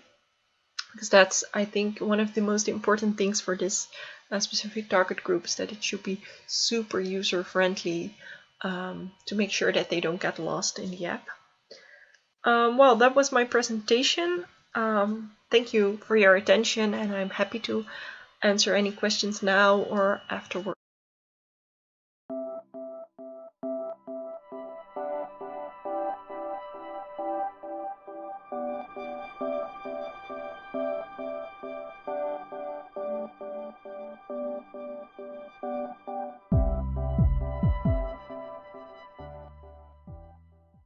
Hi, my name is Imre Daniel Baldi, and I will be presenting the paper written by myself, Nikolai Hansen, and Thomas Bierner, which discusses how to design and evaluate a serious game designed to raise awareness of social anxiety disorder and the therapy skills associated with it. So the presentation will consist of 5 topics. First, I will briefly introduce the problem area as well as the previous research. Then I will touch upon the design and implementation, such as the design of the game and the implementation of some of the gameplay elements. Afterwards, I will touch upon the methodology, followed by a discussion of the findings, and lastly, the conclusions that we made. So first, an introduction. Social anxiety disorder, or as I will be abbreviating it, SAD, is an anxiety disorder characterized by sentiments of fear and anxiety in social interactions and the strong desire to make a favorable impression on others, although with a felt insecurity about being able to do so. Previous research has shown that social anxiety affects up to 25% of university students. And students who have social anxiety, it can have a negative impact both on their social life and on their academic successes. And each of these research papers that we have used have called out that there needs to be an increased attention to the problem area. Cognitive behavioral therapy or CBT for short, is a psychosocial intervention commonly used in the treatment of social anxiety disorder. And the goal of CBT is to change the negative thinking and behaviors of patients. And this is mainly done through 3 techniques. The first of these techniques is called cognitive restructuring, and the goal of this technique is to teach patients to replace negative and unhelpful thoughts, which are also known as trigger thoughts, with more constructive thoughts. For example, you could think of replacing a thought such as, I might make a bad impression, with a more realistic and constructive thought like, I know from experience that I usually make a good impression on others. The second technique is called mindfulness training, in which patients learn how to maintain focus on the present situation, such as a conversation or any other social interaction, and to treat their aforementioned trigger thoughts as essentially background noise, something to be aware of but to be ignored. And lastly, the third technique is exposure therapy. And in exposure therapy, patients are placed into increasingly anxiety-provoking situations, which is useful for building up their self-confidence. Exposure therapy also makes use of both the cognitive restructuring and mindfulness training techniques, as patients are required to use cognitive restructuring before they are exposed to these situations, and mindfulness training during this exposure. We looked at a number of serious games which were designed to help with SAD, or that teach about CBT, or both. And some of these examples include Challenger, Super Better, and Sparks. And these games make use of real-life exercises and quests, as well as provide community support and feedback in order to provide support for the treatment of social anxiety disorder. However, our focus was to be informative about SAD and CBT, and to raise awareness of these topics through an engaging serious game. As for engagement, within their conceptual framework for engagement, O'Brien and Toms describe it as an ongoing process with periods of sustained engagement, disengagement, as well as re-engagement. And this process can repeat itself multiple times during an interaction, which they argue is an indicator for an engaging digital system. O'Brien and Toms also argued that engagement is characterized by a number of attributes. These attributes, which can be seen on the screen right now, were later used by O'Brien and Toms to develop the user engagement scale, which is a multidimensional scale for measuring engagement. Also, in a more recent study, O'Brien et al. Created the short-form user engagement scale, whereby the attributes of endurability, novelty, and felt involvement have been combined into a single attribute called reward, which describes how rewarding the experience is. And because the number of attributes have been lowered into 4 instead of 6, the short-form user engagement scale is also, as the name implies, shorter and quicker to complete. Next, I would like to talk about the design and implementation. So the concept was to create a first-person game which introduces the different CBT techniques within the context of an underlying narrative. And this narrative is set within a university setting, which matches both our target group of university students and is also open to many of the situations that students with SAD might experience themselves. And the players control a character called Thomas, who is suffering from SAD, and the players will be guided by a friendly non-player character called Sam, who has had experience with SAD and has gone through CBT, which is why they are able to help the player character. And this narrative is told through 3 scenarios, and within each of these scenarios, one CBT technique is explained through a gameplay sequence. The first of these scenarios has the player character make an oral presentation in front of his class. And the first scenario is used to establish that the main character has a social anxiety disorder, and also to introduce the non-player character of Sam, as well as to introduce the cognitive restructuring technique. And in the game, the cognitive restructuring was implemented by having the player complete a worksheet, which is based on a real-life cognitive restructuring worksheet, and they essentially have to mix and match the player character's negative thoughts with more constructive thoughts. In the second scenario, the player meets up with Sam in the university's cafeteria, and here the players are introduced to the concept of mindfulness training, which has been implemented in the form of the player needing to click on different trigger thoughts, represented by thought bubbles, as can be seen on the right, to make them disappear so they can focus on the conversation. So as the conversation goes on, the players need to constantly click on these constantly appearing negative thoughts. And lastly, in the first scenario, the player attends a party with Sam, as well as several other students, and this serves to introduce the concept of exposure therapy, as it is implied that this social interaction is very much an anxiety-provoking situation for the player character.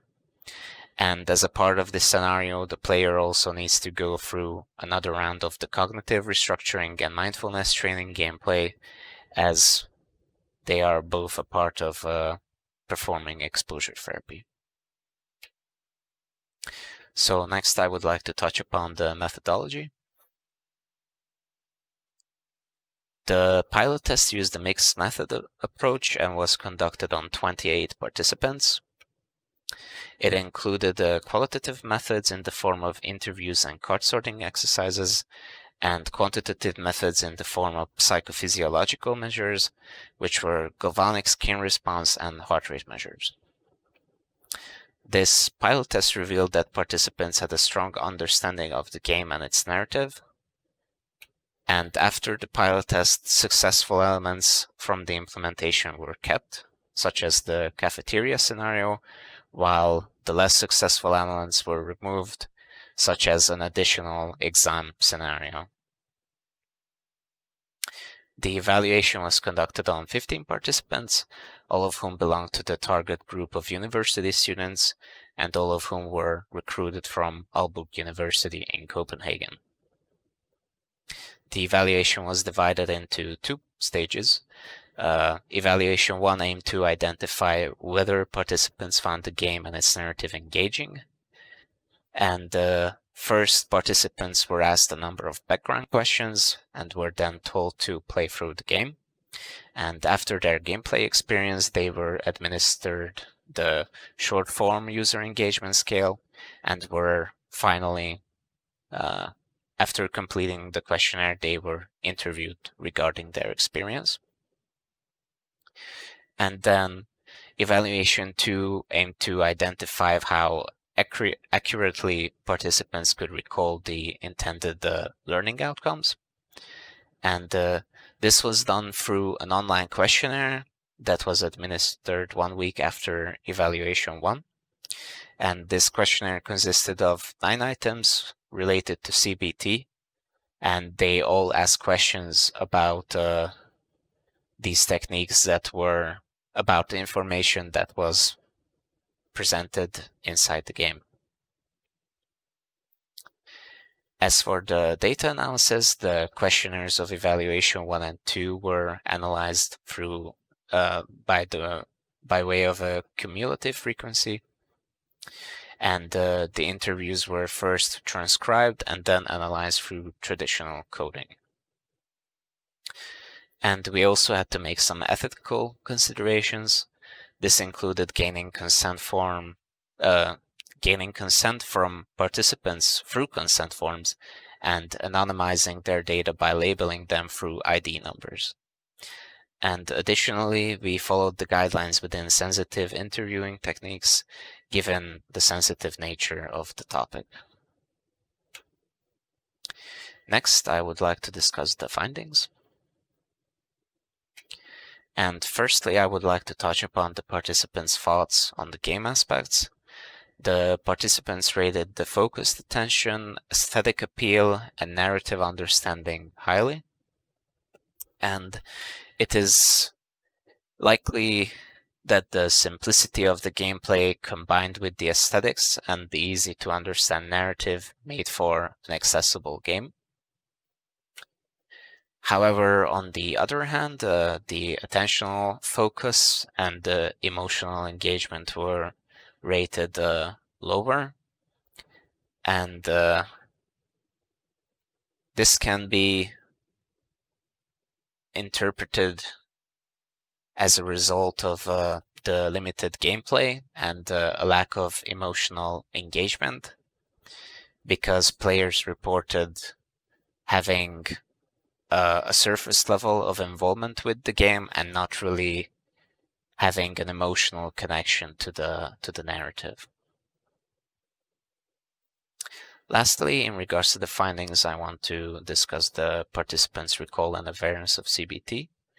So the aggregated mean accuracy score was 47.5%.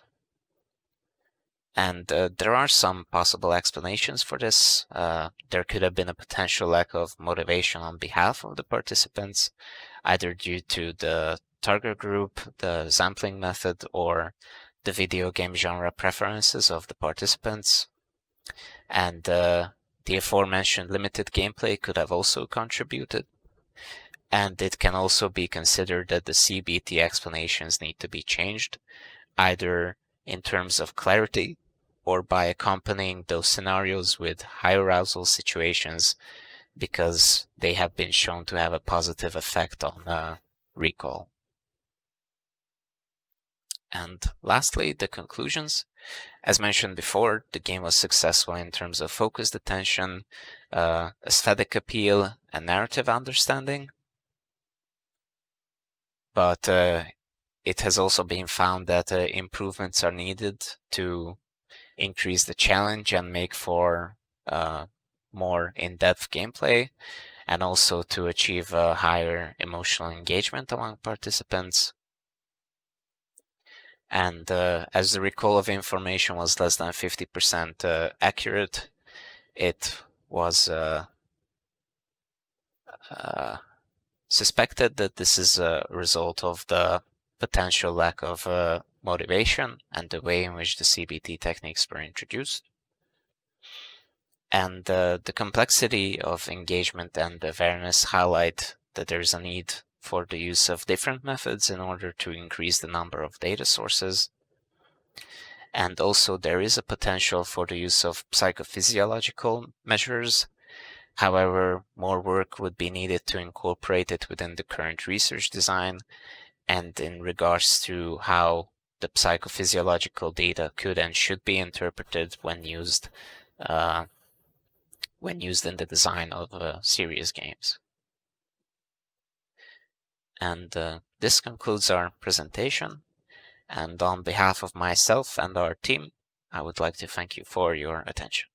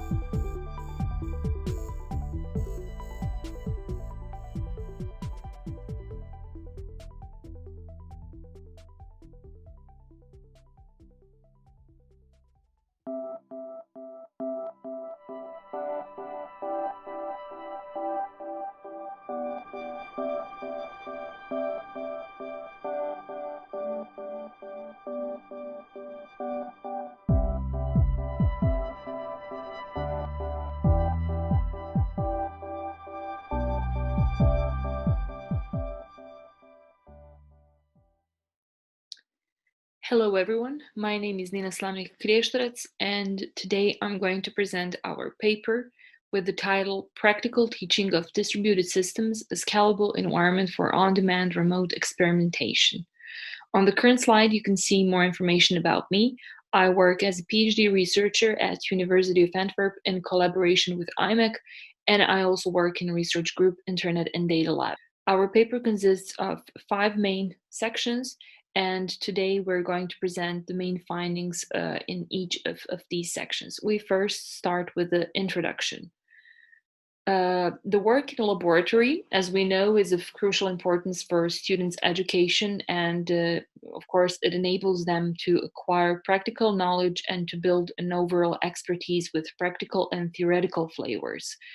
On the other hand, there is a need to continuously upgrade the educational content, especially in the laboratory segment, and to try to keep the pace between advancements in technology and the education. And if we talk about the fields in computer science and electrical engineering education, there are numerous courses that can enrich their laboratories by exploiting the resources such as low-cost devices as Raspberry Pis, and also the cloud resources that are more financially accessible than high processing machines. Okay, so the remote accessibility and on-demand availability of laboratories are particularly important, taking into account the circumstances that we all are facing this year with COVID-19 pandemic. That means that any unpredictable circumstance that constrains access to physical laboratory on the university premises requires quick response from educators in order to avoid negative effects on the effectiveness of teaching and acquiring knowledge. Now, if we take a look at the figure on the right-hand side of the slide, we can see the main characteristics of our remote laboratory setup. In particular, scalability means that laboratory can be easily upgraded in case more students join the course. Instead of providing each of students with a high-performance computer or a low-cost variant of devices, but with lower capabilities, and of course additional equipment that is needed for lab work, instructors can instantiate another container and release these resources once they're not needed anymore if we have smaller groups of students, and etc. However, there is another problem that can arise at universities, and it is related to regulations and limitations that do not allow students to bring the equipment out of the laboratories. That means that lab equipment should be usually consumed only during the lab hours. The first 2 months of the semester, students were performing experimentation at the university premises. However, as we all know, COVID-19 required the immediate reaction to move our teaching and experimentation remotely and to embrace digital solutions for the remote education. And due to such strong need to pursue an adequate, substantial environment for in-class teaching and physical laboratory, we present the best practices on remote teaching and experimentation within the academic course for teaching distributed systems.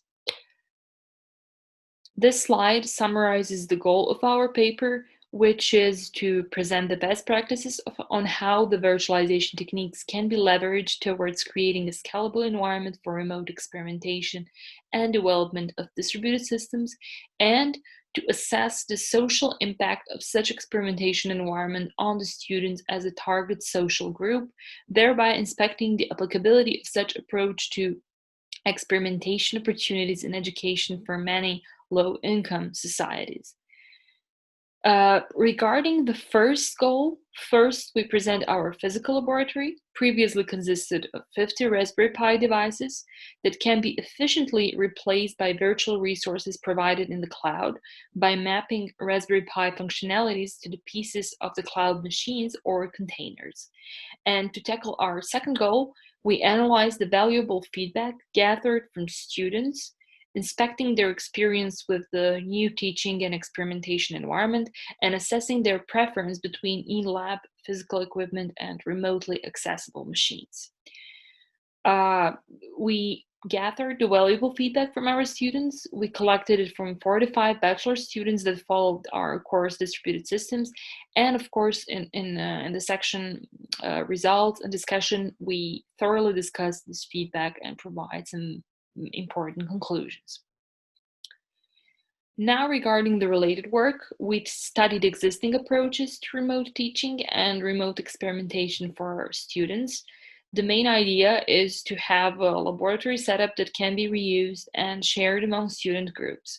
So one of the examples is presented by Spanish University of Distance Education that offers their laboratories as a service to their students who, for various reasons, cannot attend the classes at the university campus. We also overview some solutions such as Forge Toolkit or Remote Elect Lab, but some of the common constraints for all of these solutions are that the remote labs are usually expensive and complex to build, they're course specific, and they're not scalable. So these are the constraints that we tackled in the design and our approach, and in the next section we are going to present exactly this. Okay, now regarding our best practices, since they are related to the concept of remote experimentation and they're based on the distributed systems module, we first present some essential information about the course itself. So the distributed systems is the course which belongs to the final year of Bachelor of Electronics and ICT Engineering Technology program at Faculty of Applied Engineering at University of Antwerp in Belgium. The curriculum is organized in the way that the lecture is first presented by a professor, and then it is followed by a laboratory exercise in which students cover the same topic but from a practical perspective. And throughout the whole semester, students are working on the project that brings them 60% of the overall grade for this course. The general idea of the project that I just mentioned is to build a comprehensive distributed file system in a ring topology. As you can see on the figure in the right corner of the slide, in such topology that you can see, the files are being replicated to nodes and the naming server is keeping track of nodes connections within the ring. Now we present a scalable environment for the remote experimentation. The left side of the figure presents a physical laboratory environment that consists of 50 Raspberry Pi devices that are assigned to the students' groups. All devices in one group are connected on the same network, so they can work as a distributed file system, and they're organized in a ring topology that communicate to each other in order to share files. So students at the beginning, they're instructed to install Raspbian operating system on their Raspberry Pi machines. They need to tweak the network settings to maintain connectivity between different machines, and they need to prepare a Java environment for running their corresponding Java applications. Apart from devices themselves, additional equipment such as keyboards, mice, monitors, network switches is needed to configure and to make the work properly. So, due to the faculty and university regulations, students are allowed to work on such physical laboratory setup only during the scheduled lab sessions. So it means that if they're not at the laboratory session, they're not actually enabled to work on their project. Tackling the scalability of such approach, if any device does not work properly or more students enroll the course, the set of redundant devices is limited and it takes additional time and cost to order additional equipment. Now, if we go to the right-hand side of this figure, we can see the complementary laboratory which is realized on the cloud with the same purpose that we just described for the left-hand side of this figure. So instead of having 5 Raspberry Pis per each group, we offer students 5 Docker containers that are just lightweight Docker containers that are realized in a Docker swarm using Raspbian Docker image. in order to make a remote machine compatible with the operating system on the physical ones. These container clusters that you can see in the cloud are managed by Portainer, which also allows educators to monitor work of these remote machines, and at the same time, educators can track progress for each of the groups. Importantly, in case any container fails, another lightweight instance can be easily created and set up. And yeah, same as in case more machines are needed, the same can happen. This approach is really important because it saves a lot of resources, since for a regular Raspbian operating system, the Raspberry Pi device needs around 4.3 gigabyte of storage, and a memory card with at least 8 gigabyte storage is needed for such purpose. On the other hand, containers use resources more efficiently, and a single Raspbian Docker container requires around 180 megabytes of storage and around 4.5 megabyte of RAM. With such light requirements, a large set of Docker containers can be running on top of the bare metal cloud or inside a single virtual machine. Also, it is important to mention that students can reach their lab setup from any place if they're connected to university's virtual private network. Since our 45 students had the opportunity to work in both types of laboratories, we decided to gather their feedback and study the results in order to draw some important conclusions that might be beneficial for next academic year. Such circumstances that we had enabled students to gain different skills and to acquire different experience throughout the whole semester. So it motivated us to design a survey in the way we presented in the following section. And we ask students to compare different environments and their experience with both types of environment. We have 3 sets of questions, and we perform 3 rounds of surveying students. So all the results are collected and they're organized in the way that we presented in the paper. The first set consists of 9 questions that refer to the differences between students' experience with hands-on approach that included Raspberry Pis in the physical laboratory and with the remote cloud machines or Docker containers on the cloud. Second set of questions inspected the amount of time that students actually spent experimenting on the remote machines. And we had an intention to tackle the out of scheduled hours that they spent working on the experimentation and on the project, because we wanted to see if they're really making use of the unlimited access to their laboratories. And finally, set 3 spans 5 questions that aim at investigating students' awareness of mapping the features of a distributed system to a specific environment, such as Docker container in the cloud. And of course, we measured their satisfaction with such remote experimenting approach. For all answers, we used the scale from Likert scale from strongly affirmative to strongly negative. So we had 5 levels for evaluating, and students use them to evaluate our questions. Here we can see a general satisfaction with remote on-demand laboratory, and it is expressed in answers on the 1st, 2nd, 6th, and 9th question from set 1. These results show that majority of students either agree or strongly agree that a new experimentation environment is a valid replacement for physical laboratory.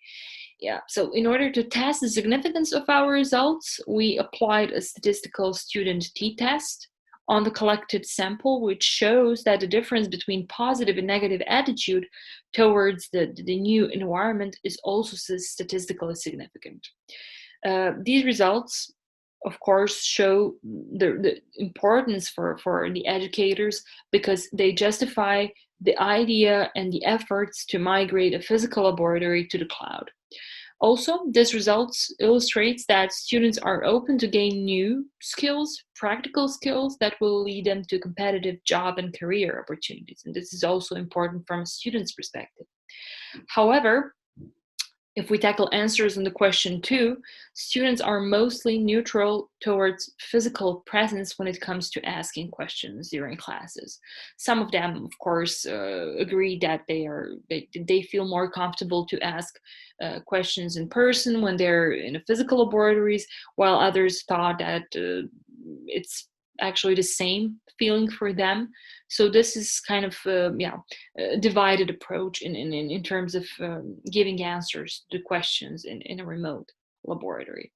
Nevertheless, such result is expected, as teaching during both lectures and laboratory sessions is traditionally performed in classrooms for all courses, and students are more used to this kind of interaction with their teachers. And of course, now this trend is changing. If we tackle previous experience in questions 4, 7, and 8, we can clearly see that programming skills and the work on the Linux-based system significantly helped our students during experimentation. This result justifies the course prerequisites and shows the importance of a careful design of laboratory sessions.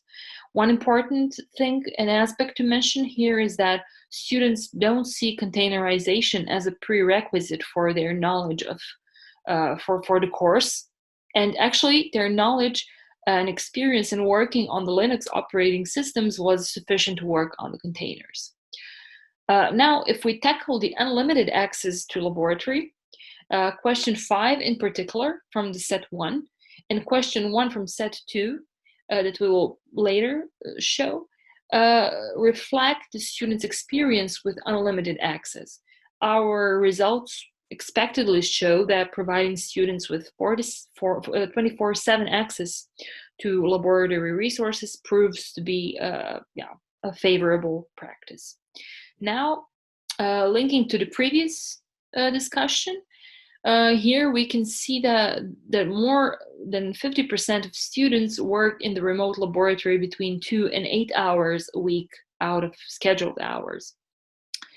Importantly, taking into account that students work on their project in teams, they actually distribute the workload among team members. It means that not all of them work on the remote machines at the same time each week. And based on this result, we can expect that all groups work in the laboratory for a significant amount of time, which actually justifies the opportunity we gave them to work on the resources in an unrestricted manner. Finally, concerning the goal to keep the existing functionalities of machines as if in physical laboratory environment, students have positively evaluated their experience with networking containers on the cloud, thereby stating that experience with remote experimentation helped them to understand distributed files in general.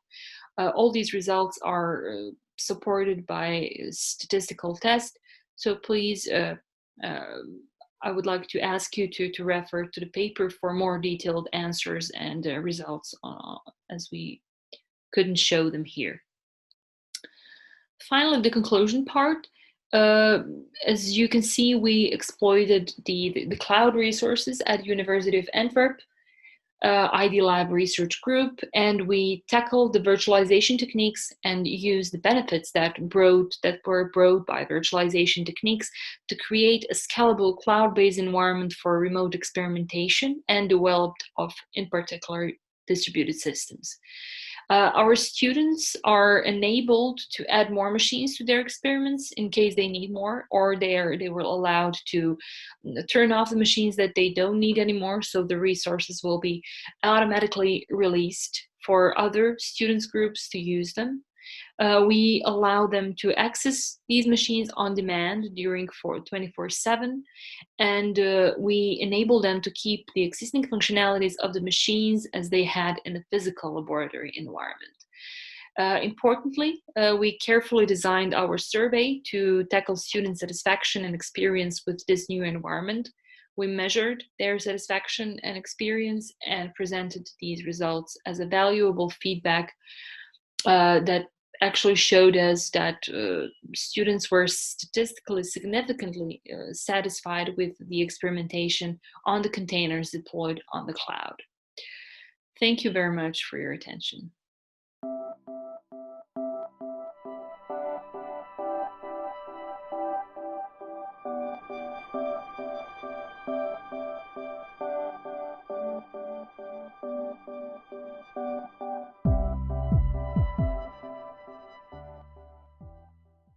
Welcome everybody.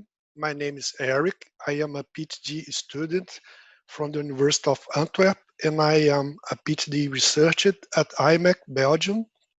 Together with our co-authors Nina, Selendra, and Johan, we made the work Bringing 4G LTE Close to Students, a low-cost testbed for practical teaching and experimentation that will present to you.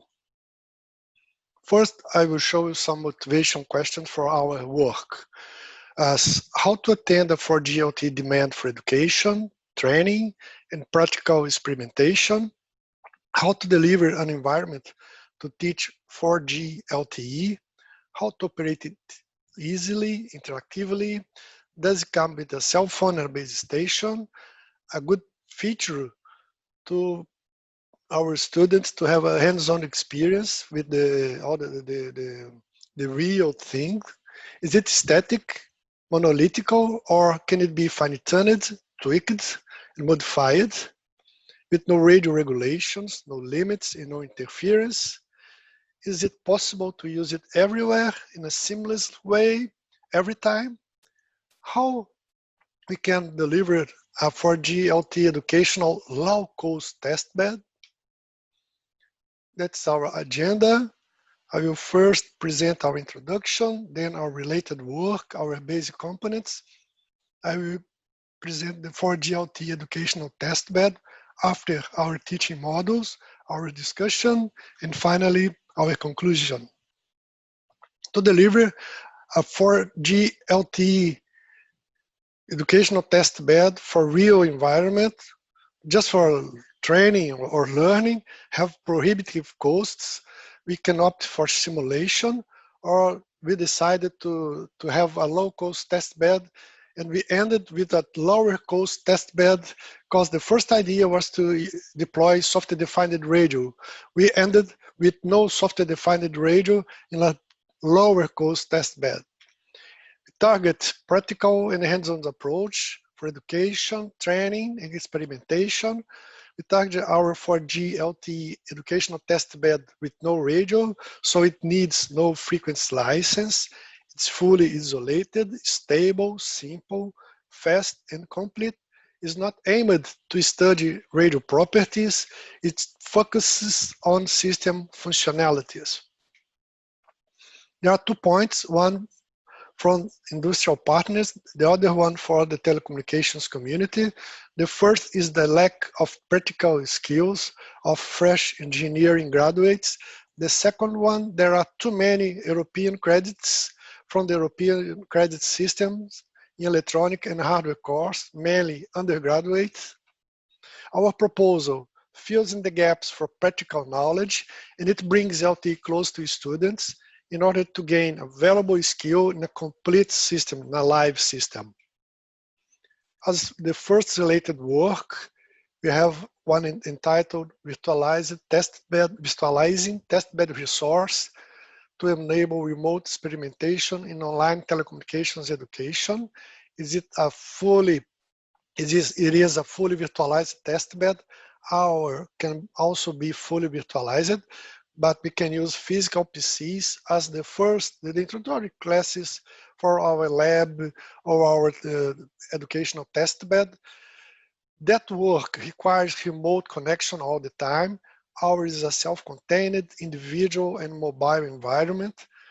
That first work requires high capital and operating expenditures, as you must maintain the fully virtualized testbed 24 hours, 7 days a week, 365 days during the lifetime of the fully virtualized testbed, as you must pay some staff to maintain the security and the equipment running.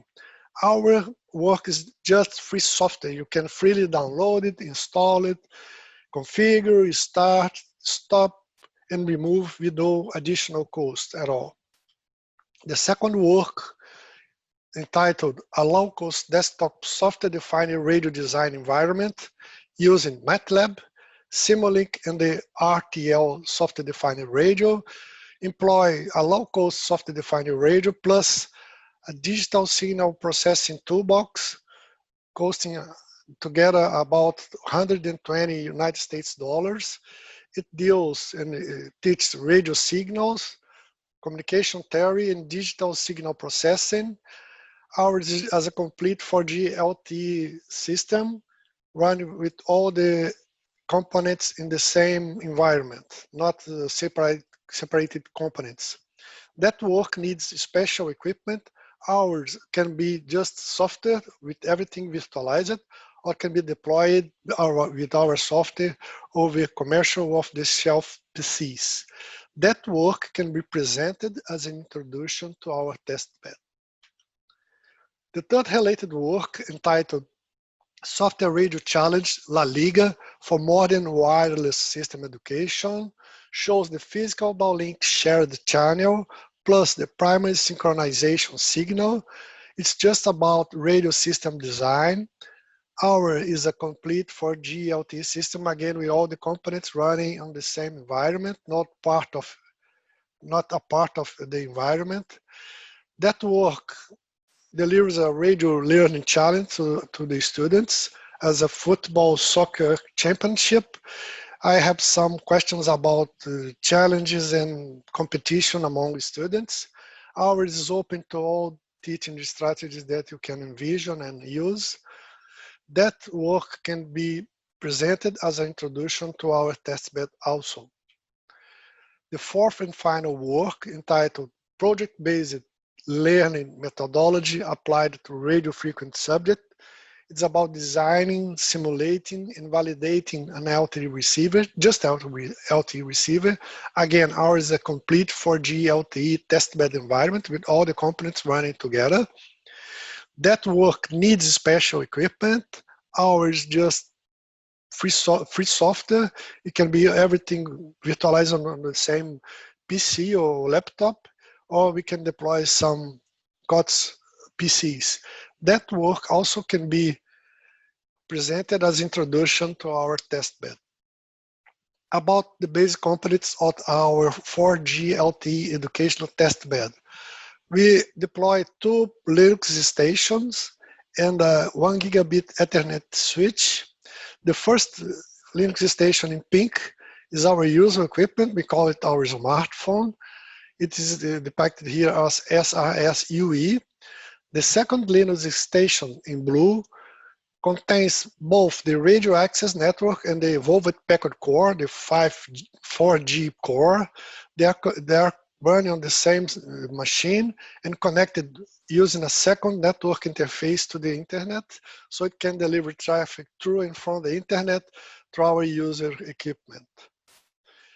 This is a picture of our 4G LTE educational testbed lab environment with 2 COTS PCs connected by an Ethernet switch. It's really low cost using, almost no expensive equipment, and connected to the second network interface to the internet.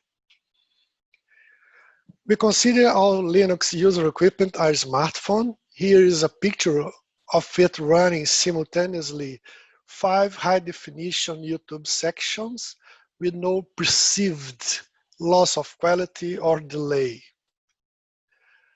Our components, the 2 PCs with all the 4G entities, comprise 8 gigabytes of RAM each one with Intel i5 processors with 500 gigabytes of disk storage running Ubuntu operating system. All our 4G LTE environment is based on SRS LTE project, free open source available in GitHub, and it belongs to Software Radio Systems.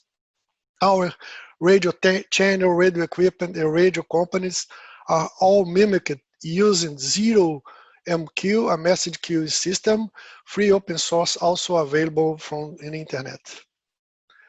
Our 4G educational testbeds have some essential features that I will present you now. The main one, aside the normal logs that appears on the screen of each entity as the user equipment, the base station, and the evolved packet core. We have the debug reports with some debug levels where the students can follow events, troubleshoot, and follow the learning modules. The first models here dealing with the radio link. They run on an ideal and perfect environment with no loss of power, no interference, no noise, no packet loss. We have other components that can be learned and understood by the students. We can even attach a SIM card using a USB dongle to the user equipment, and then learn how to use the authentication and cryptography on the 4G LTE educational testbed. Plus, we offer configurations and test files where the students can see the parameters and its values. It then can change it, save it, rerun all the environment again. We deliver source code in C++ and C language, where the students can follow the events and learn how to do the things and how the things are done. And finally, one of the most essential features, we provide hands-on testing of a cellular network in action. As our teaching target, we comply with the official ACM IEEE guidelines for computing engineering curricula 2016 net knowledge unit entitled Wireless and Mobile Networks, where the student can get the following learning outcomes. First, explain the source of change in wireless and mobile industry from the viewpoint of new safety models, such as the model ecosystem, namely Apple and Android ecosystems, to describe the fundamental components that tend to be unchanged for long periods, such as mobile IP, Wi-Fi, and cellular network. Comparatively, they can explain the basics of a Wi-Fi network, such as a protocol stack and frame structure, comparing 4G LTE with IEEE 802.11 standards. They can contrast the basic concepts in cellular networks, such as network architecture, framework, and LTE networks. They can describe the main characteristics of mobile IP and explain how it differs from standard IP regarding mobility and location management. Mainly, the students can illustrate how traffic is routed using mobile IP. And finally, they can describe features of typical wireless MAC protocols. We offer 9 teaching modules. The first one is about virtual machine and personal computer configuration, where the students learn the requirements and what is needed in software and hardware to run our environment. The second module is our software installation module, where the students learn how to download and install the SRS LTE project and the ZeroMKey packet, how to put them running together. There are 3 modules. The first about configuration. The first one is the UE configuration, where the students learn how to configure, how are the default parameters and values of the UE configuration. Then there is a module about our base station, 4G base station, the Node B configuration, where the students learn how to configure the base station, how it will interact with the user equipment and the evolved packet core.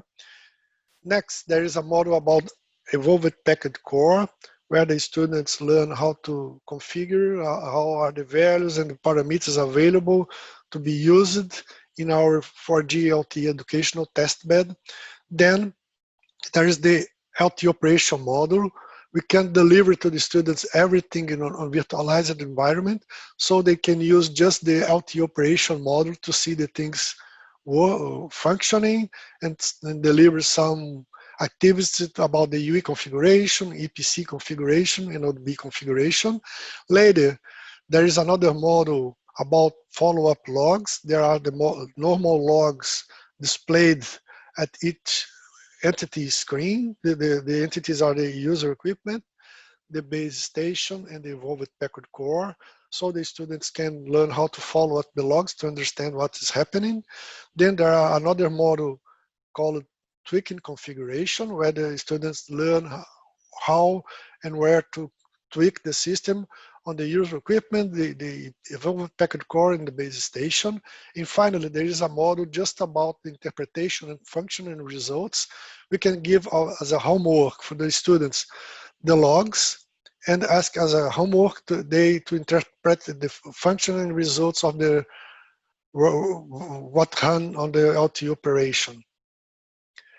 As our discussion, we have 3 points. The first, we deliver a low cost, our target, a low cost 4G LTE educational testbed with reasonable performance. It can be virtualized. It provides nomadic hands-on learning testing. It needs no new hardware and no internet access is required. As the second point, we provide experience inside working entities, delivering intrinsic motivation to their students, where the students have a sense of purpose, autonomy, relatedness, and competence for learning. In fact, the students have a sense of ownership of all the 4G LTE educational testbed with the smartphone.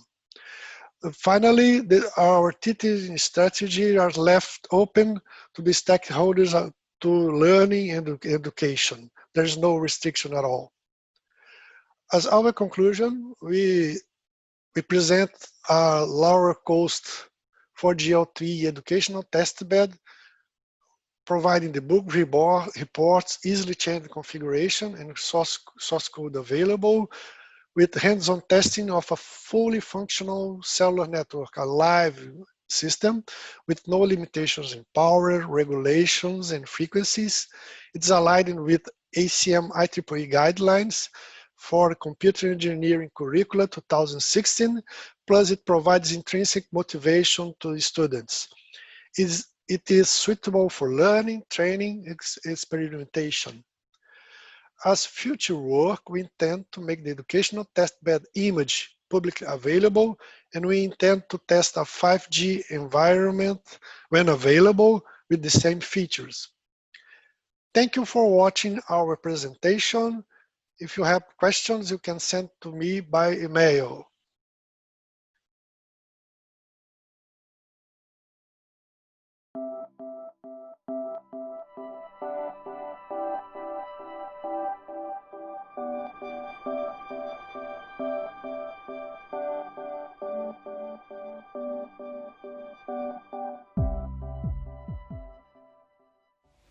Good morning, this is Roberta De Michele from the University of Bologna, and I will present this preliminary study evaluating the influence of online lectures attendance on young students during lockdown.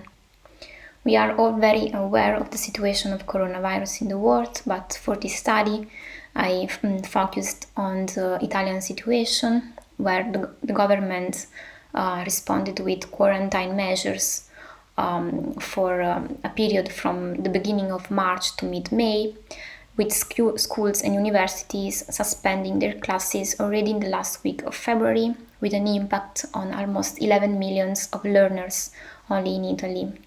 This is why I thought it could be very helpful to understand if the rapid switch from face-to-face to remote learning could have had an impact or a positive, possibly positive impact on the psychological effects of quarantine on young students.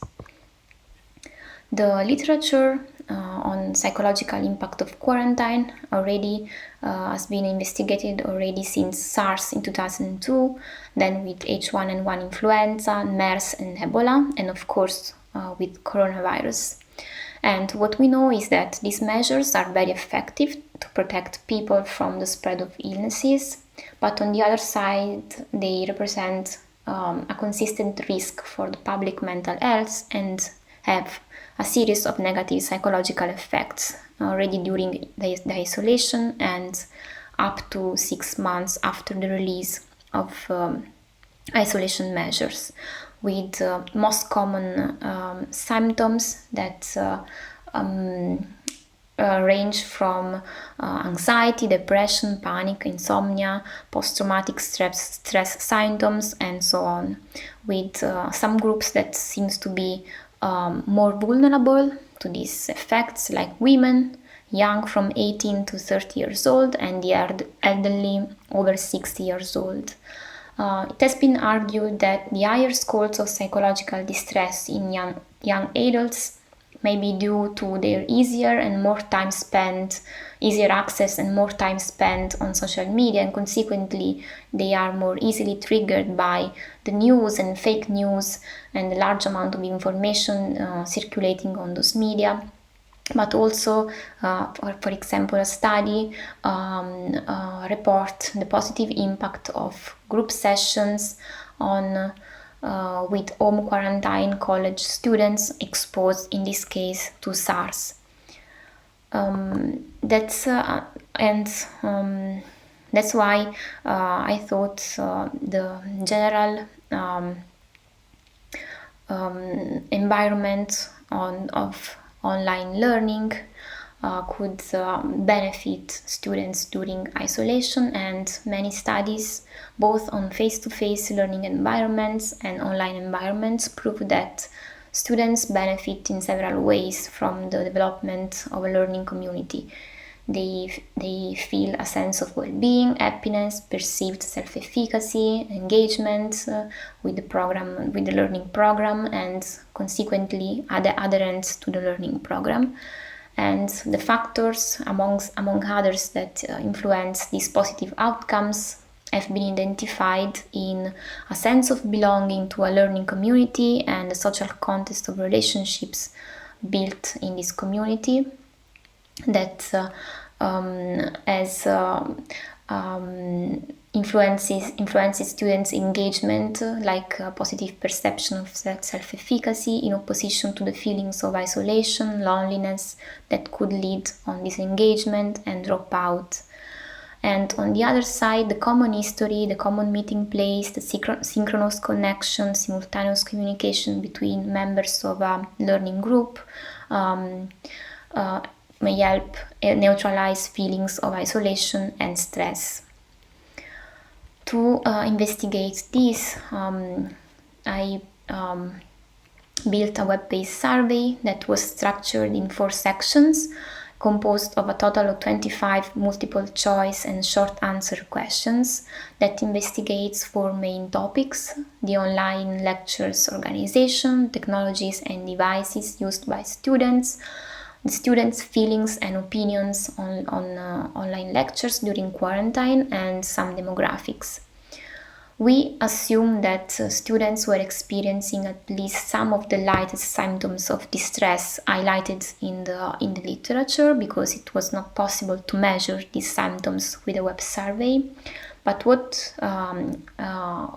I could do is to include items investigating if online lectures attendance may trigger stress and or anxiety, or if on the other side may enhance the dimension of group interactions, social relationships with peers and with teachers, and if this is a protective factor against stress.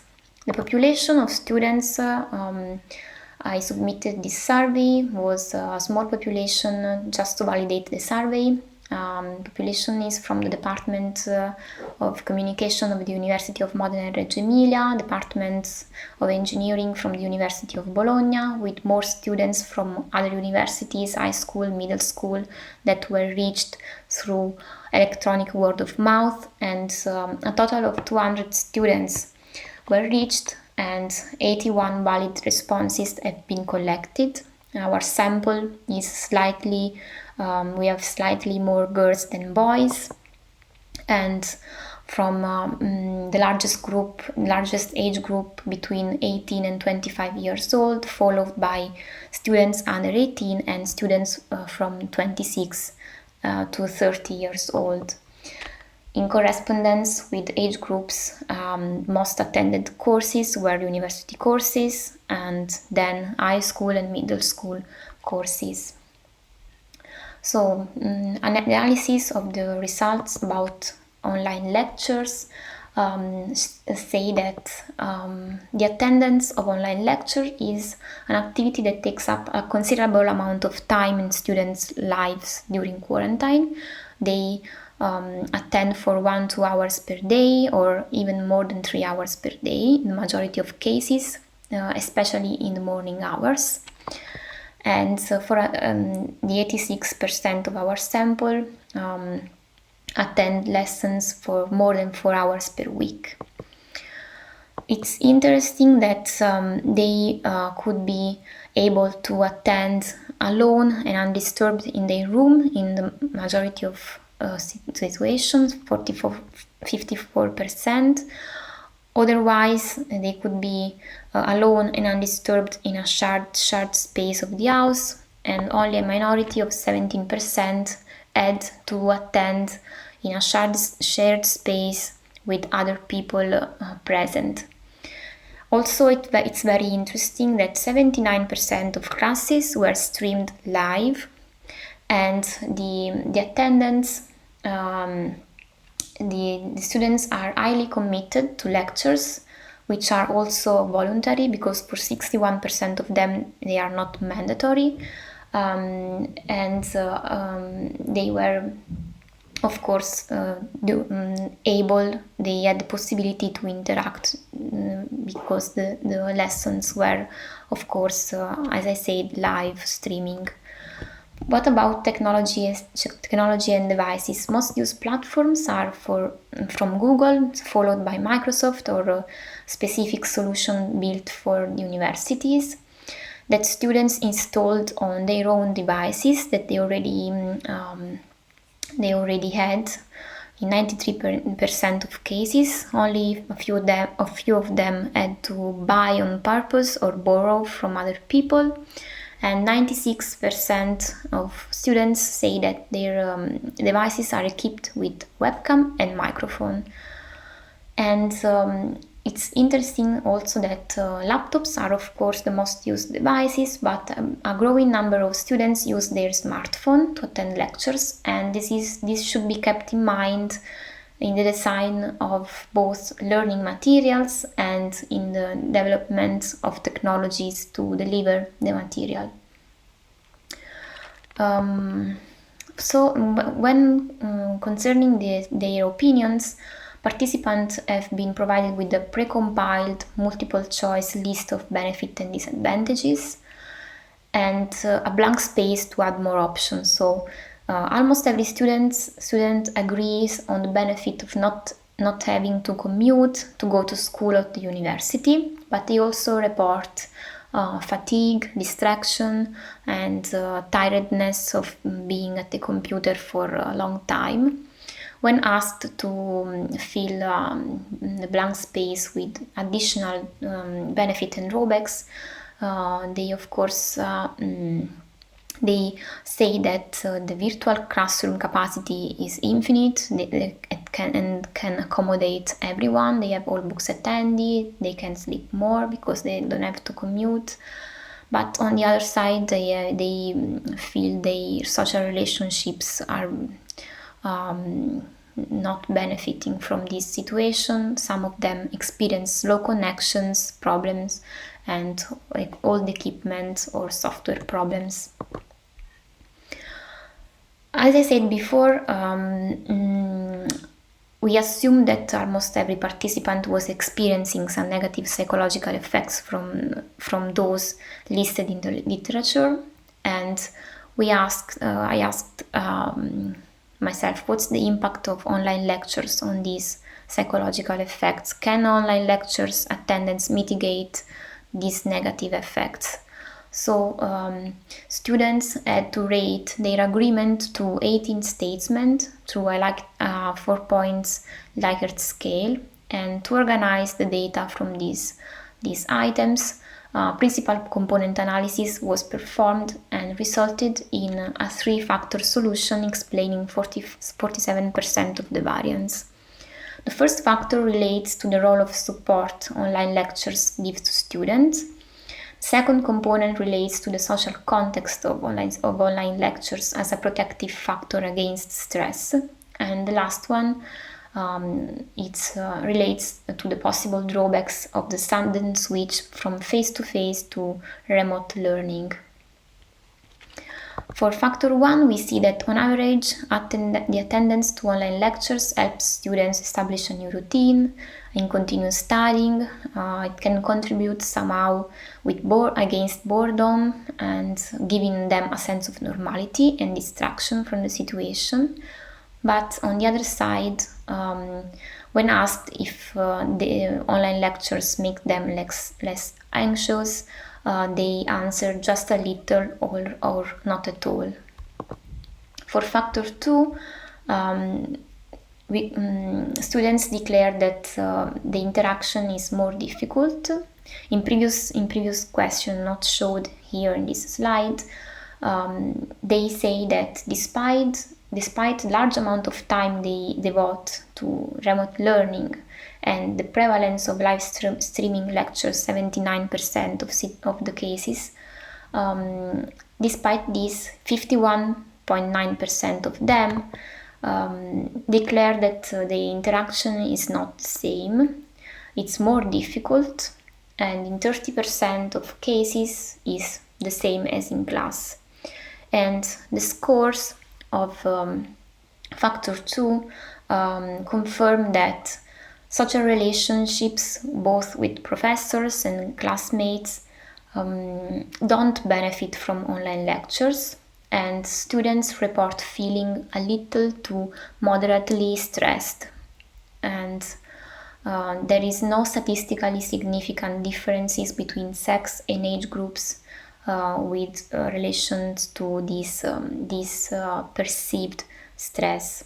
Finally, despite a consistent fear of falling behind with study or fear of failing their exams or their finals, students strongly deny in 84% of cases having considered the idea of dropping out. So, to conclude, the contribution of this preliminary study is twofold. On one end, it offers an overview on the status of the access and readiness for remote learning, collecting the feedback from students from a 2 months experience. And in the other end, it presents preliminary findings about the potential impact of online lectures on the mental health of students during isolation, confirming that a relationship between the possibility to interact and build social relations and the levels of anxiety and stress exist. Indeed, our students, as I said before, have rated quite poorly both the interactions with others and the possibility to strengthen their social ties during online lectures, reporting at the same time feelings of anxiety and stress. And this is generally valid, seems to be generally valid, as in our sample we didn't highlight statistically significant differences between males and females or between different age groups. These preliminary findings also have implications on the design of effective lectures that can, on one side, successfully deliver the educational content, and on the other side, taking into account device preferences like smartphones, common problems of fatigue, trouble focusing, and of course the importance of interaction and the building of a social context. For the future, I will work on overcoming the limitation of this study with respect to the small sample, which is also centered in a very specific area of the country and possibly privileged in terms of access, because the students that answer to our survey represent somehow the best case scenario, where they have their own device, they have a connection, they have also a space where they can attend online learning, remote learning classes. So I thank you very much for your attention, and questions are very welcome. Thank you.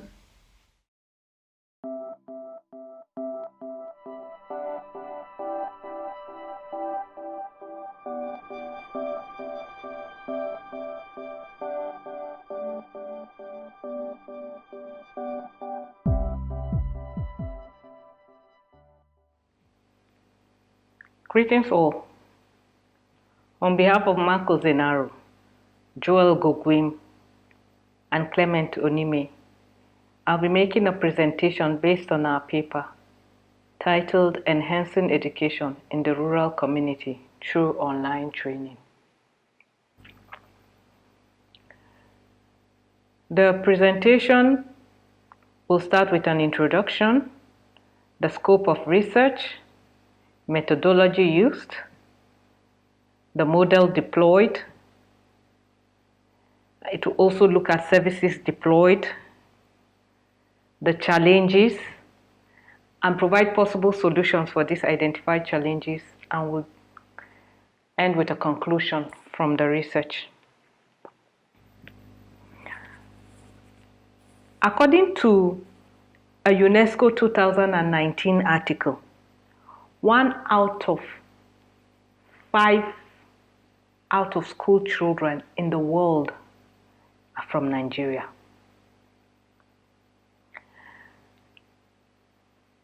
A further study in 2020 by UNICEF says 60% of this number of out-of-school children are based in rural northern Nigeria, out of which 60% of this number are girls. Because in rural northern Nigeria, it is believed that the girl child is groomed for the home front. So most of them don't have access to education. Any vital national development and well-being of the citizens of a nation depends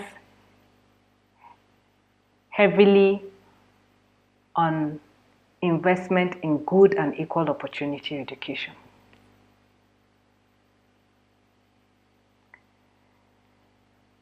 In trying to provide good and equal opportunity education, it is also important to look at different ways of learning. Innovative learning solutions, such as learning using cooking recipe, could enhance the enrollment, especially of the girl child in the rural community. Because now it's a win-win for both the community and the girl child. The community sees it as part of you training the child for the home front, which they believe in, and the girl child is also acquiring education from this enrollment and from these solutions.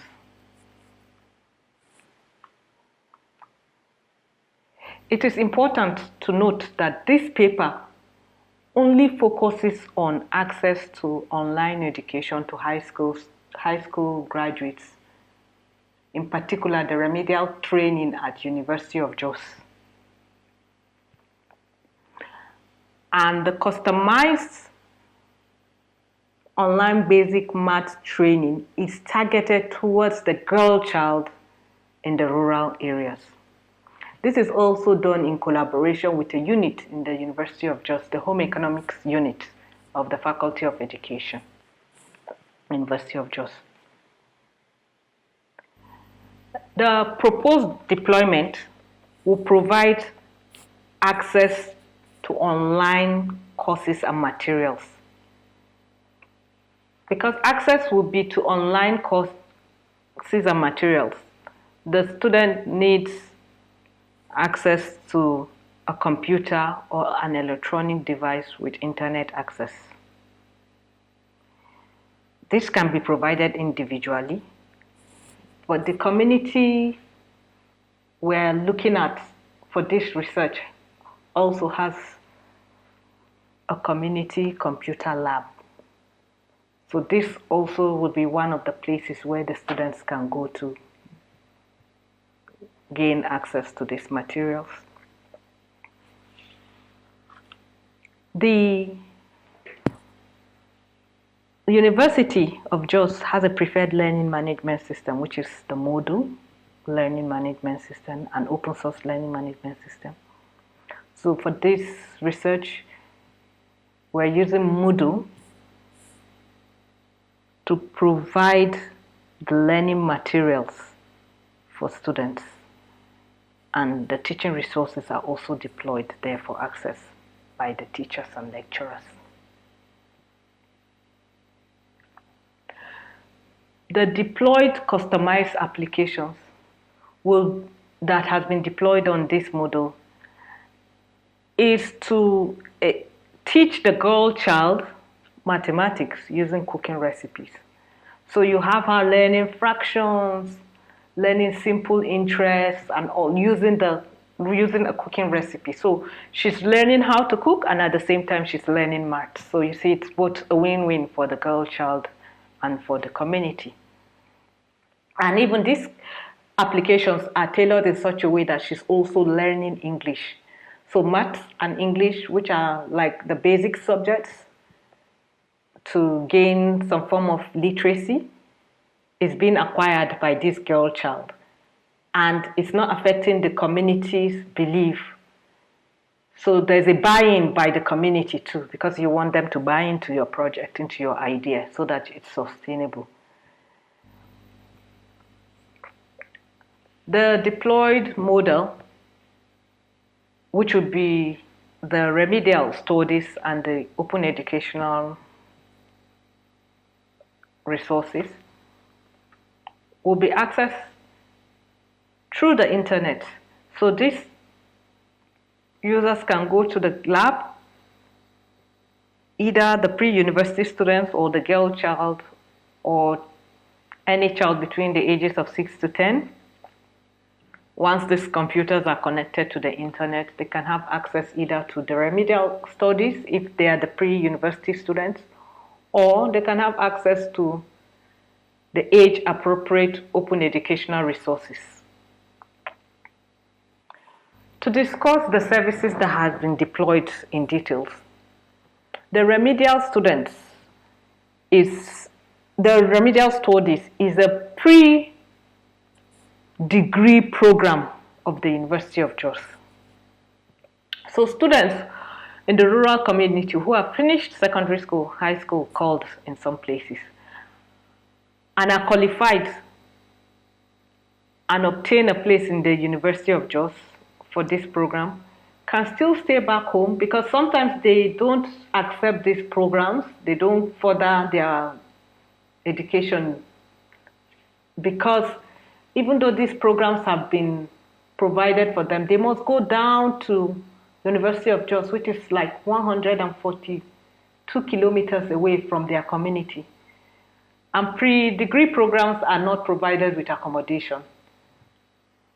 So that is another problem for the rural community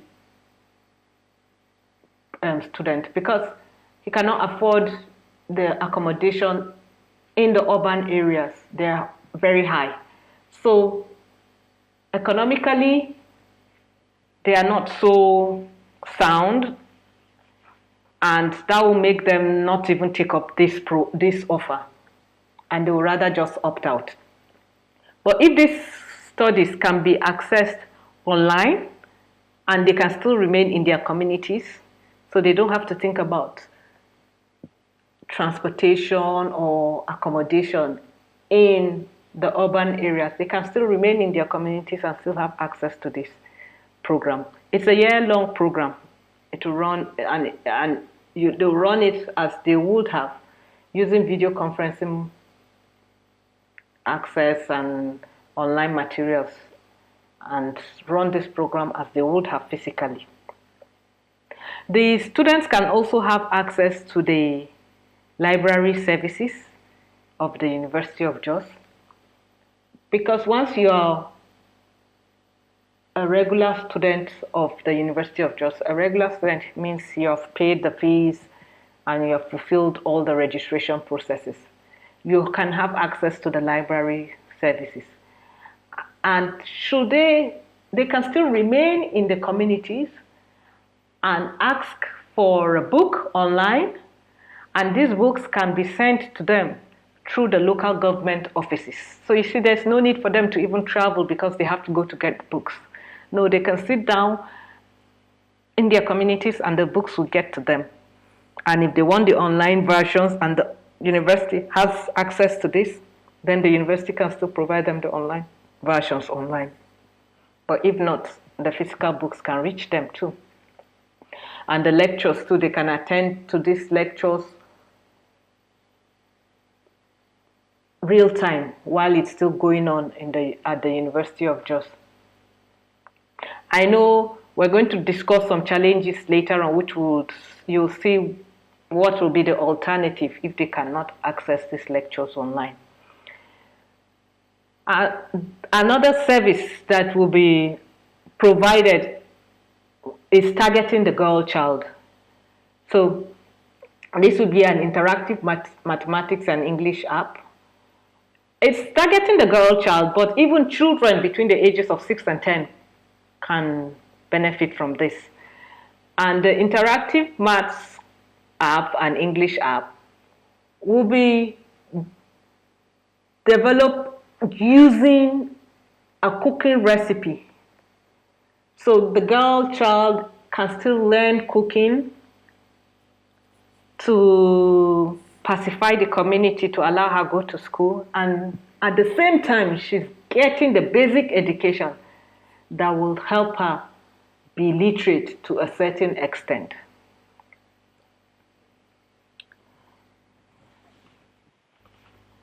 Even though this deployment stands to benefit the community, government, and the individuals economically and socially, like any other ICT deployment in Nigeria, there are challenges that may hinder the sustainability of this project.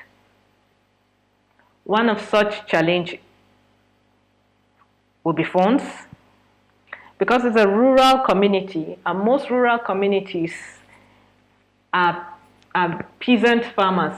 In northern Nigeria, most of the rural communities are peasant farmers, so they have no access to this, to like funds, extra funds. Most of the funds they might have access to will be funds to basic needs.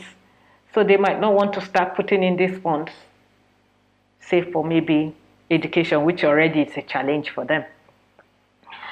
The community computer lab and the bandwidth that the computer lab is using was provided to the community by the Nigerian Communications Commission. And it's only for a period, and that would end. So then there would have to be another solution to find how to keep this bandwidth subscription running and keep the labs functioning well. Because when this bandwidth subscription is gone, the labs are not running well, then it also affects the program. Unreliable power supply is there's a consistent lack of steady power supply in Nigeria. And this inconsistency is a threat to the equipment and even to the lectures holding. Like I said earlier, they will have access to online real-time lectures, right? But when there's no power, they can't have it real-time. So it's going to affect some of the lectures, providing some of the lectures for them appropriately. Human resources and local technical incompetency is another challenge to the deployment. Having experienced technical personnel to manage the sites and remain also in the rural area is a very big challenge for the research. And in trying to check for possible solutions, in trying to provide a sustainable solution for the challenges, we have tried to provide some sustainable techniques that we find will be of help to this research and keeping it going for also other ICT based research in Nigeria. Not just northern Nigeria, but the whole of Nigeria too. So in terms of the lack of reliable internet connectivity in the Dongum Community Secondary School, the authors of this paper are also trying to look at a possible solution using the TV white space technology. So the technology is deployed by the University of Jos, and therefore it will not carry any additional cost for bandwidth. Another possible solution might be to have a CSR agreement with the mobile providers. But that's a bit challenging because some of these mobile providers don't even reach some of these rural communities. And the other challenge of electricity in either the community secondary school or the University of Jos can also find some sustainable solutions using solar panels to serve the ICT equipment, installation of diesel generator, even though this might have to happen at some point, but we don't really advise that this is the best option, but we are looking at possible options that may sustain the project to a certain extent. So diesel generator might come in as a second alternative. The solar units can also be deployed to power laptops, speakers, the little devices in the labs or in the server rooms at the University of Jos. For lack of requisite skills to manage the computer labs, one possibility is to organize basic training for the persons who will be responsible for these labs. At least you provide them the basic training and they can manage these labs. Or you create a training videos too that they can have access to anytime. They can check, they can refer to it when there's any problem. And a very major one also is deploying a secure cloud that will be managed at the university. So because it's a cloud service, they can have access to it anytime and anywhere. But it's also secured because it's managed by experienced people who are those at the university. The staff at the university have better experience and know how these things are managed more than somebody who will be in the rural community managing the computer lab of the school. So these are possible techniques, possible sustainable solutions for the challenges we envisage during the research. In conclusion, though this is a very noble and first of its kind in the country, it is still only deployed in a very small community in Plateau State, one of the northern states in Nigeria. The female young child is taught appropriate lessons through an app, but the lessons also are only limited to English and maths. As the nation progresses towards its SDG goals, including out-of-school adolescents and girl-child training, will help it progress even further towards its goals. Thank you.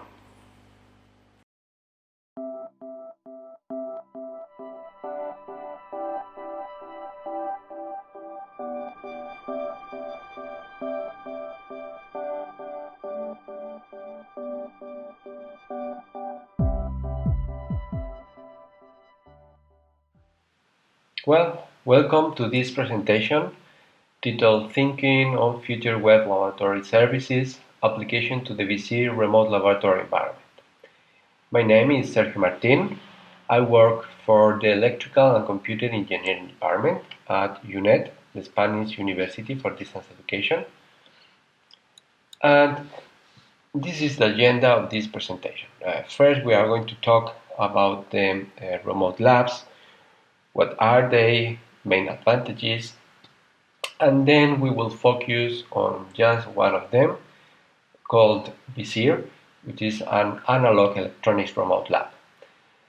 Thirdly, we will talk about the different VISIR nodes spread among the globe and how they work through a federation.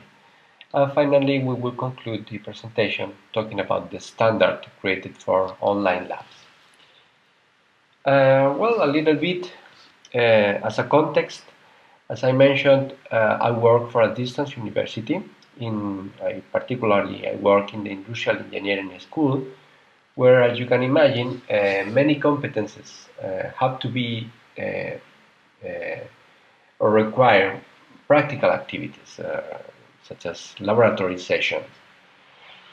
However, students, in our case, have problems to attend laboratory sessions because some of them live far away, they have family issues, professional issues, etc. So it's complicated to study at the same time that you work and have a family. So for this reason, since 2005, we have been working on online labs, which allows the students to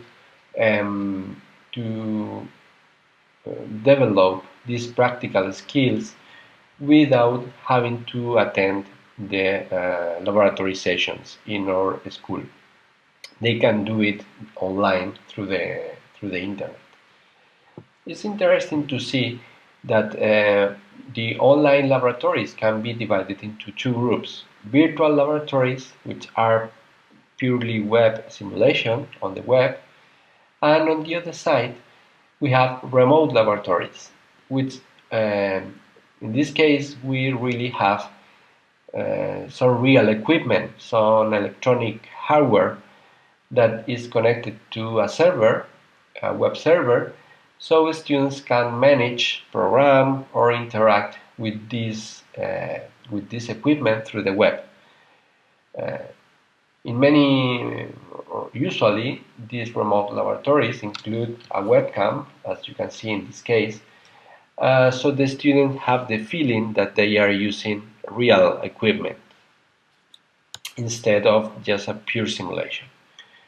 The main advantages of the use of remote laboratories are, in first place, that they allow real experimentation, but anywhere, anytime, without the burdens of being in the laboratory during the specific lab session every week.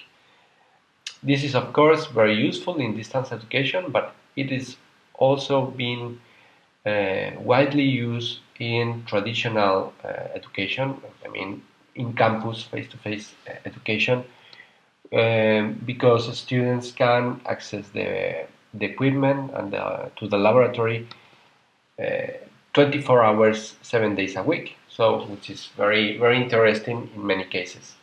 And of course, during these difficult times of COVID pandemic, these kind of practical educational resources are very, very important to allow our students to continue their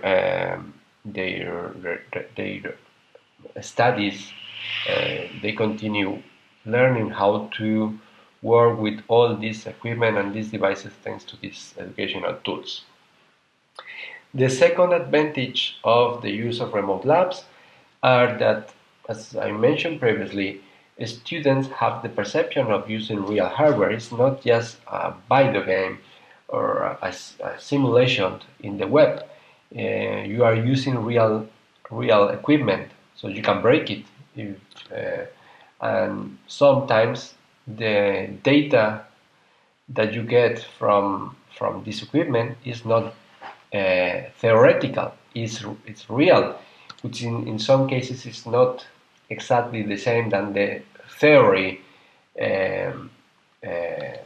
values are expected in some cases. If we want to summarize some of the main goals of these remote laboratories, we can say that they increase student autonomy, and they provide better performance of the infrastructure deployment and a cut down of operation cost. You can imagine that if our laboratory equipment is available 24 hours and 7 days a week, we can use it much more time than just in lab session. And also, if we share our equipment with other institutions around the globe, maybe some students are working during my night, and because my students are sleeping, so my laboratory is idle and can be used by other students. So we get cut down operation costs. Well, to talk about a particular remote lab, I want to present VISIR, which is probably the best or one of the best remote laboratories for analog electronics. You can see here that it's basically a breadboard where you can connect different electronic components, and you can put wires from one component to the others, as you can do it in a real breadboard. You can see here a little bit more the interface, the visual interface.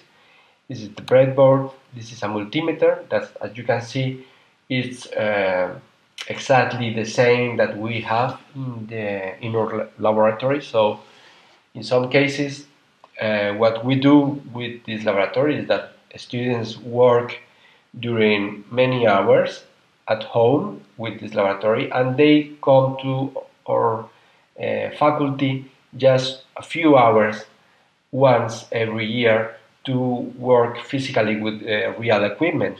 But they don't need to work so much hours physically in the lab, because they have previously spent many hours online, and the virtual interface is exactly the same than the one that they see when they come physically to our facilities. This is the function generator, where the students can choose the modulation, the frequency, the amplitude, the offset. This is the DC power. You can see here that the students can select which power source, and also the oscilloscope, where students can play with the channels, with the cursors, select the functions, and so on. So, as you can see, it's basically the same that the students are going to find when they come to our facilities. And when they click the button Perform Experiment here, the system creates the circuit that the student prepared in the breadboard. In this exactly moment, the circuit is implemented in a real circuit with some very fast relays, and we measure the data that we want to measure. For example, in this case, in the multimeter or in the oscilloscope, we can run and stop and play with all the interface of the oscilloscope. You see here how it looks. In here at the left, you see it is a national instrument equipment. Here we have a PC, a server, and here we have the cards, the oscilloscope, the multimeter, the function generator, and here at the right side you can see the matrix containing all the electronic components that can be in real time interconnected through very fast relays. You see here the detail of one of these boards. You see that here we have connected a resistor, and it is connected to these particular pins. So you can imagine that here, here, here, here, in all these places we connect other different components that are connected to the pins. So the student just click this button and select all the available components in our system, and they just drag and drop in the breadboard and start creating the connections. And the interesting thing of this remote laboratory is that it allows not only one student to work with the laboratory at the same time, but many students at the same time can use VISIR without noticing that the delay is too much. For example, if we have 20 students at the same time working with different circuits, they just have a delay of 2 seconds when they want to get the data in the oscilloscope or in the multimeter, so which is quite reasonable. Regarding the different deployments of VISIR across the globe, we see that mainly we have many instances in Europe, but some others in Asia, Africa, and America. And in the PILAR project, we have been working on the creation of a federation of all these VISIR instances. We have put in the middle a remote laboratory management system, which is a kind of middleware that provides, in one hand, load balance of users to the experiments, and on the other side allows the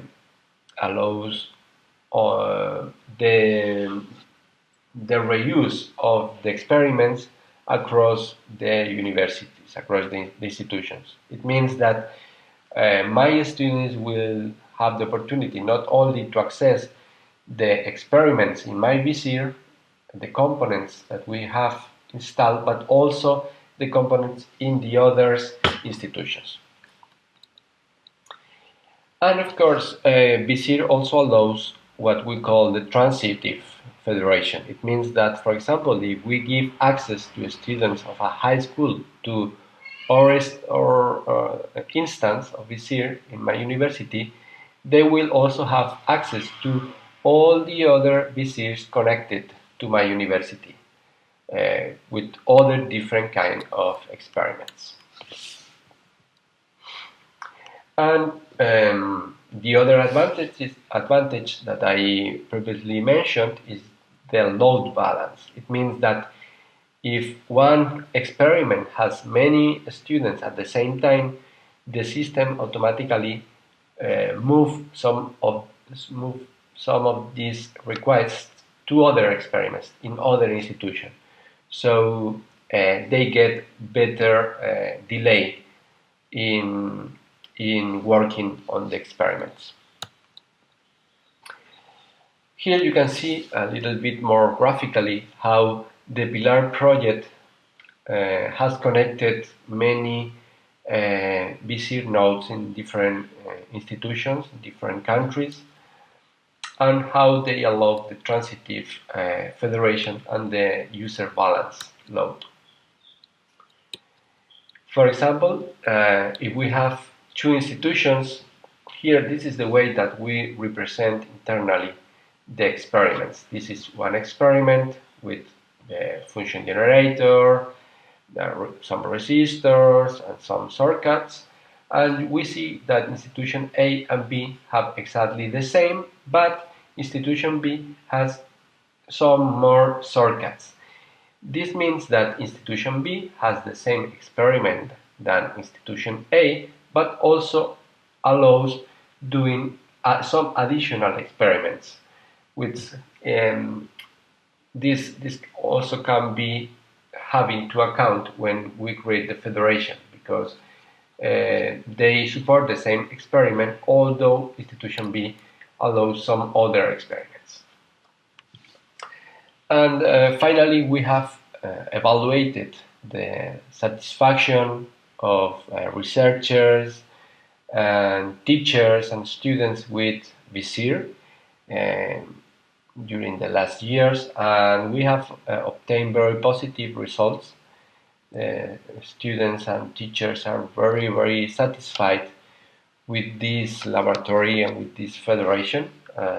Probably it's better that you see the concrete details of the survey and the paper, but just to mention that all the overall result of the evaluation was very satisfactory.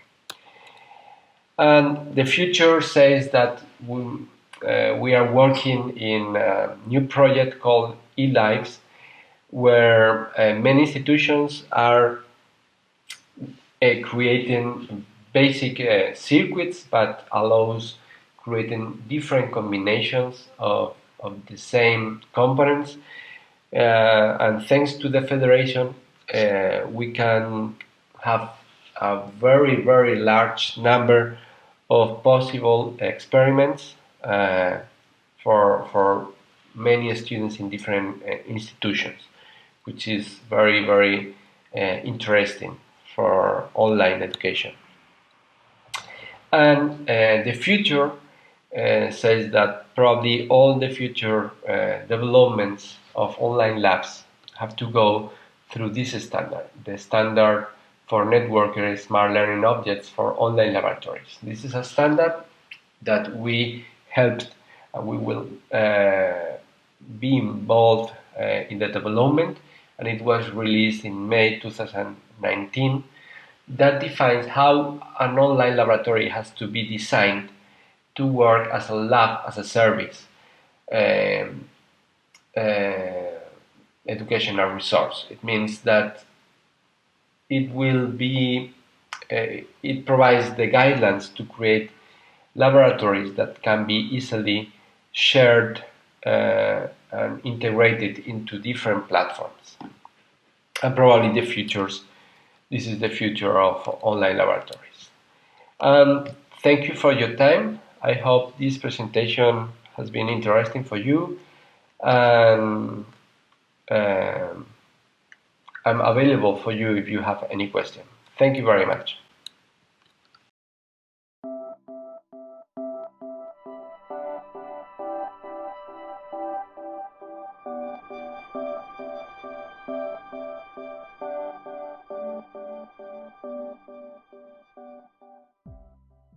Hello everyone.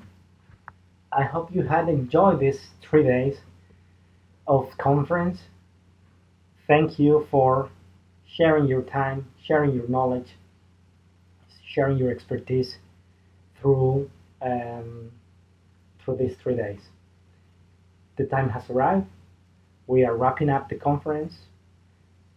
We have to acknowledge and to thank all the effort from the organizing committee, my colleagues who invested their personal time in order to have this edition, to make this edition available to all of us, to our community, to AEI for organizing it, to our sponsors, IMEC, ID Lab Antwerp, and mainly to you guys.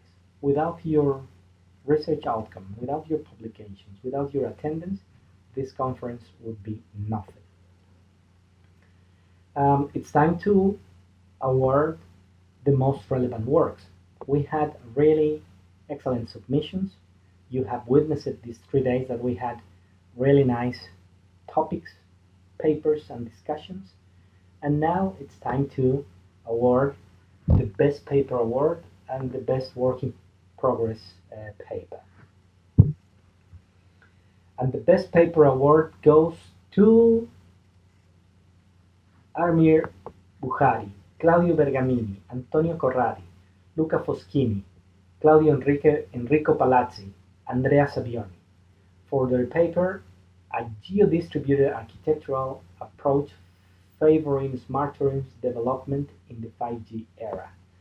This paper, since its submission and evaluation by external reviewers, it has been flagged as the top paper, with really good reviews and recommendations from these anonymous reviewers. And certainly, while attending the presentation of this paper, it's a work worth it to be awarded. Congrats to the authors, and now let's see the work, the best paper, the work in progress, the best work in progress paper award that will be presented by my colleague Katia Prati. Thank you, Johan, for the introduction. Now I will present the second award, and the best work in progress idea award goes to the paper Enhancing Healthcare Access Through Remote Infant Screening. Congratulations to all the authors. This work in progress obtained a really positive review and a really high score from our reviewer, and we really hope to see how author will progress with this innovative approach in the next future. Congratulations again to all the authors of the two best papers, and see you tomorrow for the third and last day of our conference. Bye!